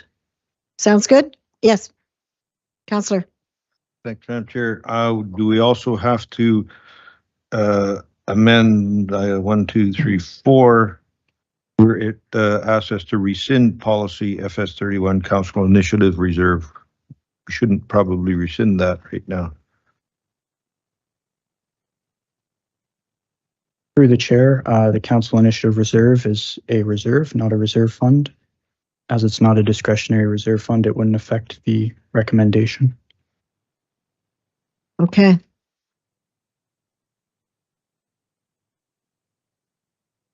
Aren't we? Yes, sorry. We're going to get rid of the entire policy regarding that reserve. Does that policy need to stay in place? Yeah, through the chair, my apologies. I was looking at the wrong recommendation. We can keep that policy in place. Again, I would recommend this is an opportunity to maybe consolidate our policies, and the one overarching reserve fund policy may be applicable to this reserve. I don't specifically have a copy of the council initiative reserve fund policy at the moment, but I think everything would be adequately captured in the proposed policy attached as attachment 1. Does that satisfy you, Councillor Van Passen? I'm not sure, but I don't think that we should recommend that we get rid of the policy and then review it. I think we should review it, and then they could always come back with an a change at the council meeting, whether it fits in with the new policy or whether we leave that old one there. So for the time being, maybe we should delete it from this motion and we can amend it at council if need be. Does that sound reasonable? Sounds reasonable. Genevieve? Madam Clerk? Okay, so we have that on the floor. I don't know if I have you read it back or we accept it as you will clean it up. So I take it that you would move that, Councillor Van Passen? Can I have a seconder then, Councillor Michele? All those in favor? Opposed? That is carried. Thank you. Moving on then. Thank you very much. That was very well done. Moving on to 8.5.4, and that is June the 30th, 2023 Operating Variance Report, CS-23-129. And before I go into that, it's unfortunate dinner is here, and I know that it's been here for a while, and I make the apology, but we do have a long agenda. What are your thoughts here? Finish off this section, and maybe if we could finish off with the Chief Administrative Officer. Okay, let's finish that. We'll continue then.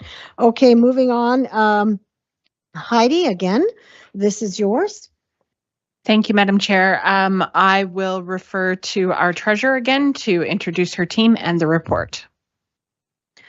Thank you, Heidi, and through the chair to council. We're also excited, not quite as excited as about the reserve poly, but also excited to bring this one. The variance report is always something that we look forward to bringing to council because it offers that touch point midway through the year to see how we're tracking, to see how things are going, and to provide oversight and guidance as appropriate. And I'm going to hand this one over to Michael Van Sickle, another one of our senior financial analysts who's going to introduce this report for us.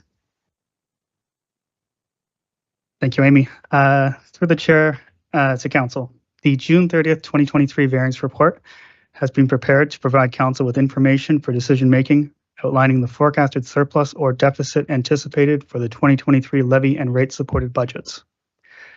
Variance reporting provides a mid-year checkpoint of where we are at, allowing staff to make adjustments if necessary, and it provides financial support for the development of the following year operating budgets. For the levy-supported operating budget, staff are projecting a surplus of $5,225,000. And for the rate-supported operating budget, staff are projecting a surplus of $976,200. This is equal to surpluses of 4.4% and 3.7% of their respective approved budgets, both of which are considered to be within a reasonable range. Table 4 provides corporate-level levy variance drivers. Overall, there are 4 large drivers contributing to around 60% of the surplus. The largest driver is salaries and benefits, where gapping and staff turnover continue to be an issue. Vacant positions continue to stay unfilled for long durations, and recruitment and retention remains a challenge. Next is winter control, where a combination of materials, supplies, and services due to a lighter winter season are the reason for the surplus. OPP policing services, where the budget is conservatively drafted based on a rolling average, is also a large contributor. Rounding out these larger surpluses is payments in lieu of taxes and supplementary revenues, driven by current growth and assessment. The remaining drivers contribute to a combined 40% of the surplus and are listed for additional information. Table 7 provides rate variance drivers. The top 2 drivers contributing to the surplus are salaries and benefits, with similar rationale as described in the levy section, and annual program delays, which is concurrent with salaries and benefits where material, supply, and service resources have not yet been utilized for new programs approved within the 2023 rate-supported budget. Appendix A, Section 1 outlines the variances down to the department level for levy-supported operations, with rationale included supporting the amounts within each cost or revenue category. The department reports are then combined into each division, and finally, the corporate report, which includes each division as well as requisitions from boards and agencies. For rate operations, amounts and explanations are included for each cost and revenue category found in Section 2 near the end of the appendix. Staff are recommending the report be received for information and that staff be directed to monitor operating budgets, continuing to find ways to mitigate potential negative variances. Thank Thank you, and staff would be happy to answer any questions. Thank you very much. That is another comprehensive report. Are there any questions? Councillor Van Passen?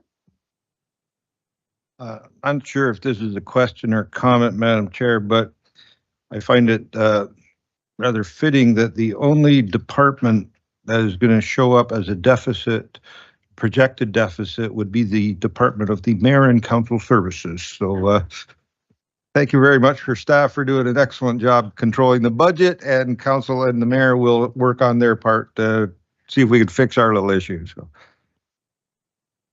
Thank you, Councillor Van Passen. Moving on to Councillor Brunton. Thank you, Madam Chairman. Just a question, I guess, maybe to Amy here.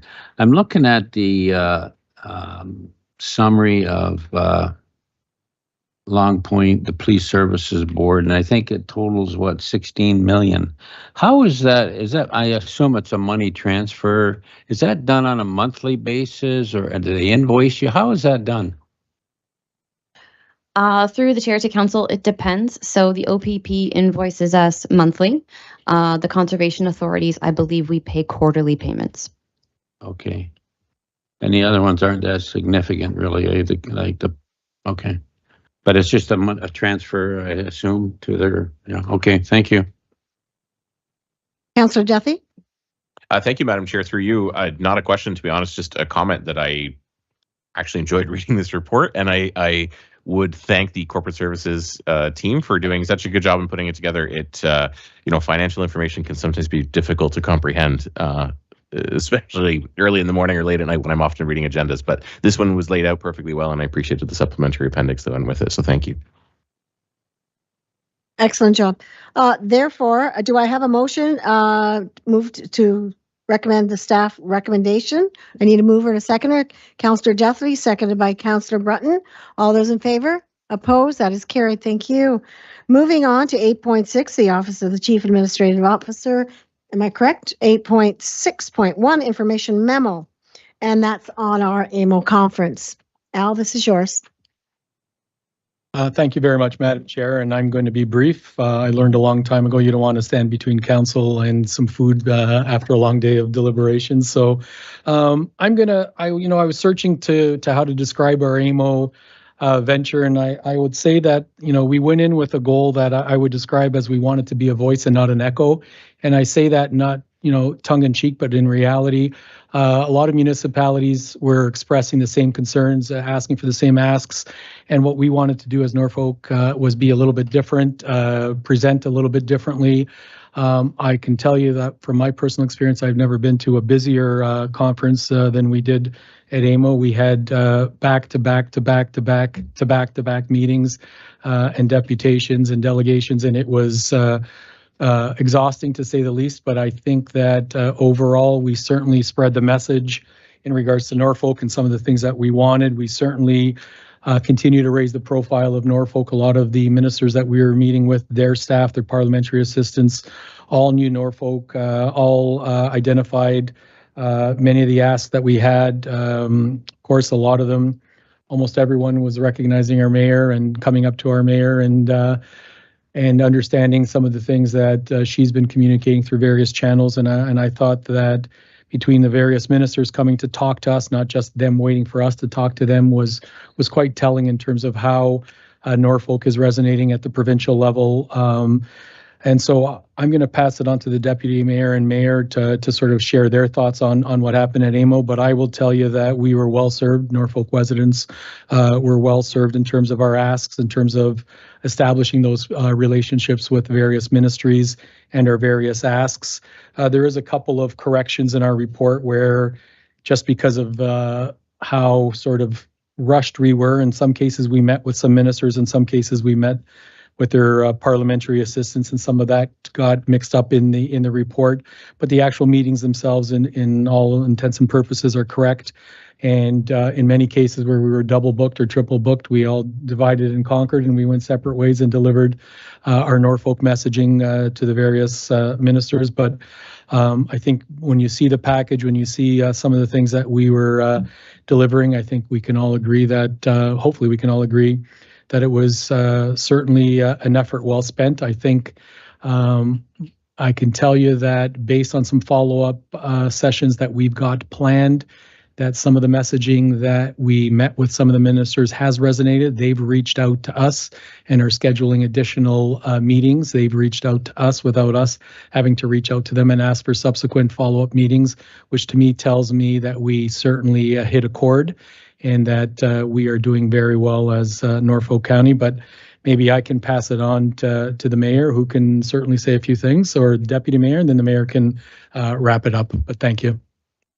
Thank you, Al. I am for once going to go ahead of the mayor because the mayor should wrap up what had happened.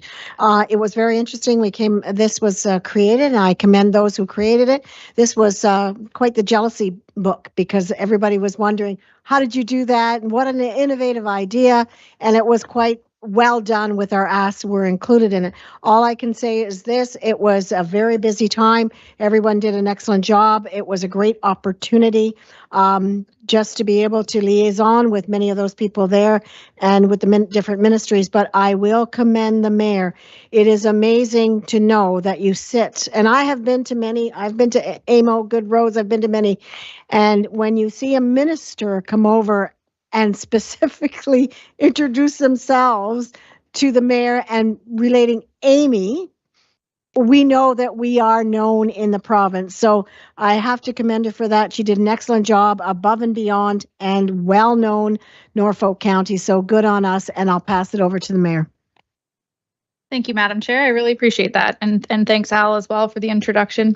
I highly recommend that Council cracks open this booklet. Staff worked tirelessly. The summer students, Nancy, Sherry, Al, all compiling this, and obviously all of our staff from each of our departments. But most interestingly, on the back, you'll find the executive brief where we made our asks and our requests known to each ministry, to all ministries. So we were really having well-balanced conversations about cross-ministerial approaches and how combined efforts would best serve the constituents in Norfolk County. And I have myself been to one other AMO conference and a couple of Roma conferences, and I have yet to experience a conference like that either. We had over 20 delegations. We were truly running from one room to another, and I have to thank the deputy mayor for joining and helping and picking up some of the meetings that we were double booked on.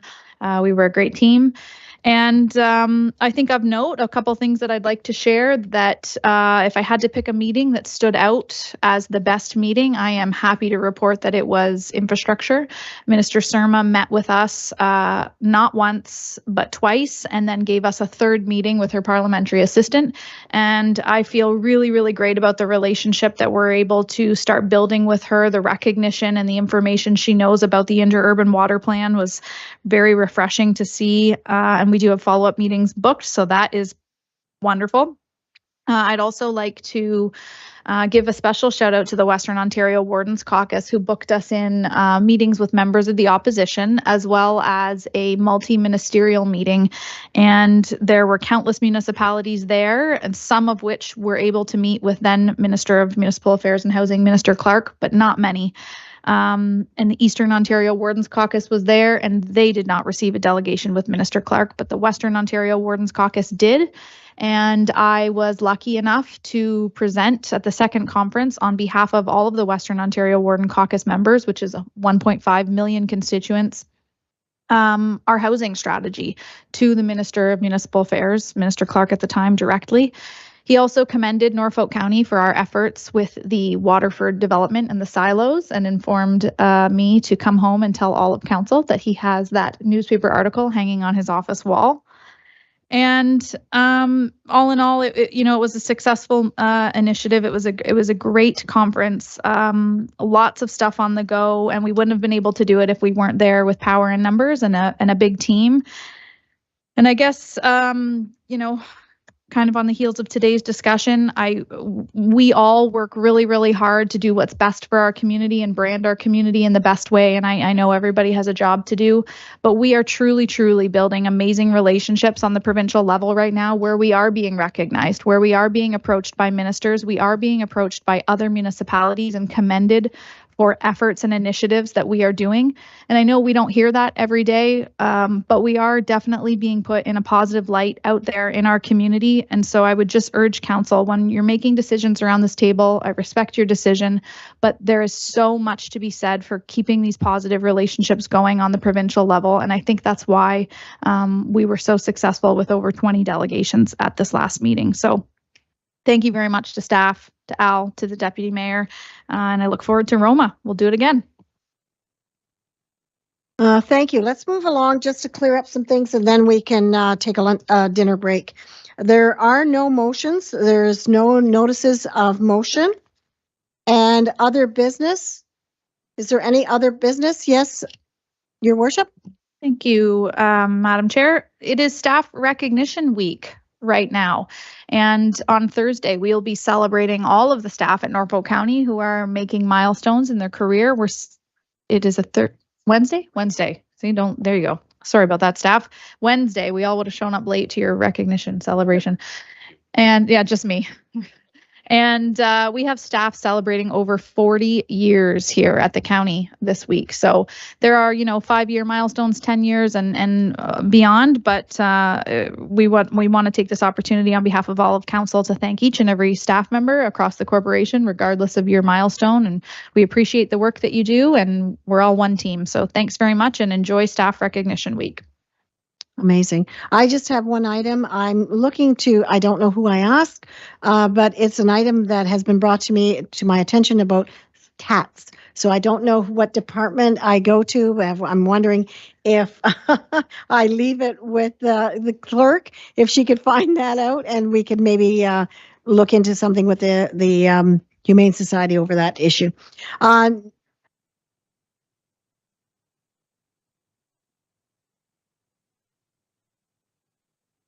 We have Simcoe District Humane Society. Okay, perfect. Just that. Next, I'll go to the announcements. I'll see if everyone has an announcement or anyone has an announcement. Councillor Van Passen. Thank you, Madam Chair. I just want to remind everyone that the event of the year is coming up this weekend at the large urban area of Walsh with the Donnybrook Fair. So I hope everybody has a chance to swing by and join the fun. So thank you. That's amazing. As well as to note that there is the Langton Fair as well as the Houghton Fair coming up. So lots to enjoy in Norfolk County. Any other announcements? If not, we will take this break and come back to opening up closed session. Thank you.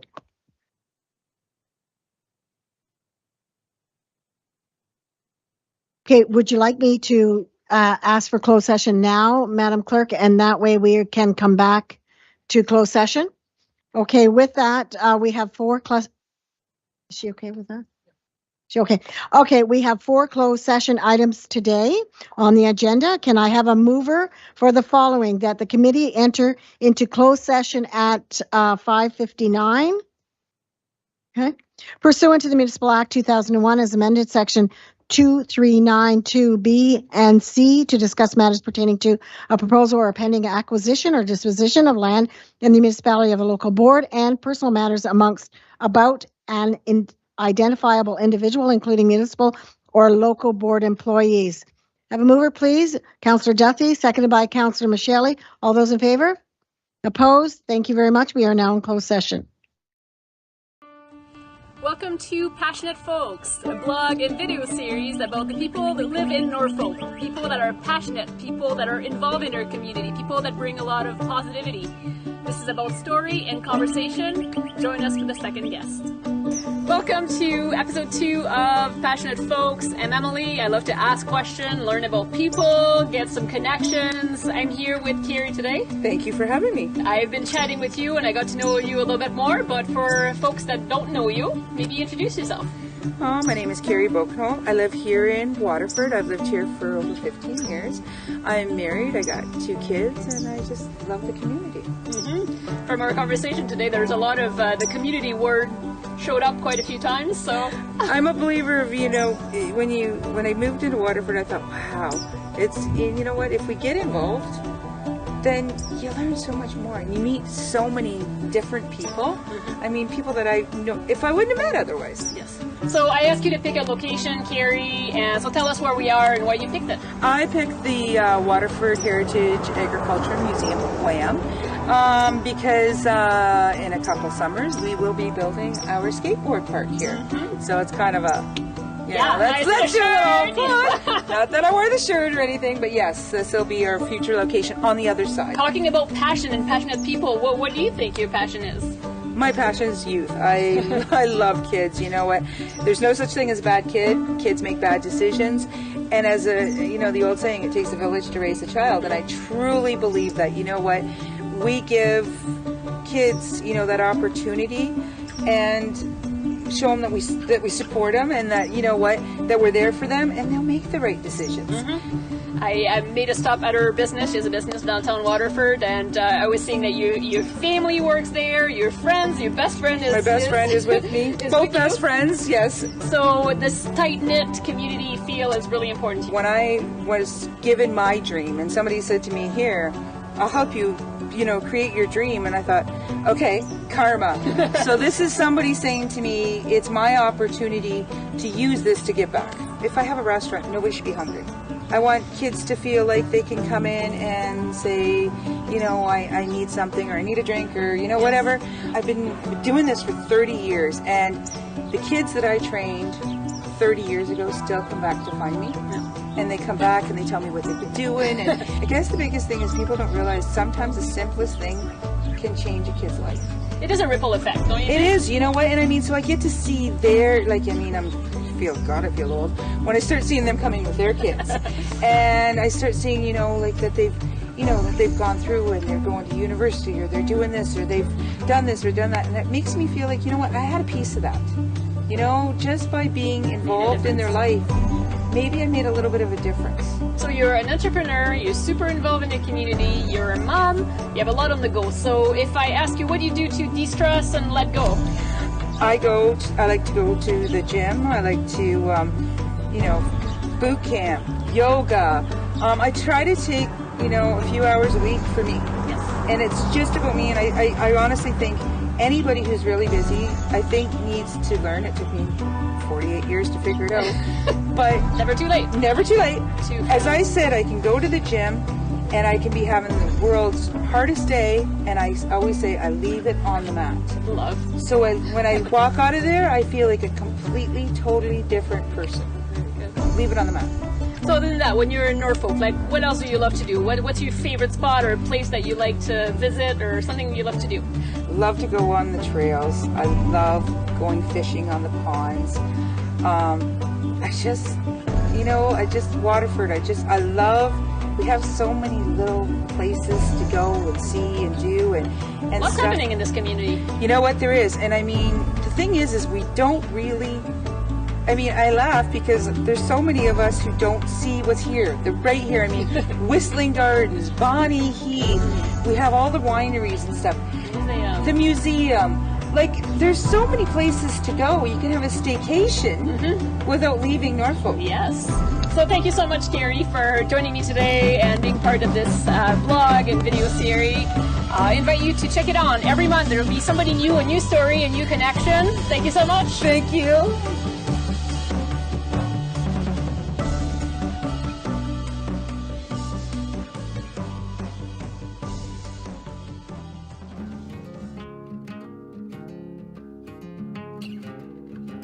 Welcome to Passionate Folks, a blog and video series about the people of Norfolk. It's about people that have high energy, that get involved in their community. We sit down, have a conversation, learn about their passions. Welcome to the next episode. Hello, I'm Emily. Welcome to Passionate Folks. I love to ask questions and discover people's passion and having great conversations. So today I'm here with Nick. Hi, Nick. Hi.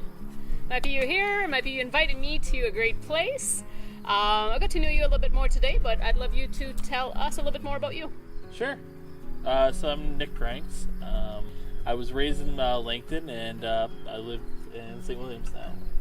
So Norfolk County boy. Yeah, Norfolk County boy. Yeah. If you're going to put a location on it, and if you're asking someone where you're from, this area, you always say Norfolk County.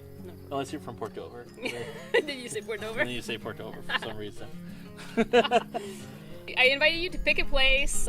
So tell us where we are and why you decided to invite me here. So we're at where I work, Blueberry Hill Estates, which my family owns as well too.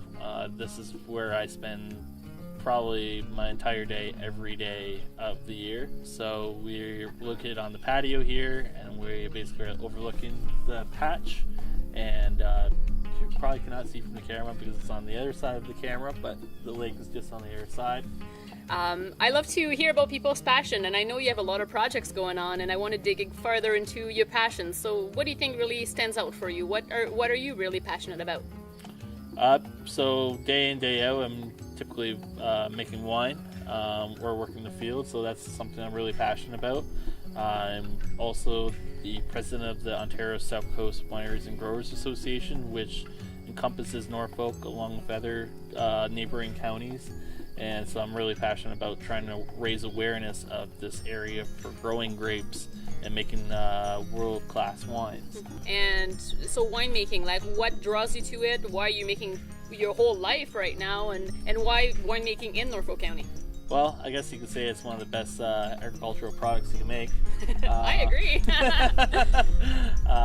It's something that you can preserve, and like even after the crop is finished, you still have to work with the crop that you were working out in the field all year round. And when you put it in a glass of wine, you have memories of how that year was when that wine was made.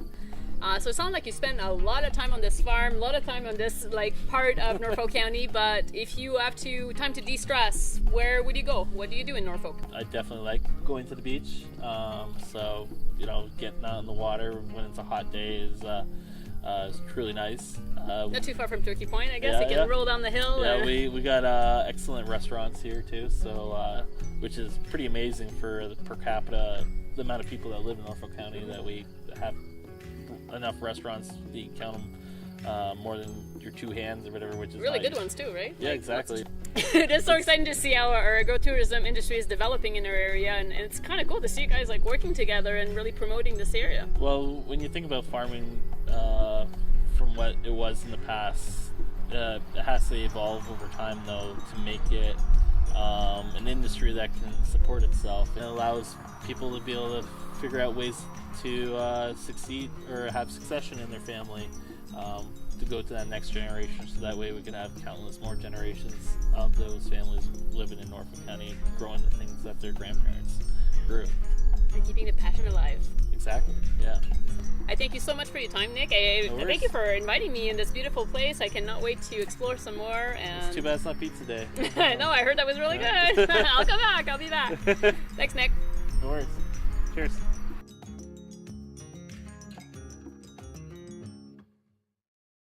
Soon after, members of council and I took our seats right here in council chambers last November, we began to plan the direction we'd like to see Norfolk County take over the next 4 years and beyond. A direction that builds on our strengths and sets a strong foundation in place for future generations. We looked outward to the people of Norfolk for input.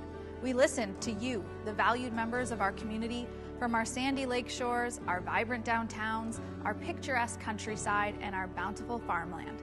We engaged leaders from local businesses and community agencies. We gathered ideas from our team across the county. Based on what we've heard, we created Our Future Norfolk, a set of priorities that focuses on 5 key areas: empowering Norfolk, building Norfolk, connecting Norfolk, serving Norfolk, and sustaining Norfolk. These priorities, along with the initiatives and activities that drive them, will guide council and staff as we work together to serve you and all of the members of our community over the next 4 years. On behalf of Norfolk County Council and staff, we invite you to check out our website at norfolkcounty.ca/Our Future Norfolk and return frequently to learn more about our path to a vibrant and strong future for all of us, now and in the years to come.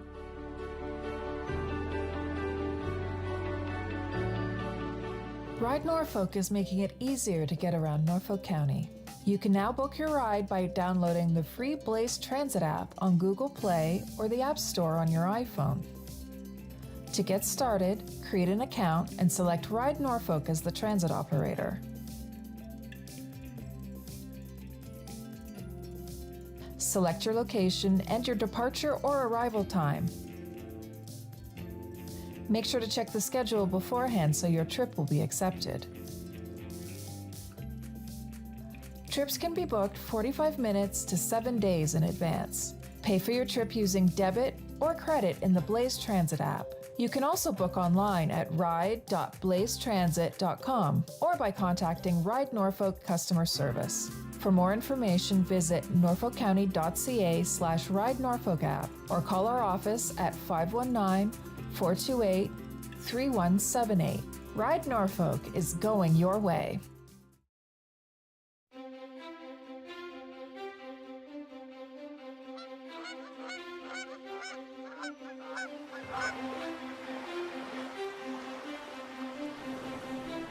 What if there was a place just outside the hustle and bustle, where the beauty of nature was right at your doorstep, inviting you to join in the fun? Good job, guys. Got it. What if there was a place where the landscapes were as diverse as the bounty they produced?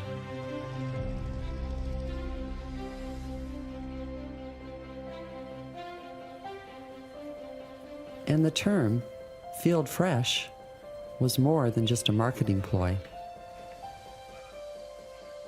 It was a way of life.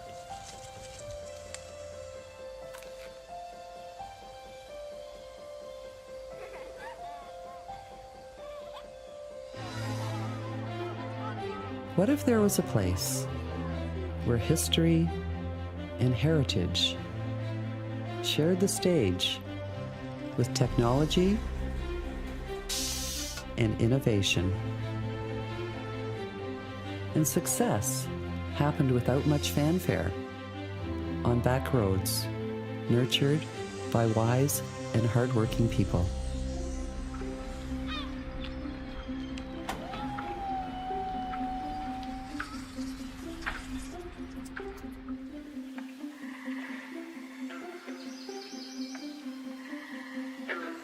What if there was a place as lush as an ancient garden that was, for centuries, a place to explore, live, and play? A place of promises and hope. A landscape filled with possibility. And what if this wasn't just a place to escape to, but a place you could settle into? What would you call such a place? Well, we call it Norfolk County.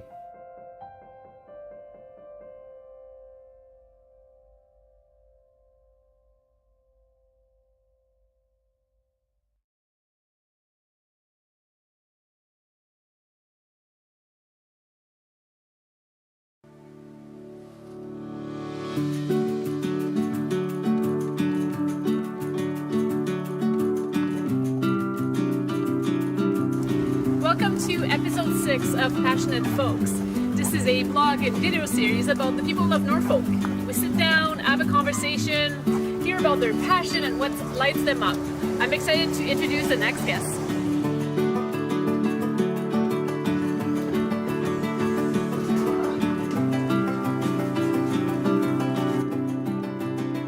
Welcome to Passionate Folks. My name is Emily. I love to connect with people, having some conversation and learning about people's passion. Today I'm sitting here with Sue. Hey Sue. Yeah, you bet. I'm so glad that you took the time to come out and have a conversation with me. Well, thanks for asking me. Yeah, so for people that don't know you, can you start with introducing yourself, where you live, where you're from, and a little bit more about you? Okay, sure. My name is Sue Downs. I live in Simcoe, born and raised here. And I work for the Simcoe Reformer newspaper and started there way back in 1988. So, and love my job, love Norfolk County, and was really pleased that Emily asked me to be part of this. I think. So far, so good. So far, so good. Yeah, so far, so good. Great. So, as always, Sue, I ask a guest to pick a location so we can explore it and discover a hidden gem in Norfolk County. And this one is a little bit different. So, tell me where we are and why you brought me here. So, we're at Norfolk County Fair. We're at the bottom of the Junior Farmers Building and here. So, why do you pick the fair? What's so special about the fair to you? I think for myself, Norfolk County Fair is like one of the largest events that happen in Norfolk County every year. It's always been near and dear to my heart. Like I think so many childhood memories. It's all about tradition. For us growing up, at my age, I've only missed one fair in all of my years, and that was when I was in Timmins.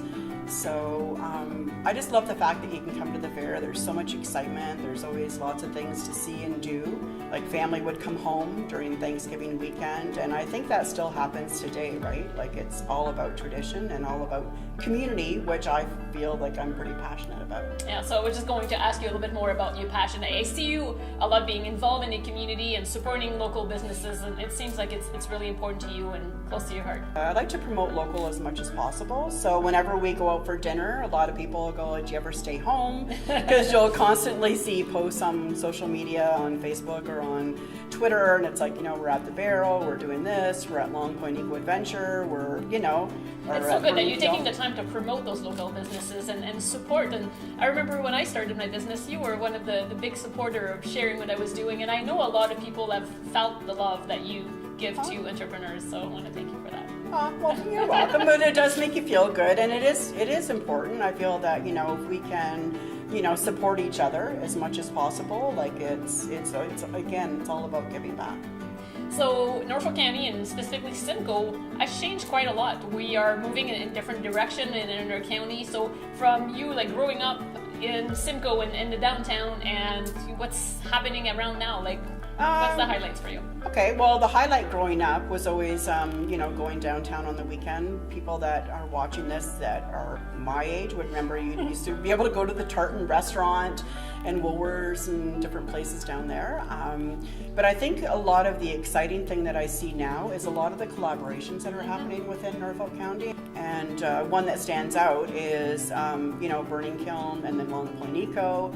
And then along came, my buddy Dusty and the guys from Hometown Brew. And then now Joy Cafe out there. So it's really cool to see a lot of the business people working with each other and stuff like that too. So that sort of stuff. You don't have to go too far. You show up there and everything that you love is right there. It's like a lot of renewed, it just seems like a lot of positive things are happening within our community, and it's really good to see.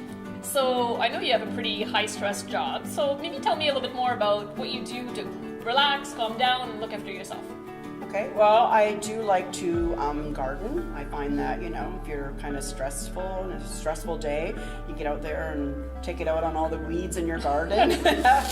I also like to, walk along the trail from Davis Street and then head out along the 14th or whatever. And you can, it's heading right towards Waterford, so you can actually walk from there right into Waterford. I've got a dog that keeps me pretty busy, and then a group of really good friends that we are going out with each other all the time and stuff like that. I know you have a lot of favorite spots in Norfolk, so we already named a few, but if you have a day off and you want to explore Norfolk County, is there one specific place that you actually love to visit that you feel just at home? I would say for myself, it depends on the day. So if it's just something that I want to go and do a walk or whatever, it would be my trail on the 14th, because it is kind of private. There's not, you do run into a lot of the same people and stuff like that. I also like going down to Dover, and I'll sit at the cafe and kind of look around there. You can watch a little bit? Yeah, that sort of stuff, and then even take off and go to the pier. Actually, my mom has a bench there for my grandfather, who was a fisherman down in Port Dover as well too. So it's kind of nice. Memorial benches. Yeah. Cool. It sounds like pretty much everything you need is right here.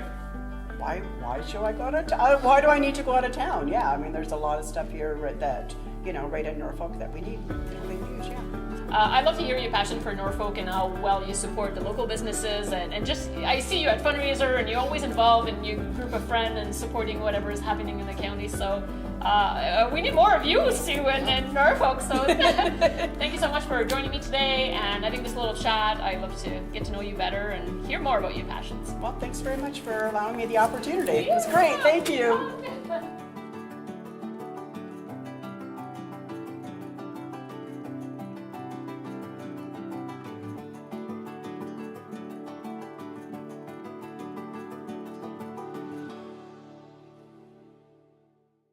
Soon after, members of council and I took our seats right here in council chambers last November, we began to plan the direction we'd like to see Norfolk County take over the next 4 years and beyond.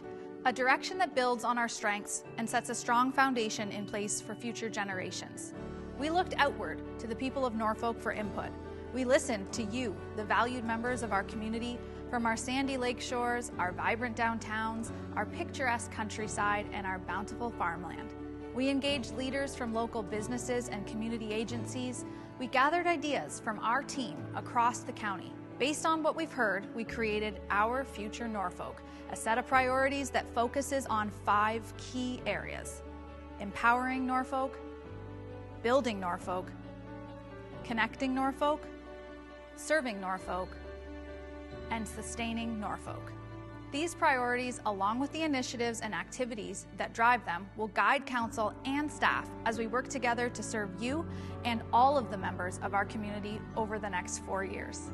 On behalf of Norfolk County Council and staff, we invite you to check out our website at norfolkcounty.ca/OurFutureNorfolk and return frequently to learn more about our path to a vibrant and strong future for all of us, now and in the years to come.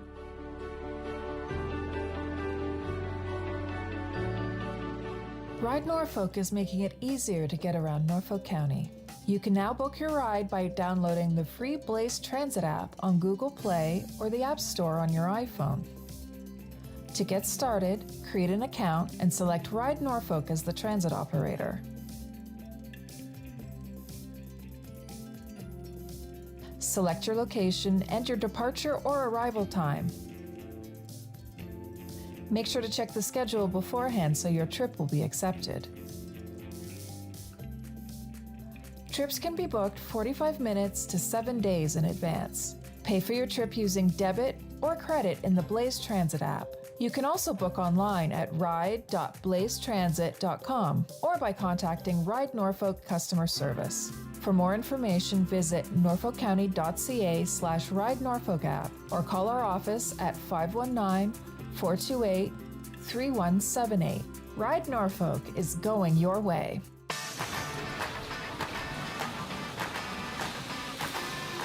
I am Tom Pursley. I work at Titan Trailers. I manage the shop and design, build, program robot cells on the floor to hand off to operators to build trailer components and assemblies. I knew I always wanted to work with my hands growing up as a kid. I never wanted to be stuck behind an office doing paperwork for the rest of my life, and it really interests me to build something and see the final result when you're done. My name's Angela Simon and I work for Annex Business Media. We are a trade magazine publisher.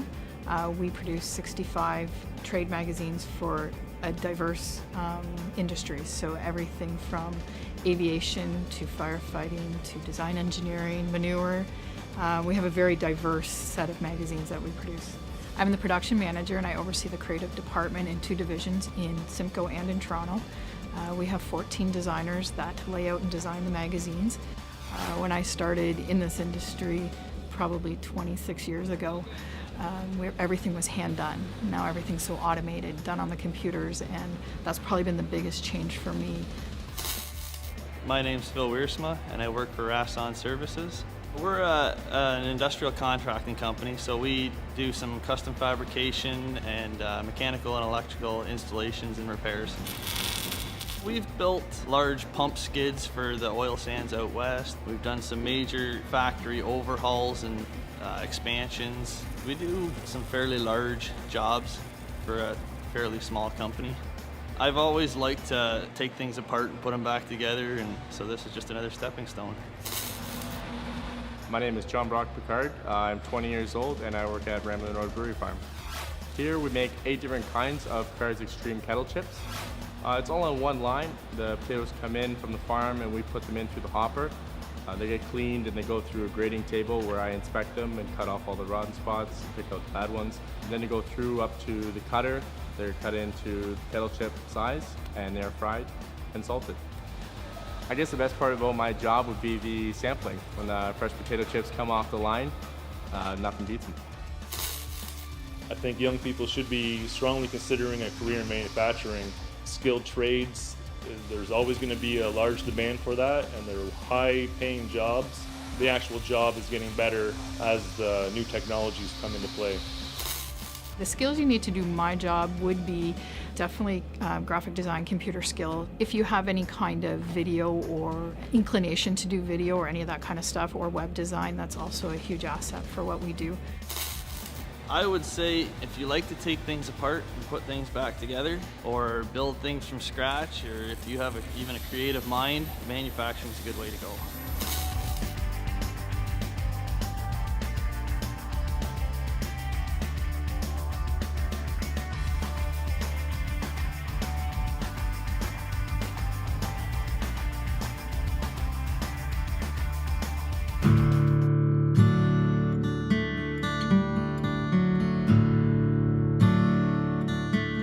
Welcome to Passionate Folks, a vlog and video series about the people of Norfolk.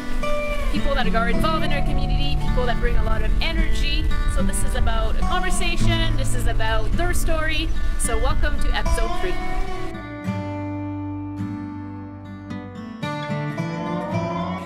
Welcome to Passionate Folks. I'm Emily. I love to dig in people's lives, ask questions, and learn about people's passion. Today I'm here with Adam. Hi, Adam. Hi, how are you doing, Emily? Great. I'm happy that you're here, taking the time to sit down with me today. So I've known you for a little bit, small community, but people that don't know you. Tell me a little bit more about yourself. So my name's Adam Van Passen. I grew up here in Norfolk County. I was born onto a farm and I got to work on that farm growing up, which was a great learning experience. From a young age, I got to understand what hard work was and what it was to be close to nature. So that was very cool for me. Growing up like that, my dad also was a counselor for Haldeman, Norfolk, and he had a big part in shaping what is today Norfolk County. So I got to see that, and watching him and experiencing him work through that really sparked an interest in me for the county and what it could become. Great. So not like the typical kids. We hear most high schoolers like just ready to get out of their hometowns and go explore the city and something else, and it doesn't sound like that's your story. Not at all. I heard a lot of kids saying that they wanted to move on to bigger, better things, and I just really didn't have that feeling. I always thought the biggest, best things were here in Norfolk to start. So I asked you to pick a location today, and you bring me to a place that I don't know very well in Norfolk. Yeah. So tell me about where we are and why you picked it. This is a very cool spot. I know a lot of people drive by it, maybe on their way to Long Point or into Port Rowan, but this is Boose Harbor. So I grew up on Boose Harbor. My best friend, his family owned this place. So I grew up here hanging out, relaxing, boating, going out fishing, going out hunting. I worked here for a while. I did some volunteer work for the Shriners Club here, doing some chicken barbecues. So I really got to experience Norfolk and how community comes together. There's a lot of people that take up their summer residence here in trailers, and it's very cool to see all these people that are coming from other places in Ontario to enjoy what Norfolk has to offer. So it's just very cool to see that and experience it. One very cool fact about this place is that Boose Harbor has the largest amount of indoor boat storage on boathouses for all of the world. The world? Yes. Wow, that is crazy. This little place. Yes, absolutely. Very cool. Something to be proud of. I would absolutely say so. So we've been talking about nature. I know we spend lots of time outside. You bring me to a boating place where you like to fish and spend time. So tell me about your passion. Obviously there's a connection somewhere there. Yes, absolutely. Especially recently with everything that I've been seeing happen in the world, I'm very passionate about the earth. So I want the earth to be a good place. I want Norfolk County to be a good place. Everything that I love about Norfolk has to do with outside, has to do with nature, has to do with clean water, clean air, fresh trees, everything. So I just really think it's important to take care of everything that we have here in Norfolk County, and it's not an easy thing to do. So no. We all have to start and do our part. That's the thing, right? Absolutely, and I'm doing my best, but it does get very difficult. It's easy to make the change, it's just hard to start. So we were talking earlier about, doing things around Norfolk and visiting places. I know you're a busy guy, like you work, you're a volunteer firefighter. So what do you do to de-stress and relax? I would say my number one most favorite thing to do to de-stress would be to just get out on Lake Erie. Whether that's ice fishing, boating, swimming, relaxing. It's just such an amazing place. As soon as you get out on Lake Erie and you get away from shore a little bit, you just come out to this different zone. Other than this place, like where else do you like to visit in Norfolk County? Where else? What's one of your other favorites? So I would say that my favorite spots in Norfolk County would have to be broken into two categories. One is nature, being Lake Erie, boating, all of that kind of fun outdoor stuff. And I also like Norfolk's bounty. Before, maybe you had to go out to a place far away to enjoy all of this beer, wine, food, amazing service, but now we can just go out the back door, and before I can drive for 10 minutes, I found something that I can go to locally that's amazing. Couple winery on the way here. Yeah, it has passionate folks in it doing things. Like, it's just great. All around here, there's so many amazing things you can do, and it's just growing, so I love seeing that. I thank you so much for your time. I love your connection with nature and what you want to do as far as your passion with the environment. I'm in line. We need to come together for this to happen, so hopefully we can inspire a few people with this little conversation here. So Absolutely. Thanks, Adam. Cool. Thank you very much. We'll see you soon. Yeah.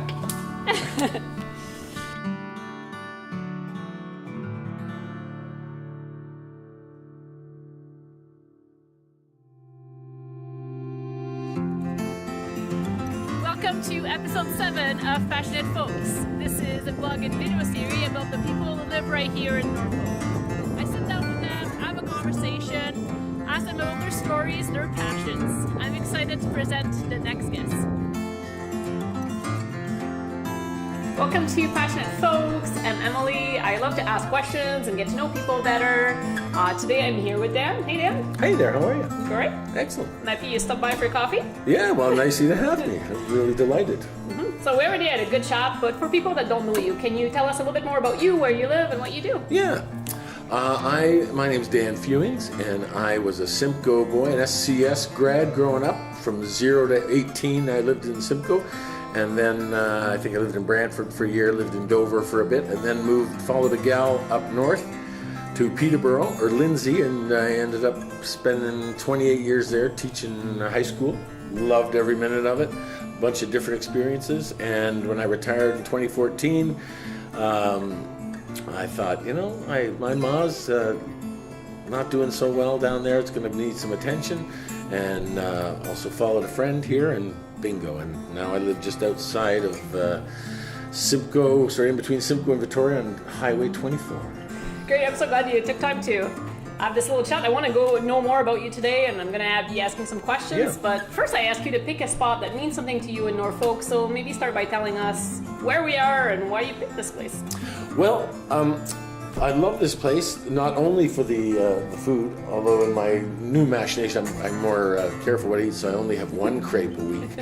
But I love this place because Jim and Penny, the owners, are good friends. They've hired me to play here. They give the artists freedom to be a little zany here. They're good to their staff. They run a good ship. And I love the outside in the summer. It's rocking. They do a great job getting lots of music in. I think they have music all July, August, and September, like a whack of things. And I also, a few neat experiences sort of got born out here. I have a character, I do the song chef, and they were like the first ones to say, oh, you've got to come in and do it. So. I love what you're talking about. Like, you're involved in so many things into your retirement that you seem to really enjoy the art. Is that the main thing you're passionate about, or? Well, I like joy spreading, and the most rewarding thing I think I do is my gal Rosie and I, after we had a trip to Newfoundland, and after I did a tour of Newfoundland, we picked up on the kitchen party notion, and so we have a little duet called the Kitchen Party Orchestra, and we go to the seniors' homes and the respite center in Hagersville and Simcoe, and we give them the folks their instruments to play with us, so they're part of it. They're getting some exercise, and that is joy spreading 101. So spent a lot of time away from Norfolk, decided to come back to Norfolk in your retirement. So tell me, if you don't have a gig, if you're not involved in something, what do you do to hang out, to relax? Where do you like to go? Well, I love the geography, so I always like going down to one of the many shores while there still exist. Yes, Port Mercy's a little small this year. Yeah, oh my gosh, yeah. I love, and are you a beach guy, or? Not in the summer, I'm not, but I am, sort of going to the water for answers kind of a guy. Okay. You know what I mean? Yep. The Leonard Cohen dimension. And so Long Point was always like hugely special as a kid, you know? I spend a lot of time at the Simple Little Theater. That's a great organization. They're doing fun and they're welcoming, and so I'm going to play coming up that I'm doing. And You don't seem to have too much downtime. Like, you seem to keep pretty busy. keeps me out of the housework, that's for sure. Out of the horse. He's all busy making some ass right now, you know, sewing, you know. Yeah.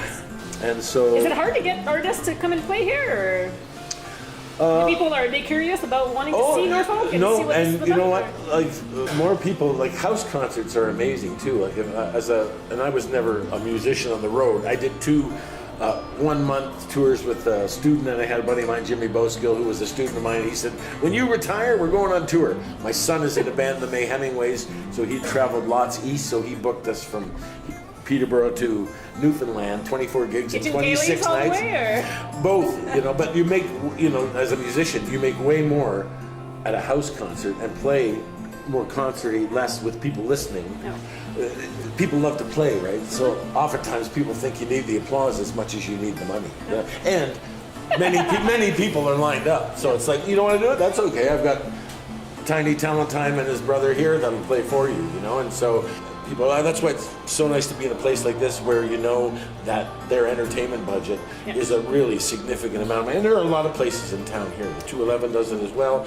Even the Norfolk has a whack of music. And it's getting bigger around here with all the, you know, with the craft beer industry, the wine industry. All those places are looking for some entertainment to get their clients in. So I think it's, you know, it's going to be significant. It's just a tricky game.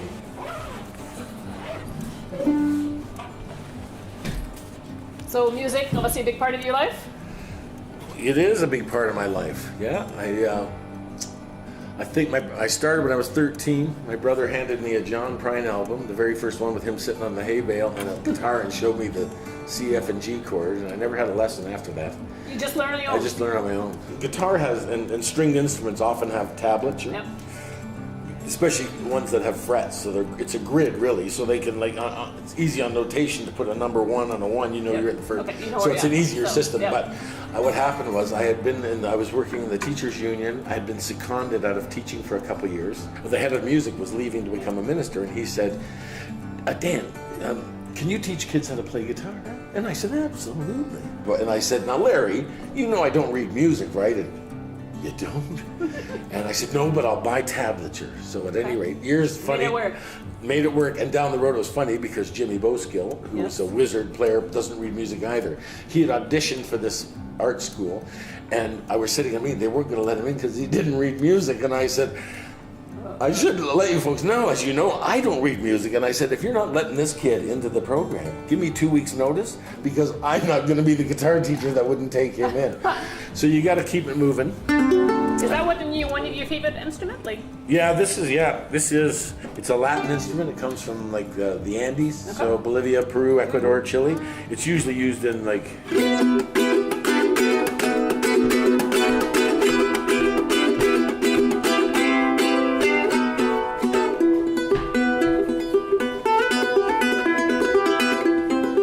But then I found, being sort of a folky dokey player too, it's like a good bluegrass instrument too, and it's like in the day and age of cutbacks, when the bluegrass bands start firing the banjo player and the mandolin player, you get both with one. Show up with this one, you're good. You're good at drumming gig. That's right. Perfect. And this is a charango, and it is higher up. So I started with one of these.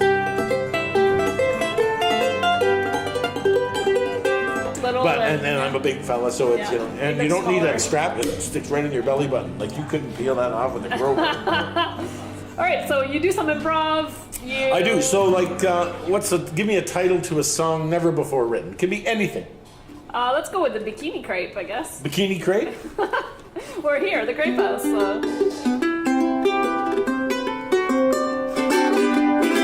Well, it's more appropriate on a day like today to not sing about martini. So let's think while we're in the land of sand about a crepe martini. No pina colada beside you now. No way, it's done somehow. Here come the customer now. He's probably gonna order the crepe bikini. Now the thing about the bikini crepe, it's teeny weeny, it's how they make it. I'm not sure if it's a Speedo sauce, but it's nice all the same. It's teeny weeny, but it's my favorite, that old crepe bikini. Yes, sirree, I think he's making me one now. And it might be true that you can't wait for your bikini crepe, but that's okay, got time on my hand. Right on. All right, cheers, Sam. Cheers. Thanks for joining me. Have a coffee. That was Absolutely. awesome. Right on. Love it. Good. Thank you very much. Great. You're welcome. See you later. Thanks, Drew. Great, guys. No, it's not possible. No, I cannot tell you what to say. Soon after, members of council and I took our seats right here in council chambers last November. We began to plan the direction we'd like to see Norfolk County take over the next 4 years and beyond. A direction that builds on our strengths and sets a strong foundation in place for future generations. We looked outward to the people of Norfolk for input. We listened to you, the valued members of our community, from our sandy lake shores, our vibrant downtowns, our picturesque countryside, and our bountiful farmland. We engaged leaders from local businesses and community agencies. We gathered ideas from our team across the county. Based on what we've heard, we created Our Future Norfolk, a set of priorities that focuses on 5 key areas: empowering Norfolk, building Norfolk, connecting Norfolk, serving Norfolk, and sustaining Norfolk. These priorities, along with the initiatives and activities that drive them, will guide council and staff as we work together to serve you and all of the members of our community over the next 4 years. On behalf of Norfolk County Council and staff, we invite you to check out our website at norfolkcounty.ca/Our Future Norfolk and return frequently to learn more about our path to a vibrant and strong future for all of us, now and in the years to come.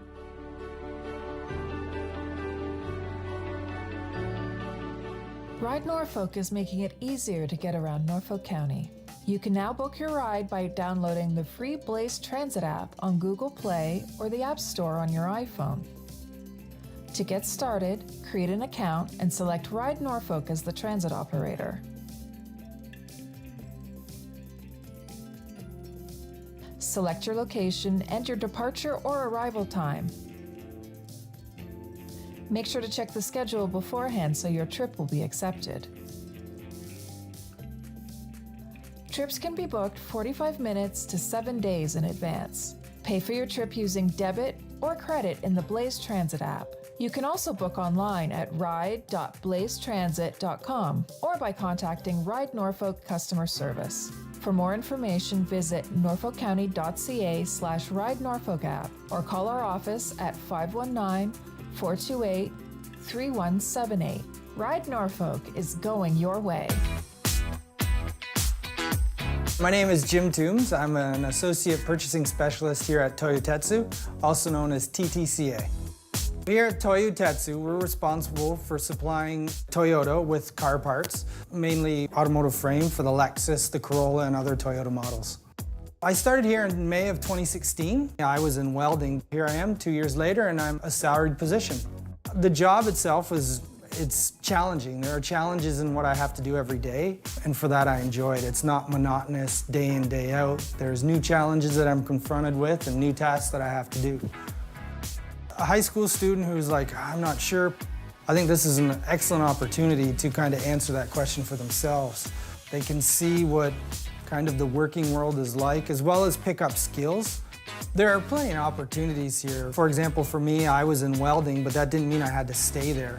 There's opportunities in stamping, where you'd learn different skills entirely.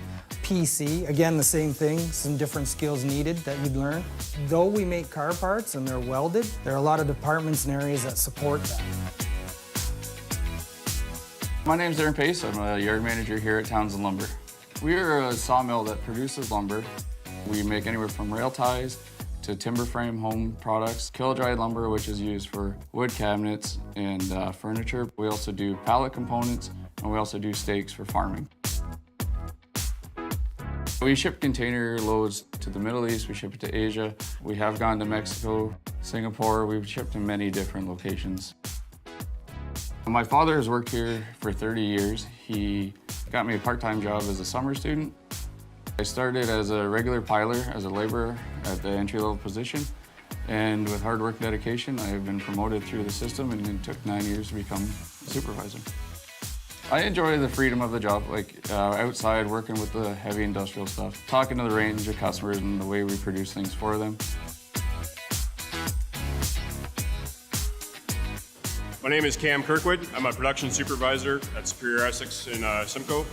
We make magnet wire and cable for the transformer industries. Our magnet wire products are found all around you that most people don't even notice, in winding motors, in alternators in your vehicles, transformers on the side of the road or on top of poles. I've been here at the company for 15 years. I started on the floor as a machine operator for 7 years, and then I did a stint in engineering for about a year, and then I moved on to production supervisor for the last 7. One of the best parts about working here is it is a build-to-order shop, so although we do make similar products every day, it's very unique. We don't always see the same orders. There's always new challenges. One of the best parts about being in manufacturing for me is the shift work. So it provides an opportunity for you to adjust to do your own life on your days off, or you can pursue other interests. A lot of people have second businesses or hobbies that they really enjoy.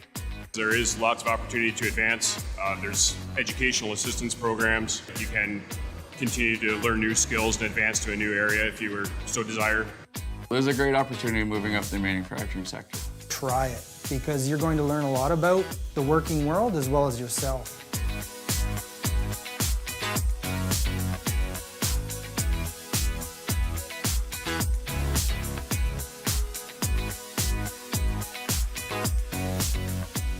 Welcome to Passionate Folks, a blog and video series where I'll be highlighting people from Norfolk County who have a passion, who are involved in our community, who are the movers and shakers. So I'm excited to introduce every month somebody new from Norfolk that will bring you their story, their passion, and share it all with us. Come on in. All right, welcome to the first episode of Passionate Folks. I'm Emily, and I love to dig in people's life and getting to know more about them. I'm here with Jess today. Thanks, Jess, for showing up. Thank you for having me. This is so exciting. So just for the people that don't know you, introduce yourself. Tell me a little bit more about you and the person that you are. Sure. Well, my name's Jess, and I grew up in Waterford, more specifically Boston, more specifically Bill's Corners. I'm a passionate Norfolk advocate. I love this area. I love theater. I love music. I love anything arts related. Also a passionate advocate for entrepreneurs in the area. So I invited you to pick a location in Norfolk that meant something to you. So tell us where we are and why you picked this place. All right, we are here in Simcoe Little Theater. It's on the corner of Talbot and Yonge in downtown Simcoe. And this place, Simcoe Little Theater, is a very special place to me. I've spent most of my life in these walls, on that stage, behind the stage, in these seats, like everywhere in this space. It's something that theater is something that's like has always been a big part of my life since I was about 8 years old. You mentioned to me that you also in high school, you were really involved into the drama program and all that, so. I had walked the halls of my high school and I had seen so many pictures on the wall of different shows they had done throughout the years, but nobody was doing shows anymore. And I was like really bummed about that. So in grade 10, me and my girlfriends, we roped all our moms in. We're like, if we start doing high school shows, like, will you guys help? Will you make costumes? Will you whatever? And they all jumped in. Involved. Yeah. I love that, right? Like, that's a small community, like, that's everybody it. coming in together. And like, that's what it requires, right? Like, a show is like a mini village coming together, like making all the pieces happen.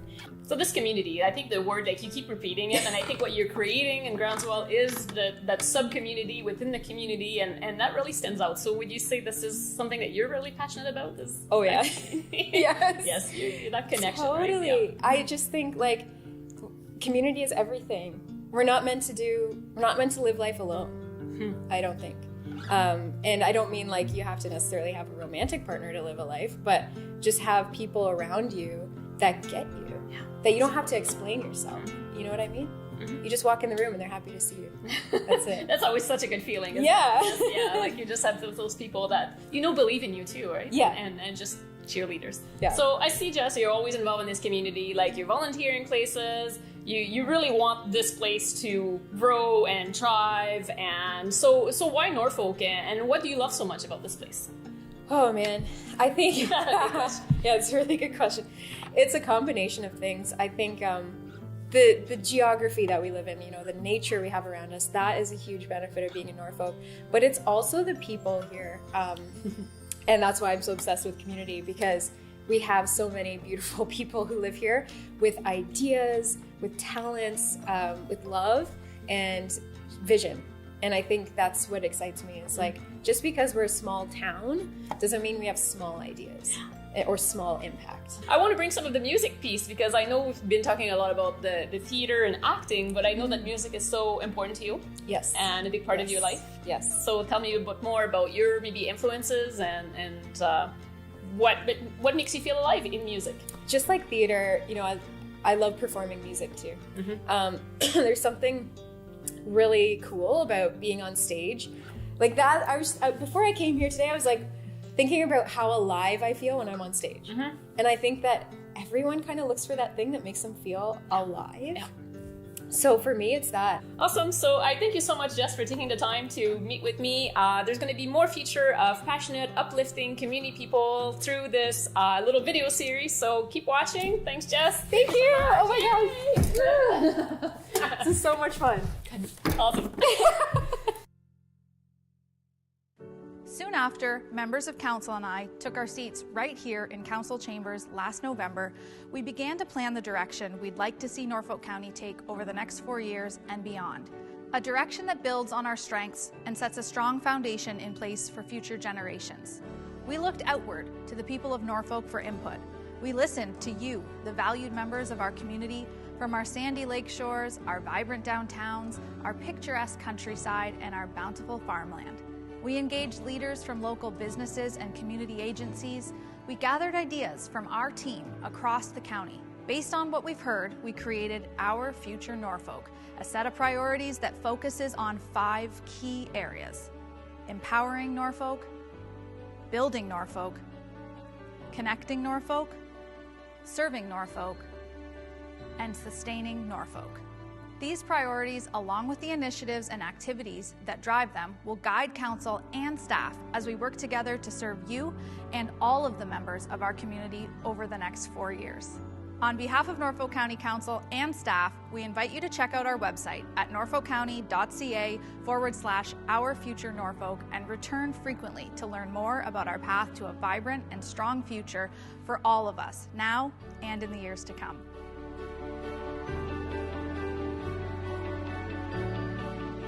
Ride Norfolk is making it easier to get around Norfolk County. You can now book your ride by downloading the free Blaze Transit app on Google Play or the App Store on your iPhone. To get started, create an account and select Ride Norfolk as the transit operator. Select your location and your departure or arrival time. Make sure to check the schedule beforehand so your trip will be accepted. Trips can be booked 45 minutes to 7 days in advance. Pay for your trip using debit or credit in the Blaze Transit app. You can also book online at ride.blazetransit.com or by contacting Ride Norfolk customer service. For more information, visit norfolkcounty.ca/Ride Norfolk app or call our office at 519-428-3178. Ride Norfolk is going your way. Welcome to Passionate Folks, a blog and video series about the people that live in Norfolk, people that are passionate, people that are involved in their community, people that bring a lot of positivity. This is about story and conversation. Join us for the second guest. Welcome to episode 2 of Passionate Folks. I'm Emily. I love to ask questions, learn about people, get some connections. I'm here with Carrie today. Thank you for having me. I've been chatting with you and I got to know you a little bit more, but for folks that don't know you, maybe introduce yourself. My name is Carrie Bokenholt. I live here in Waterford. I've lived here for over 15 years. I'm married. I got 2 kids, and I just love the community. Mm-hmm. From our conversation today, there's a lot of the community word showed up quite a few times. So I'm a believer of, when I moved into Waterford, I thought, wow, it's, you know what, if we get involved, then you learn so much more and you meet so many different people. I mean, people that I know if I wouldn't have met otherwise. Yes. So I asked you to pick a location, Carrie, and so tell us where we are and why you picked it. I picked the Waterford Heritage Agriculture Museum, WHAM, because in a couple summers we will be building our skateboard park here. Mm-hmm. So it's kind of a let's do it all fun. Not that I wore the shirt or anything, but yes, this will be our future location on the other side. Talking about passion and passionate people, what do you think your passion is? My passion is youth. I love kids. You know what? There's no such thing as a bad kid. Kids make bad decisions. And as the old saying, it takes a village to raise a child. And I truly believe that, you know what? We give kids, that opportunity and show them that we support them and that, that we're there for them and they'll make the right decisions. Mm-hmm. I made a stop at her business. She has a business downtown Waterford, and I was seeing that your family works there, your friends, your best friend is... My best friend is with me. Both best friends, yes. So this tight-knit community feel is really important to you. When I was given my dream and somebody said to me, here, I'll help you, create your dream. And I thought, okay, karma. So this is somebody saying to me, it's my opportunity to use this to give back. If I have a restaurant, nobody should be hungry. I want kids to feel like they can come in and say, I need something or I need a drink or, whatever. I've been doing this for 30 years and the kids that I trained 30 years ago still come back to find me. And they come back and they tell me what they've been doing. And I guess the biggest thing is people don't realize sometimes the simplest thing can change a kid's life. It is a ripple effect, don't you think? It is, you know what? And I mean, so I get to see their, I feel old when I start seeing them coming with their kids. And I start seeing, that they've gone through and they're going to university or they're doing this or they've done this or done that. And that makes me feel like, I had a piece of that. Just by being involved in their life, maybe I made a little bit of a difference. So you're an entrepreneur, you're super involved in the community, you're a mom, you have a lot on the go. So if I ask you, what do you do to de-stress and let go? I like to go to the gym. I like to, boot camp, yoga. I try to take, a few hours a week for me. Yes. And it's just about me. And I honestly think anybody who's really busy, I think needs to learn. It took me 48 years to figure it out. But never too late. Never too late. As I said, I can go to the gym and I can be having the world's hardest day, and I always say I leave it on the mat. Love. So when I walk out of there, I feel like a completely, totally different person. Leave it on the mat. So other than that, when you're in Norfolk, what else do you love to do? What's your favorite spot or place that you like to visit or something you love to do? Love to go on the trails. I love going fishing on the ponds. Waterford, we have so many little places to go and see and do and what's stuff. happening in this community? You know what, there is. And I mean, the thing is we don't really, I laugh because there's so many of us who don't see what's here. They're right here. Whistling Gardens, Bonnie Heath. We have all the wineries and stuff. The museum. There's so many places to go. You can have a staycation without leaving Norfolk. Yes. So thank you so much, Carrie, for joining me today and being part of this blog and video series. I invite you to check it on. Every month there will be somebody new, a new story, a new connection. Thank you so much. Thank you.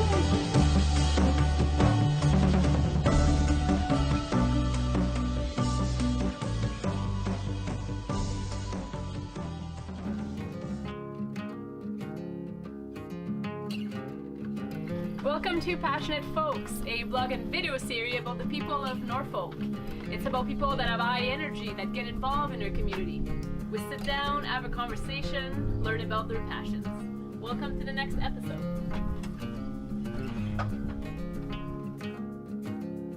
I'm Emily. Welcome to Passionate Folks. I love to ask questions and discover people's passion and having great conversations. So today I'm here with Nick. Hi, Nick. Hi. Might be you here, might be you invited me to a great place. I got to know you a little bit more today, but I'd love you to tell us a little bit more about you. Sure. So I'm Nick Pranks. I was raised in Langton, and I live in St. Williams now. So Norfolk County boy. Yeah, Norfolk County boy. Yeah. If you're going to put a location on it, and if you're asking someone where you're from, this area, you always say Norfolk County. No. Unless you're from Port Dover. Did you say Port Dover? And then you say Port Dover for some reason. I invited you to pick a place. So tell us where we are and why you decided to invite me here. So we're at where I work, Blue Bear Hill Estates, which my family owns as well too. This is where I spend probably my entire day every day of the year. So we're located on the patio here, and we basically are overlooking the patch. And you probably cannot see from the camera because it's on the other side of the camera, but the lake is just on the other side.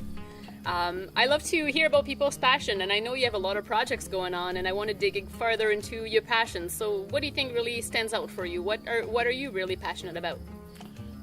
So day in, day out, I'm typically making wine or working the field, so that's something I'm really passionate about. I'm also the president of the Ontario South Coast Wineries and Growers Association, which encompasses Norfolk along with other neighboring counties. And so I'm really passionate about trying to raise awareness of this area for growing grapes and making world-class wines. And so winemaking, like what draws you to it? Why are you making your whole life right now? And why winemaking in Norfolk County? Well, I guess you could say it's one of the best agricultural products you can make. I agree. It's something that you can preserve, and like even after the crop is finished, you still have to work with the crop that you were working out in the field all year round. And when you put it in a glass of wine, you have memories of how that year was when that wine was made. So it sounds like you spend a lot of time on this farm, a lot of time on this like part of Norfolk County, but if you have time to de-stress, where would you go? What do you do in Norfolk? I definitely like going to the beach. So, getting out in the water when it's a hot day is truly nice. Not too far from Turkey Point, I guess. You can roll down the hill. Yeah, we got excellent restaurants here too, so which is pretty amazing for the per capita, the amount of people that live in Norfolk County, that we have enough restaurants that you count them more than your two hands or whatever, which is really nice. Good ones too, right? Yeah, exactly. It's so exciting to see how our agro-tourism industry is developing in our area, and it's kind of cool to see you guys like working together and really promoting this area. Well, when you think about farming from what it was in the past, it has to evolve over time though to make it an industry that can support itself. It allows people to be able to figure out ways to succeed or have succession in their family, to go to that next generation, so that way we can have countless more generations of those families living in Norfolk County, growing the things that their grandparents grew. And keeping the passion alive. Exactly, yeah. I thank you so much for your time, Nick. I thank you for inviting me in this beautiful place. I cannot wait to explore some more. And It's too bad it's not pizza day. No, I heard that was really good. I'll come back. I'll be back. Thanks, Nick. No worries. Cheers.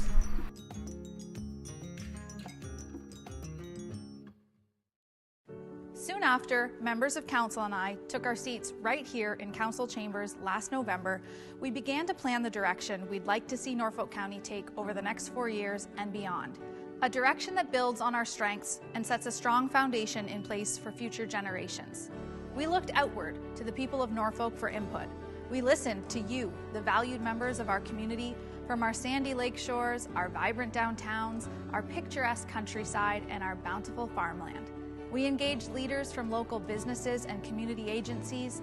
We gathered ideas from our team across the county. Based on what we've heard, we created Our Future Norfolk, a set of priorities that focuses on 5 key areas: empowering Norfolk, building Norfolk, connecting Norfolk, serving Norfolk, and sustaining Norfolk. These priorities, along with the initiatives and activities that drive them, will guide council and staff as we work together to serve you and all of the members of our community over the next 4 years. On behalf of Norfolk County Council and staff, we invite you to check out our website at norfolkcounty.ca/OurFutureNorfolk and return frequently to learn more about our path to a vibrant and strong future for all of us, now and in the years to come.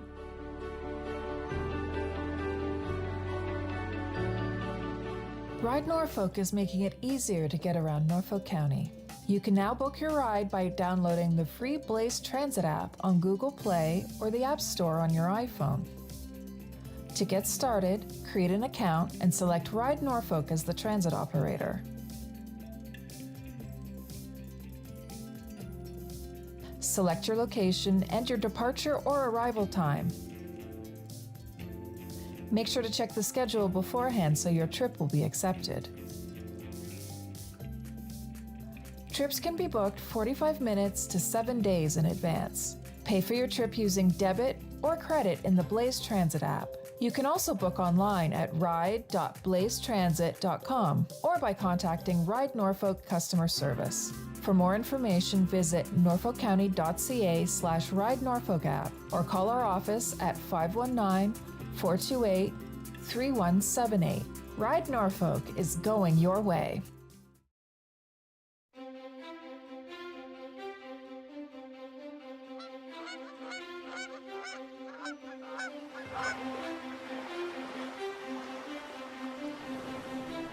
What if there was a place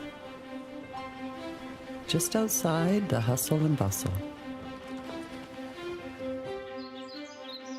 where the beauty of nature was right at your doorstep, inviting you to join in the fun? Good job, guys. Got it. What if there was a place where the landscapes were as diverse as the bounty they produced?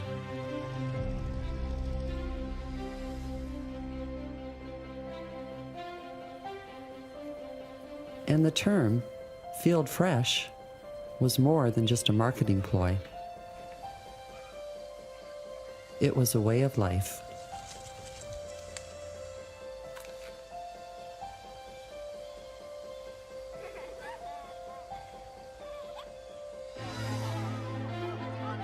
What if there was a place where history and heritage shared the stage with technology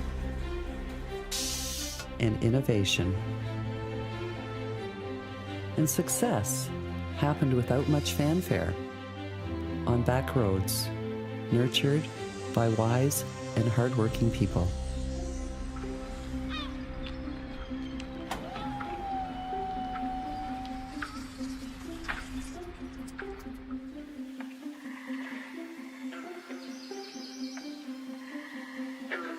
What if there was a place as lush as an ancient garden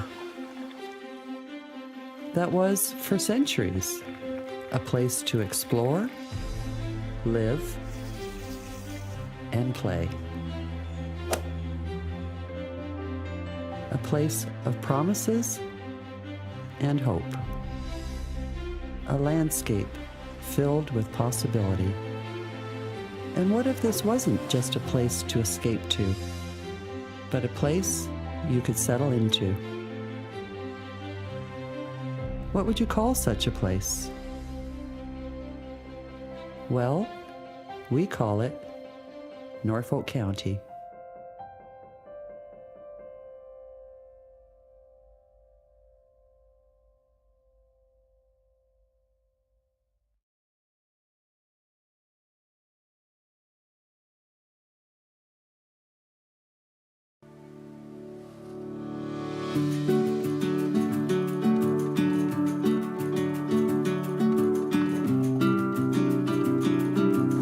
Welcome to episode 6 of Passionate Folks. This is a blog and video series about the people of Norfolk. We sit down, have a conversation, hear about their passion and what lights them up. I'm excited to introduce the next guest.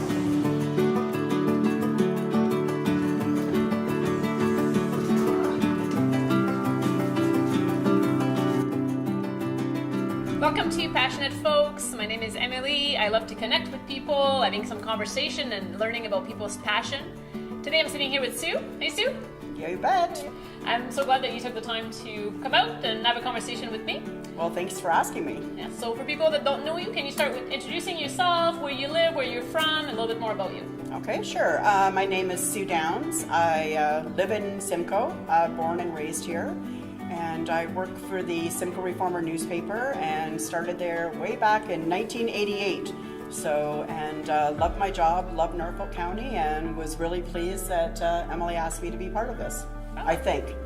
So far, so good. So far, so good. Yeah, so far, so good. Great. So, as always, Sue, I ask a guest to pick a location so we can explore it and discover a hidden gem in Norfolk County. And this one is a little bit different. So, tell me where we are and why you brought me here. So, we're at Norfolk County Fair. We're at the bottom of the Junior Farmers Building here. So, why do you pick the fair? What's so special about the fair to you? I think for myself, Norfolk County Fair is like one of the largest events that happen in Norfolk County every year. It's always been near and dear to my heart. Like I think so many childhood memories. It's all about tradition. For us growing up, at my age, I've only missed one fair in all of my years, and that was when I was in Timmins.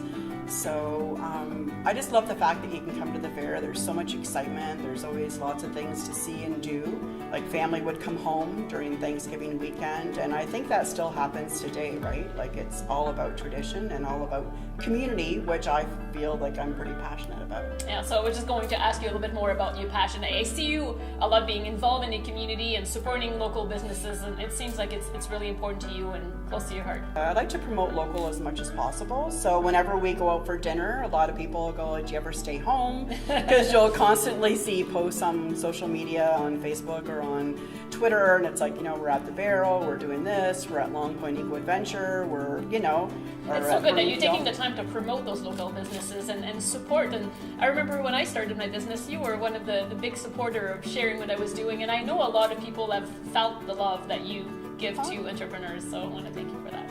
Well, you're welcome, but it does make you feel good, and it is important. I feel that, if we can, support each other as much as possible, like it's again, it's all about giving back. So Norfolk County and specifically Simcoe has changed quite a lot. We are moving in a different direction in our county. So from you like growing up in Simcoe and in the downtown and what's happening around now, like what's the highlights for you? Okay, well, the highlight growing up was always, going downtown on the weekend. People that are watching this that are my age would remember you used to be able to go to the Tartan restaurant and Woolworths and different places down there. But I think a lot of the exciting thing that I see now is a lot of the collaborations that are happening within Norfolk County. And one that stands out is, Burning Kiln and then Long Point Eco. And then along came, my buddy Dusty and the guys from Hometown Brew. And then now Joy Cafe out there. So it's really cool to see a lot of the business people working with each other and stuff like that too. So that sort of stuff. You don't have to go too far. You show up there and everything that you love is right there. It's like a lot of renewed, it just seems like a lot of positive things are happening within our community, and it's really good to see.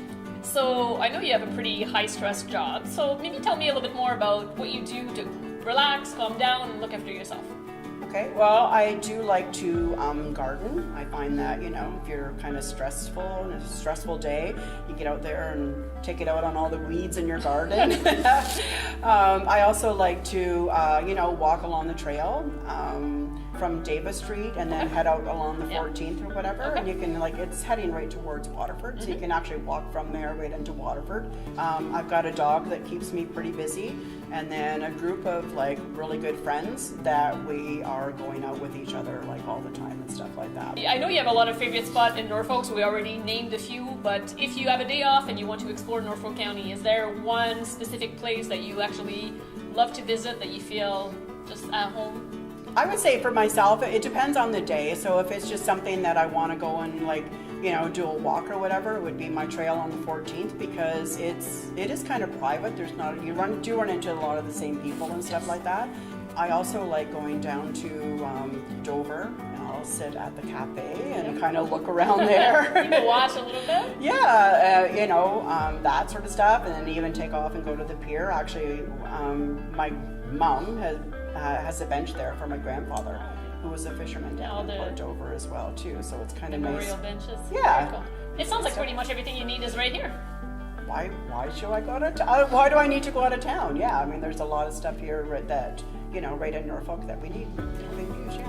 I'd love to hear your passion for Norfolk and how well you support the local businesses and just, I see you at fundraiser and you're always involved in your group of friends and supporting whatever is happening in the county. So we need more of you, Sue, and Norfolk. So thank you so much for joining me today and having this little chat. I'd love to get to know you better and hear more about your passions. Well, thanks very much for allowing me the opportunity. It was great. Thank you.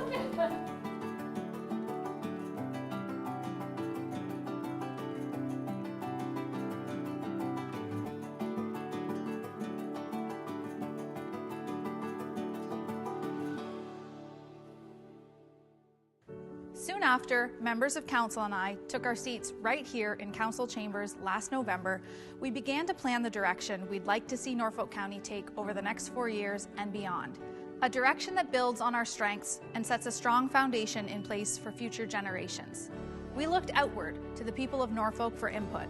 We listened to you, the valued members of our community, from our sandy lake shores, our vibrant downtowns, our picturesque countryside, and our bountiful farmland. We engaged leaders from local businesses and community agencies. We gathered ideas from our team across the county. Based on what we've heard, we created Our Future Norfolk, a set of priorities that focuses on 5 key areas: empowering Norfolk, building Norfolk, connecting Norfolk, serving Norfolk, and sustaining Norfolk. These priorities, along with the initiatives and activities that drive them, will guide council and staff as we work together to serve you and all of the members of our community over the next 4 years. On behalf of Norfolk County Council and staff, we invite you to check out our website at norfolkcounty.ca/OurFutureNorfolk and return frequently to learn more about our path to a vibrant and strong future for all of us, now and in the years to come.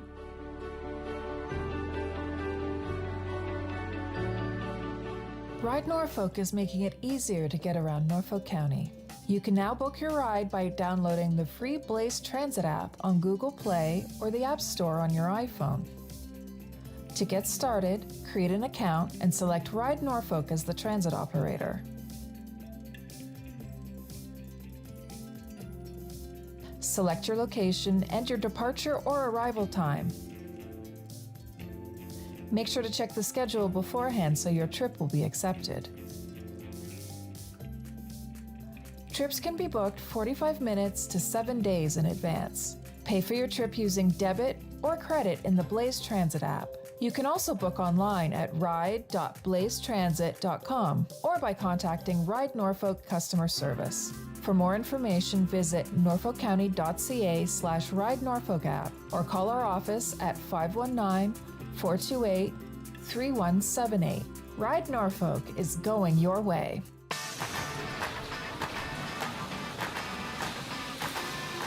I am Tom Pursley. I work at Titan Trailers. I manage the shop and design, build, program robot cells on the floor to hand off to operators to build trailer components and assemblies. I knew I always wanted to work with my hands growing up as a kid. I never wanted to be stuck behind an office doing paperwork for the rest of my life, and it really interests me to build something and see the final result when you're done. My name's Angela Simon and I work for Annex Business Media. We are a trade magazine publisher. We produce 65 trade magazines for a diverse industries, so everything from aviation to firefighting to design engineering, manure. We have a very diverse set of magazines that we produce. I'm the production manager and I oversee the creative department in 2 divisions in Simcoe and in Toronto. We have 14 designers that lay out and design the magazines. When I started in this industry probably 26 years ago, everything was hand done. Now everything's so automated, done on the computers, and that's probably been the biggest change for me. My name's Phil Wiersma and I work for Variance Services. We're an industrial contracting company, so we do some custom fabrication and mechanical and electrical installations and repairs. We've built large pump skids for the oil sands out west. We've done some major factory overhauls and expansions. We do some fairly large jobs for a fairly small company. I've always liked to take things apart and put them back together, and so this is just another stepping stone. My name is John Brock Picard. I'm 20 years old and I work at Ramblin' Road Brewery Farm. Here we make 8 different kinds of Picard's Extreme kettle chips. It's all on one line. The potatoes come in from the farm and we put them in through the hopper. They get cleaned and they go through a grading table where I inspect them and cut off all the rotten spots, pick out the bad ones. And then they go through up to the cutter. They're cut into kettle chip size and they're fried and salted. I guess the best part about my job would be the sampling. When the fresh potato chips come off the line, nothing beats them. I think young people should be strongly considering a career in manufacturing. Skilled trades, there's always going to be a large demand for that, and they're high-paying jobs. The actual job is getting better as the new technologies come into play. The skills you need to do my job would be definitely graphic design, computer skill. If you have any kind of video or inclination to do video or any of that kind of stuff, or web design, that's also a huge asset for what we do. I would say if you like to take things apart and put things back together, or build things from scratch, or if you have even a creative mind, manufacturing is a good way to go.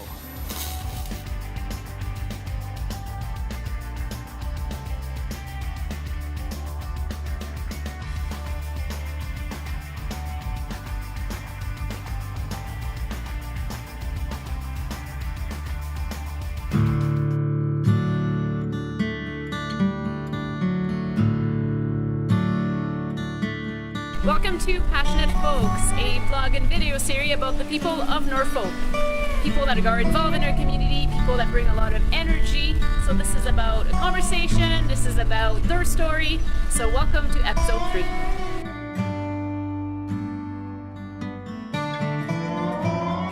Welcome to Passionate Folks. I'm Emily. I love to dig in people's lives, ask questions, and learn about people's passion.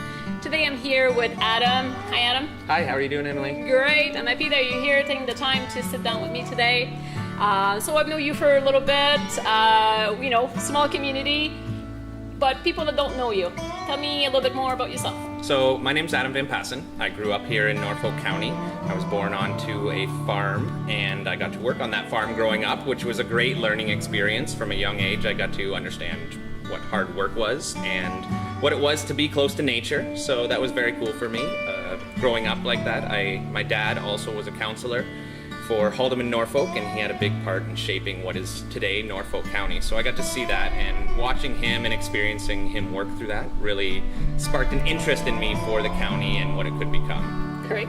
So not like the typical kids. We hear most high schoolers like just ready to get out of their hometowns and go explore the city and something else, and it doesn't sound like that's your story. Not at all. I heard a lot of kids saying that they wanted to move on to bigger, better things, and I just really didn't have that feeling. I always thought the biggest, best things were here in Norfolk to start.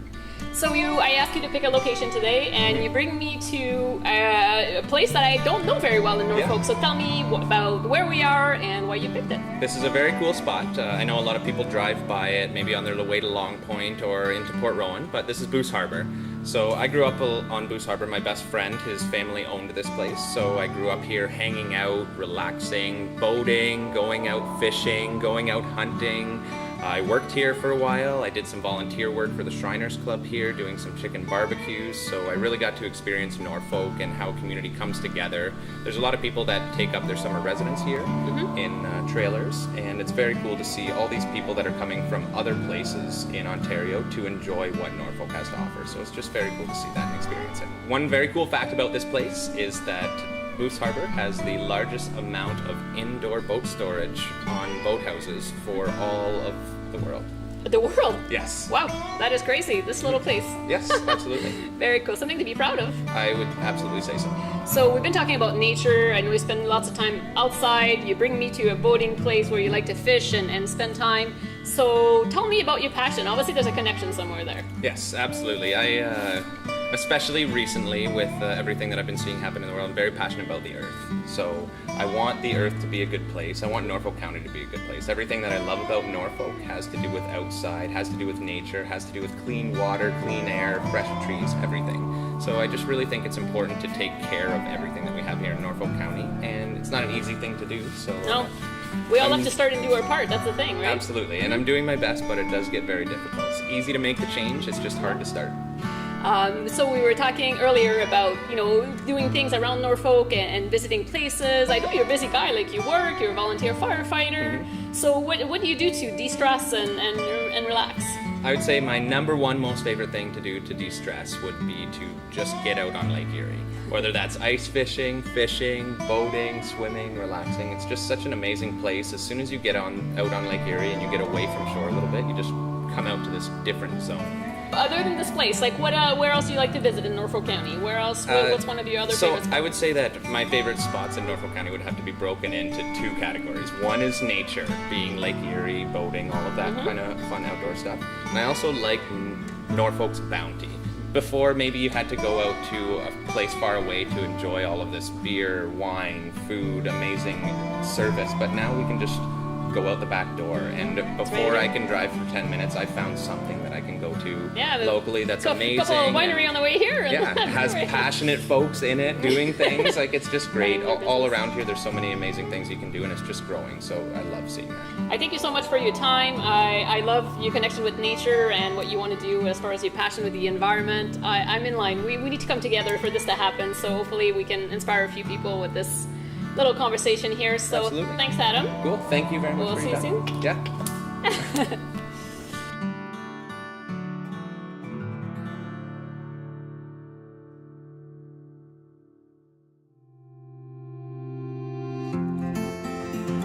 Welcome to episode 7 of Passionate Folks.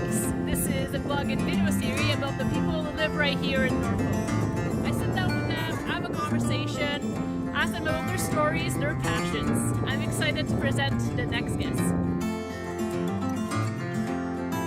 Welcome to Passionate Folks. I'm Emily. I love to ask questions and get to know people better.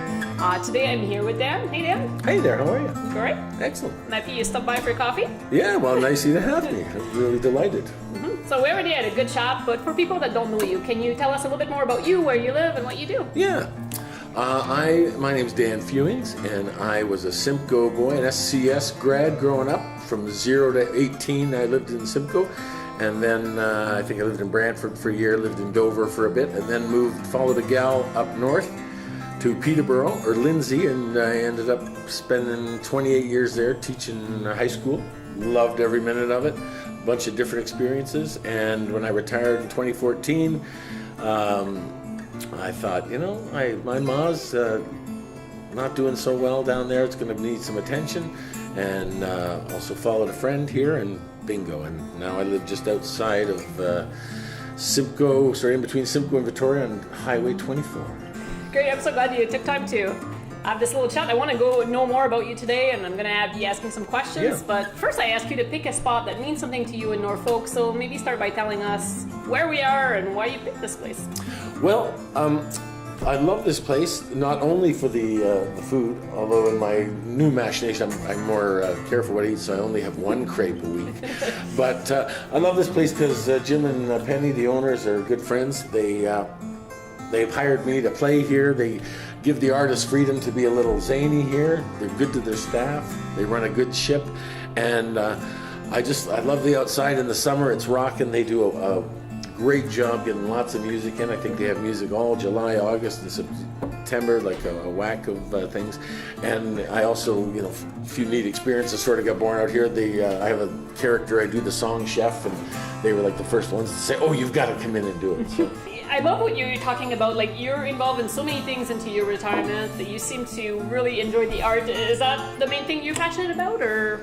Well, I like joy spreading, and the most rewarding thing I think I do is my gal Rosie and I, after we had a trip to Newfoundland, and after I did a tour of Newfoundland, we picked up on the kitchen party notion, and so we have a little duet called the Kitchen Party Orchestra, and we go to the seniors' homes and the respite center in Hagersville and Simcoe, and we give them the folks their instruments to play with us, so they're part of it. They're getting some exercise, and like that is joy spreading 101. So spent a lot of time away from Norfolk, decided to come back to Norfolk in your retirement. So tell me, like, if you don't have a gig, if you're not involved in something, like, what do you do to hang out, to relax? Where do you like to go? Well, I love the geography, so I always like going down to one of the many shores while they still exist. Yeah, so Port Mercy's a little small this year. Yeah, oh my gosh, yeah. I love, and are you a beach guy, or? Not in the summer, I'm not, but I am, sort of going to the water for answers kind of a guy. Okay. You know what I mean? Yep. The Leonard Cohen dimension. And so Long Point was always like hugely special as a kid, you know? I spend a lot of time at the Simcoe Little Theater. That's a great organization, and they're doing fun and they're welcoming, and so I'm going to play coming up that I'm doing. And you don't seem to have too much downtime, like you seem to keep pretty busy. Keeps me out of the housework, that's for sure. You got He's all busy making some ass right now, sewing, Yeah. And so... Is it hard to get artists to come and play here, or... are they curious about wanting to see Norfolk? And see what and you know what? Like more people, like house concerts are amazing too. Like and I was never a musician on the road. I did 2 1-month tours with a student, and I had a buddy of mine, Jimmy Boskill, who was a student of mine. He said, "When you retire, we're going on tour." My son is in a band, the May Hemingways, so he traveled lots east. So he booked us from Peterborough to Newfoundland, 24 gigs and 26 nights. Both, but you make, as a musician, you make way more at a house concert and play more concerty, less with people listening. People love to play, right? So oftentimes people think you need the applause as much as you need the money. And many people are lined up. So it's like, you don't want to do it? That's okay. I've got Tiny Talent Time and his brother here that'll play for you, and so that's why it's so nice to be in a place like this where you know that their entertainment budget is a really significant amount of money. And there are a lot of places in town here. The 211 does it as well. Even the Norfolk has a whack of music. And it's getting bigger around here with all the, with the craft beer industry, the wine industry. All those places are looking for some entertainment to get their clients in. So I think it's, it's going to be significant. It's just a tricky game.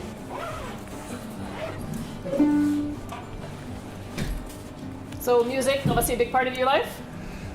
It is a big part of my life, yeah.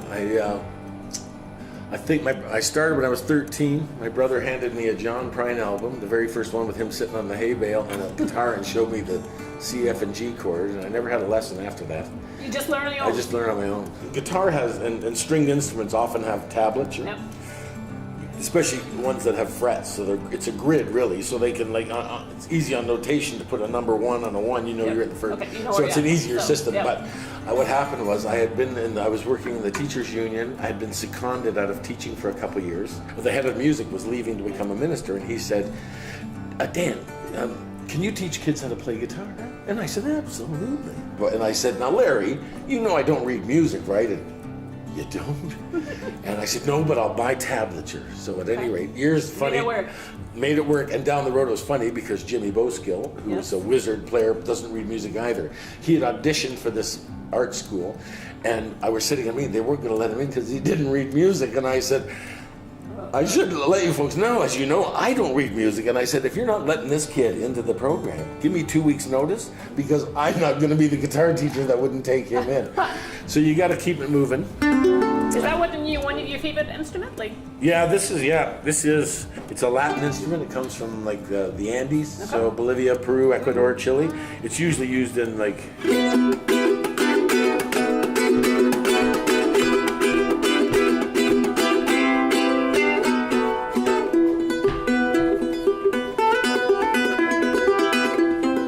But then I found, being sort of a folky dokey player too, it's like a good bluegrass instrument too, and it's like in the day and age of cutbacks, when the bluegrass bands start firing the banjo player and the mandolin player, you get both with one. You showed up with this one, you're good. You're good at drumming gig. That's right. Perfect. And this is a charango, and it is higher up. So I started with one of these.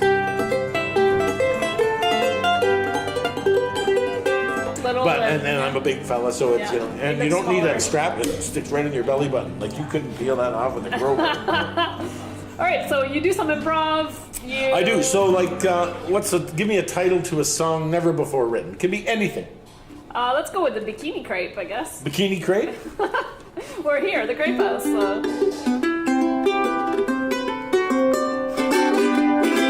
Well, it's more appropriate on a day like today to not sing about martini. So let's think while we're in the land of sand about a crepe martini. No pina colada beside you now, knowing it's done somehow. Here comes the customer now. He's probably gonna order the crepe bikini. Now the thing about the bikini crepe, it's teeny weeny, it's how they make. I'm not sure if it's a Speedo sauce, but it's nice all the same. Ah, it's teeny weeny, but it's my favorite, that old crepe bikini. Yes, sirree, I think he's making me one now. And it might be true that you can't wait for your bikini crepe, but that's okay. Got time on my hands. Right on. All right, cheers, Sam. Cheers. Thanks for joining me. Have a coffee. That was Absolutely. awesome. Right on. Love it. Good. Thank you very much. Great. You're welcome. See you later. Thanks, Drew. Great, guys. No, it's not possible. No, I cannot tell you what to say. Soon after, members of council and I took our seats right here in council chambers last November. We began to plan the direction we'd like to see Norfolk County take over the next 4 years and beyond. A direction that builds on our strengths and sets a strong foundation in place for future generations. We looked outward to the people of Norfolk for input. We listened to you, the valued members of our community, from our sandy lake shores, our vibrant downtowns, our picturesque countryside, and our bountiful farmland. We engaged leaders from local businesses and community agencies.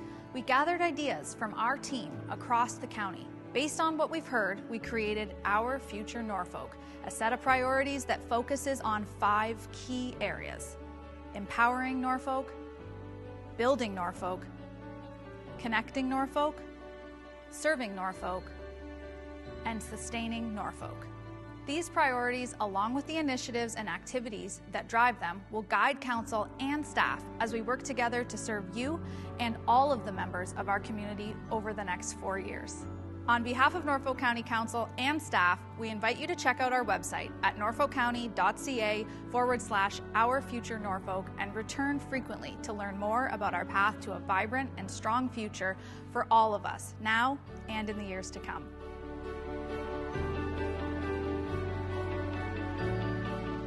Ride Norfolk is making it easier to get around Norfolk County. You can now book your ride by downloading the free Blaze Transit app on Google Play or the App Store on your iPhone. To get started, create an account and select Ride Norfolk as the transit operator. Select your location and your departure or arrival time. Make sure to check the schedule beforehand so your trip will be accepted. Trips can be booked 45 minutes to 7 days in advance. Pay for your trip using debit or credit in the Blaze Transit app. You can also book online at ride.blazetransit.com or by contacting Ride Norfolk customer service. For more information, visit norfolkcounty.ca/Ride Norfolk app or call our office at 519-428-3178. Ride Norfolk is going your way. My name is Jim Toombs. I'm an associate purchasing specialist here at Toyotetsu, also known as TTCA. Here at Toyotetsu, we're responsible for supplying Toyota with car parts, mainly automotive frame for the Lexus, the Corolla, and other Toyota models. I started here in May of 2016. I was in welding. Here I am 2 years later, and I'm a salaried position. The job itself it's challenging. There are challenges in what I have to do every day, and for that I enjoy it. It's not monotonous day in, day out. There's new challenges that I'm confronted with and new tasks that I have to do. a high school student who's like, I'm not sure, I think this is an excellent opportunity to kind of answer that question for themselves. They can see what kind of the working world is like, as well as pick up skills. There are plenty of opportunities here. For example, for me, I was in welding, but that didn't mean I had to stay there. There's opportunities in stamping, where you'd learn different skills entirely. PC, again, the same thing, some different skills needed that you'd learn. Though we make car parts and they're welded, there are a lot of departments and areas that support that. My name's Aaron Pace. I'm a yard manager here at Townsend Lumber. We're a sawmill that produces lumber. We make anywhere from rail ties to timber frame home products, kill-dried lumber, which is used for wood cabinets and furniture. We also do pallet components, and we also do stakes for farming. We ship container loads to the Middle East, we ship it to Asia. We have gone to Mexico, Singapore, we've shipped to many different locations.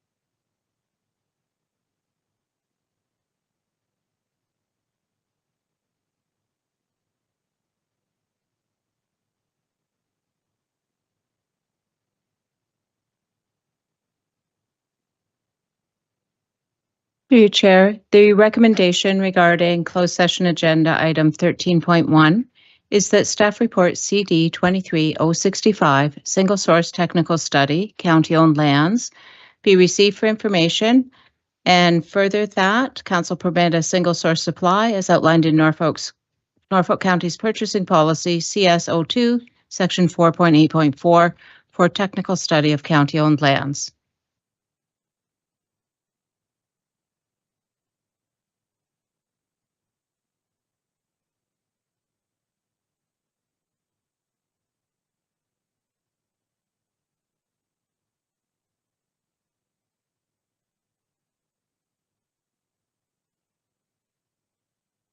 Through you, Chair, the recommendation is that staff report CS 23-001, proposed property acquisition, Ward 4, be received as information, and that staff proceed as directed.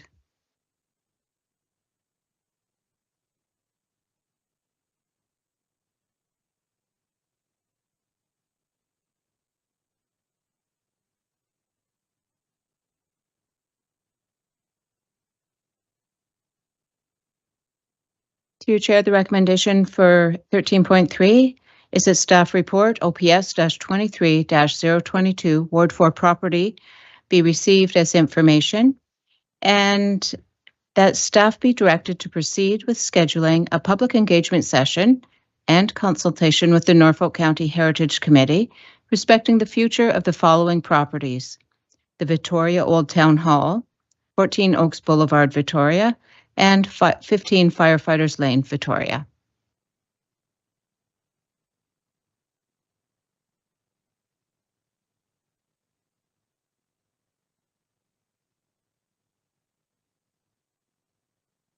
Through you, Chair, the recommendation for closed session item 13.4 is that the closed meeting update regarding BIA update be received as information and that staff proceed as directed.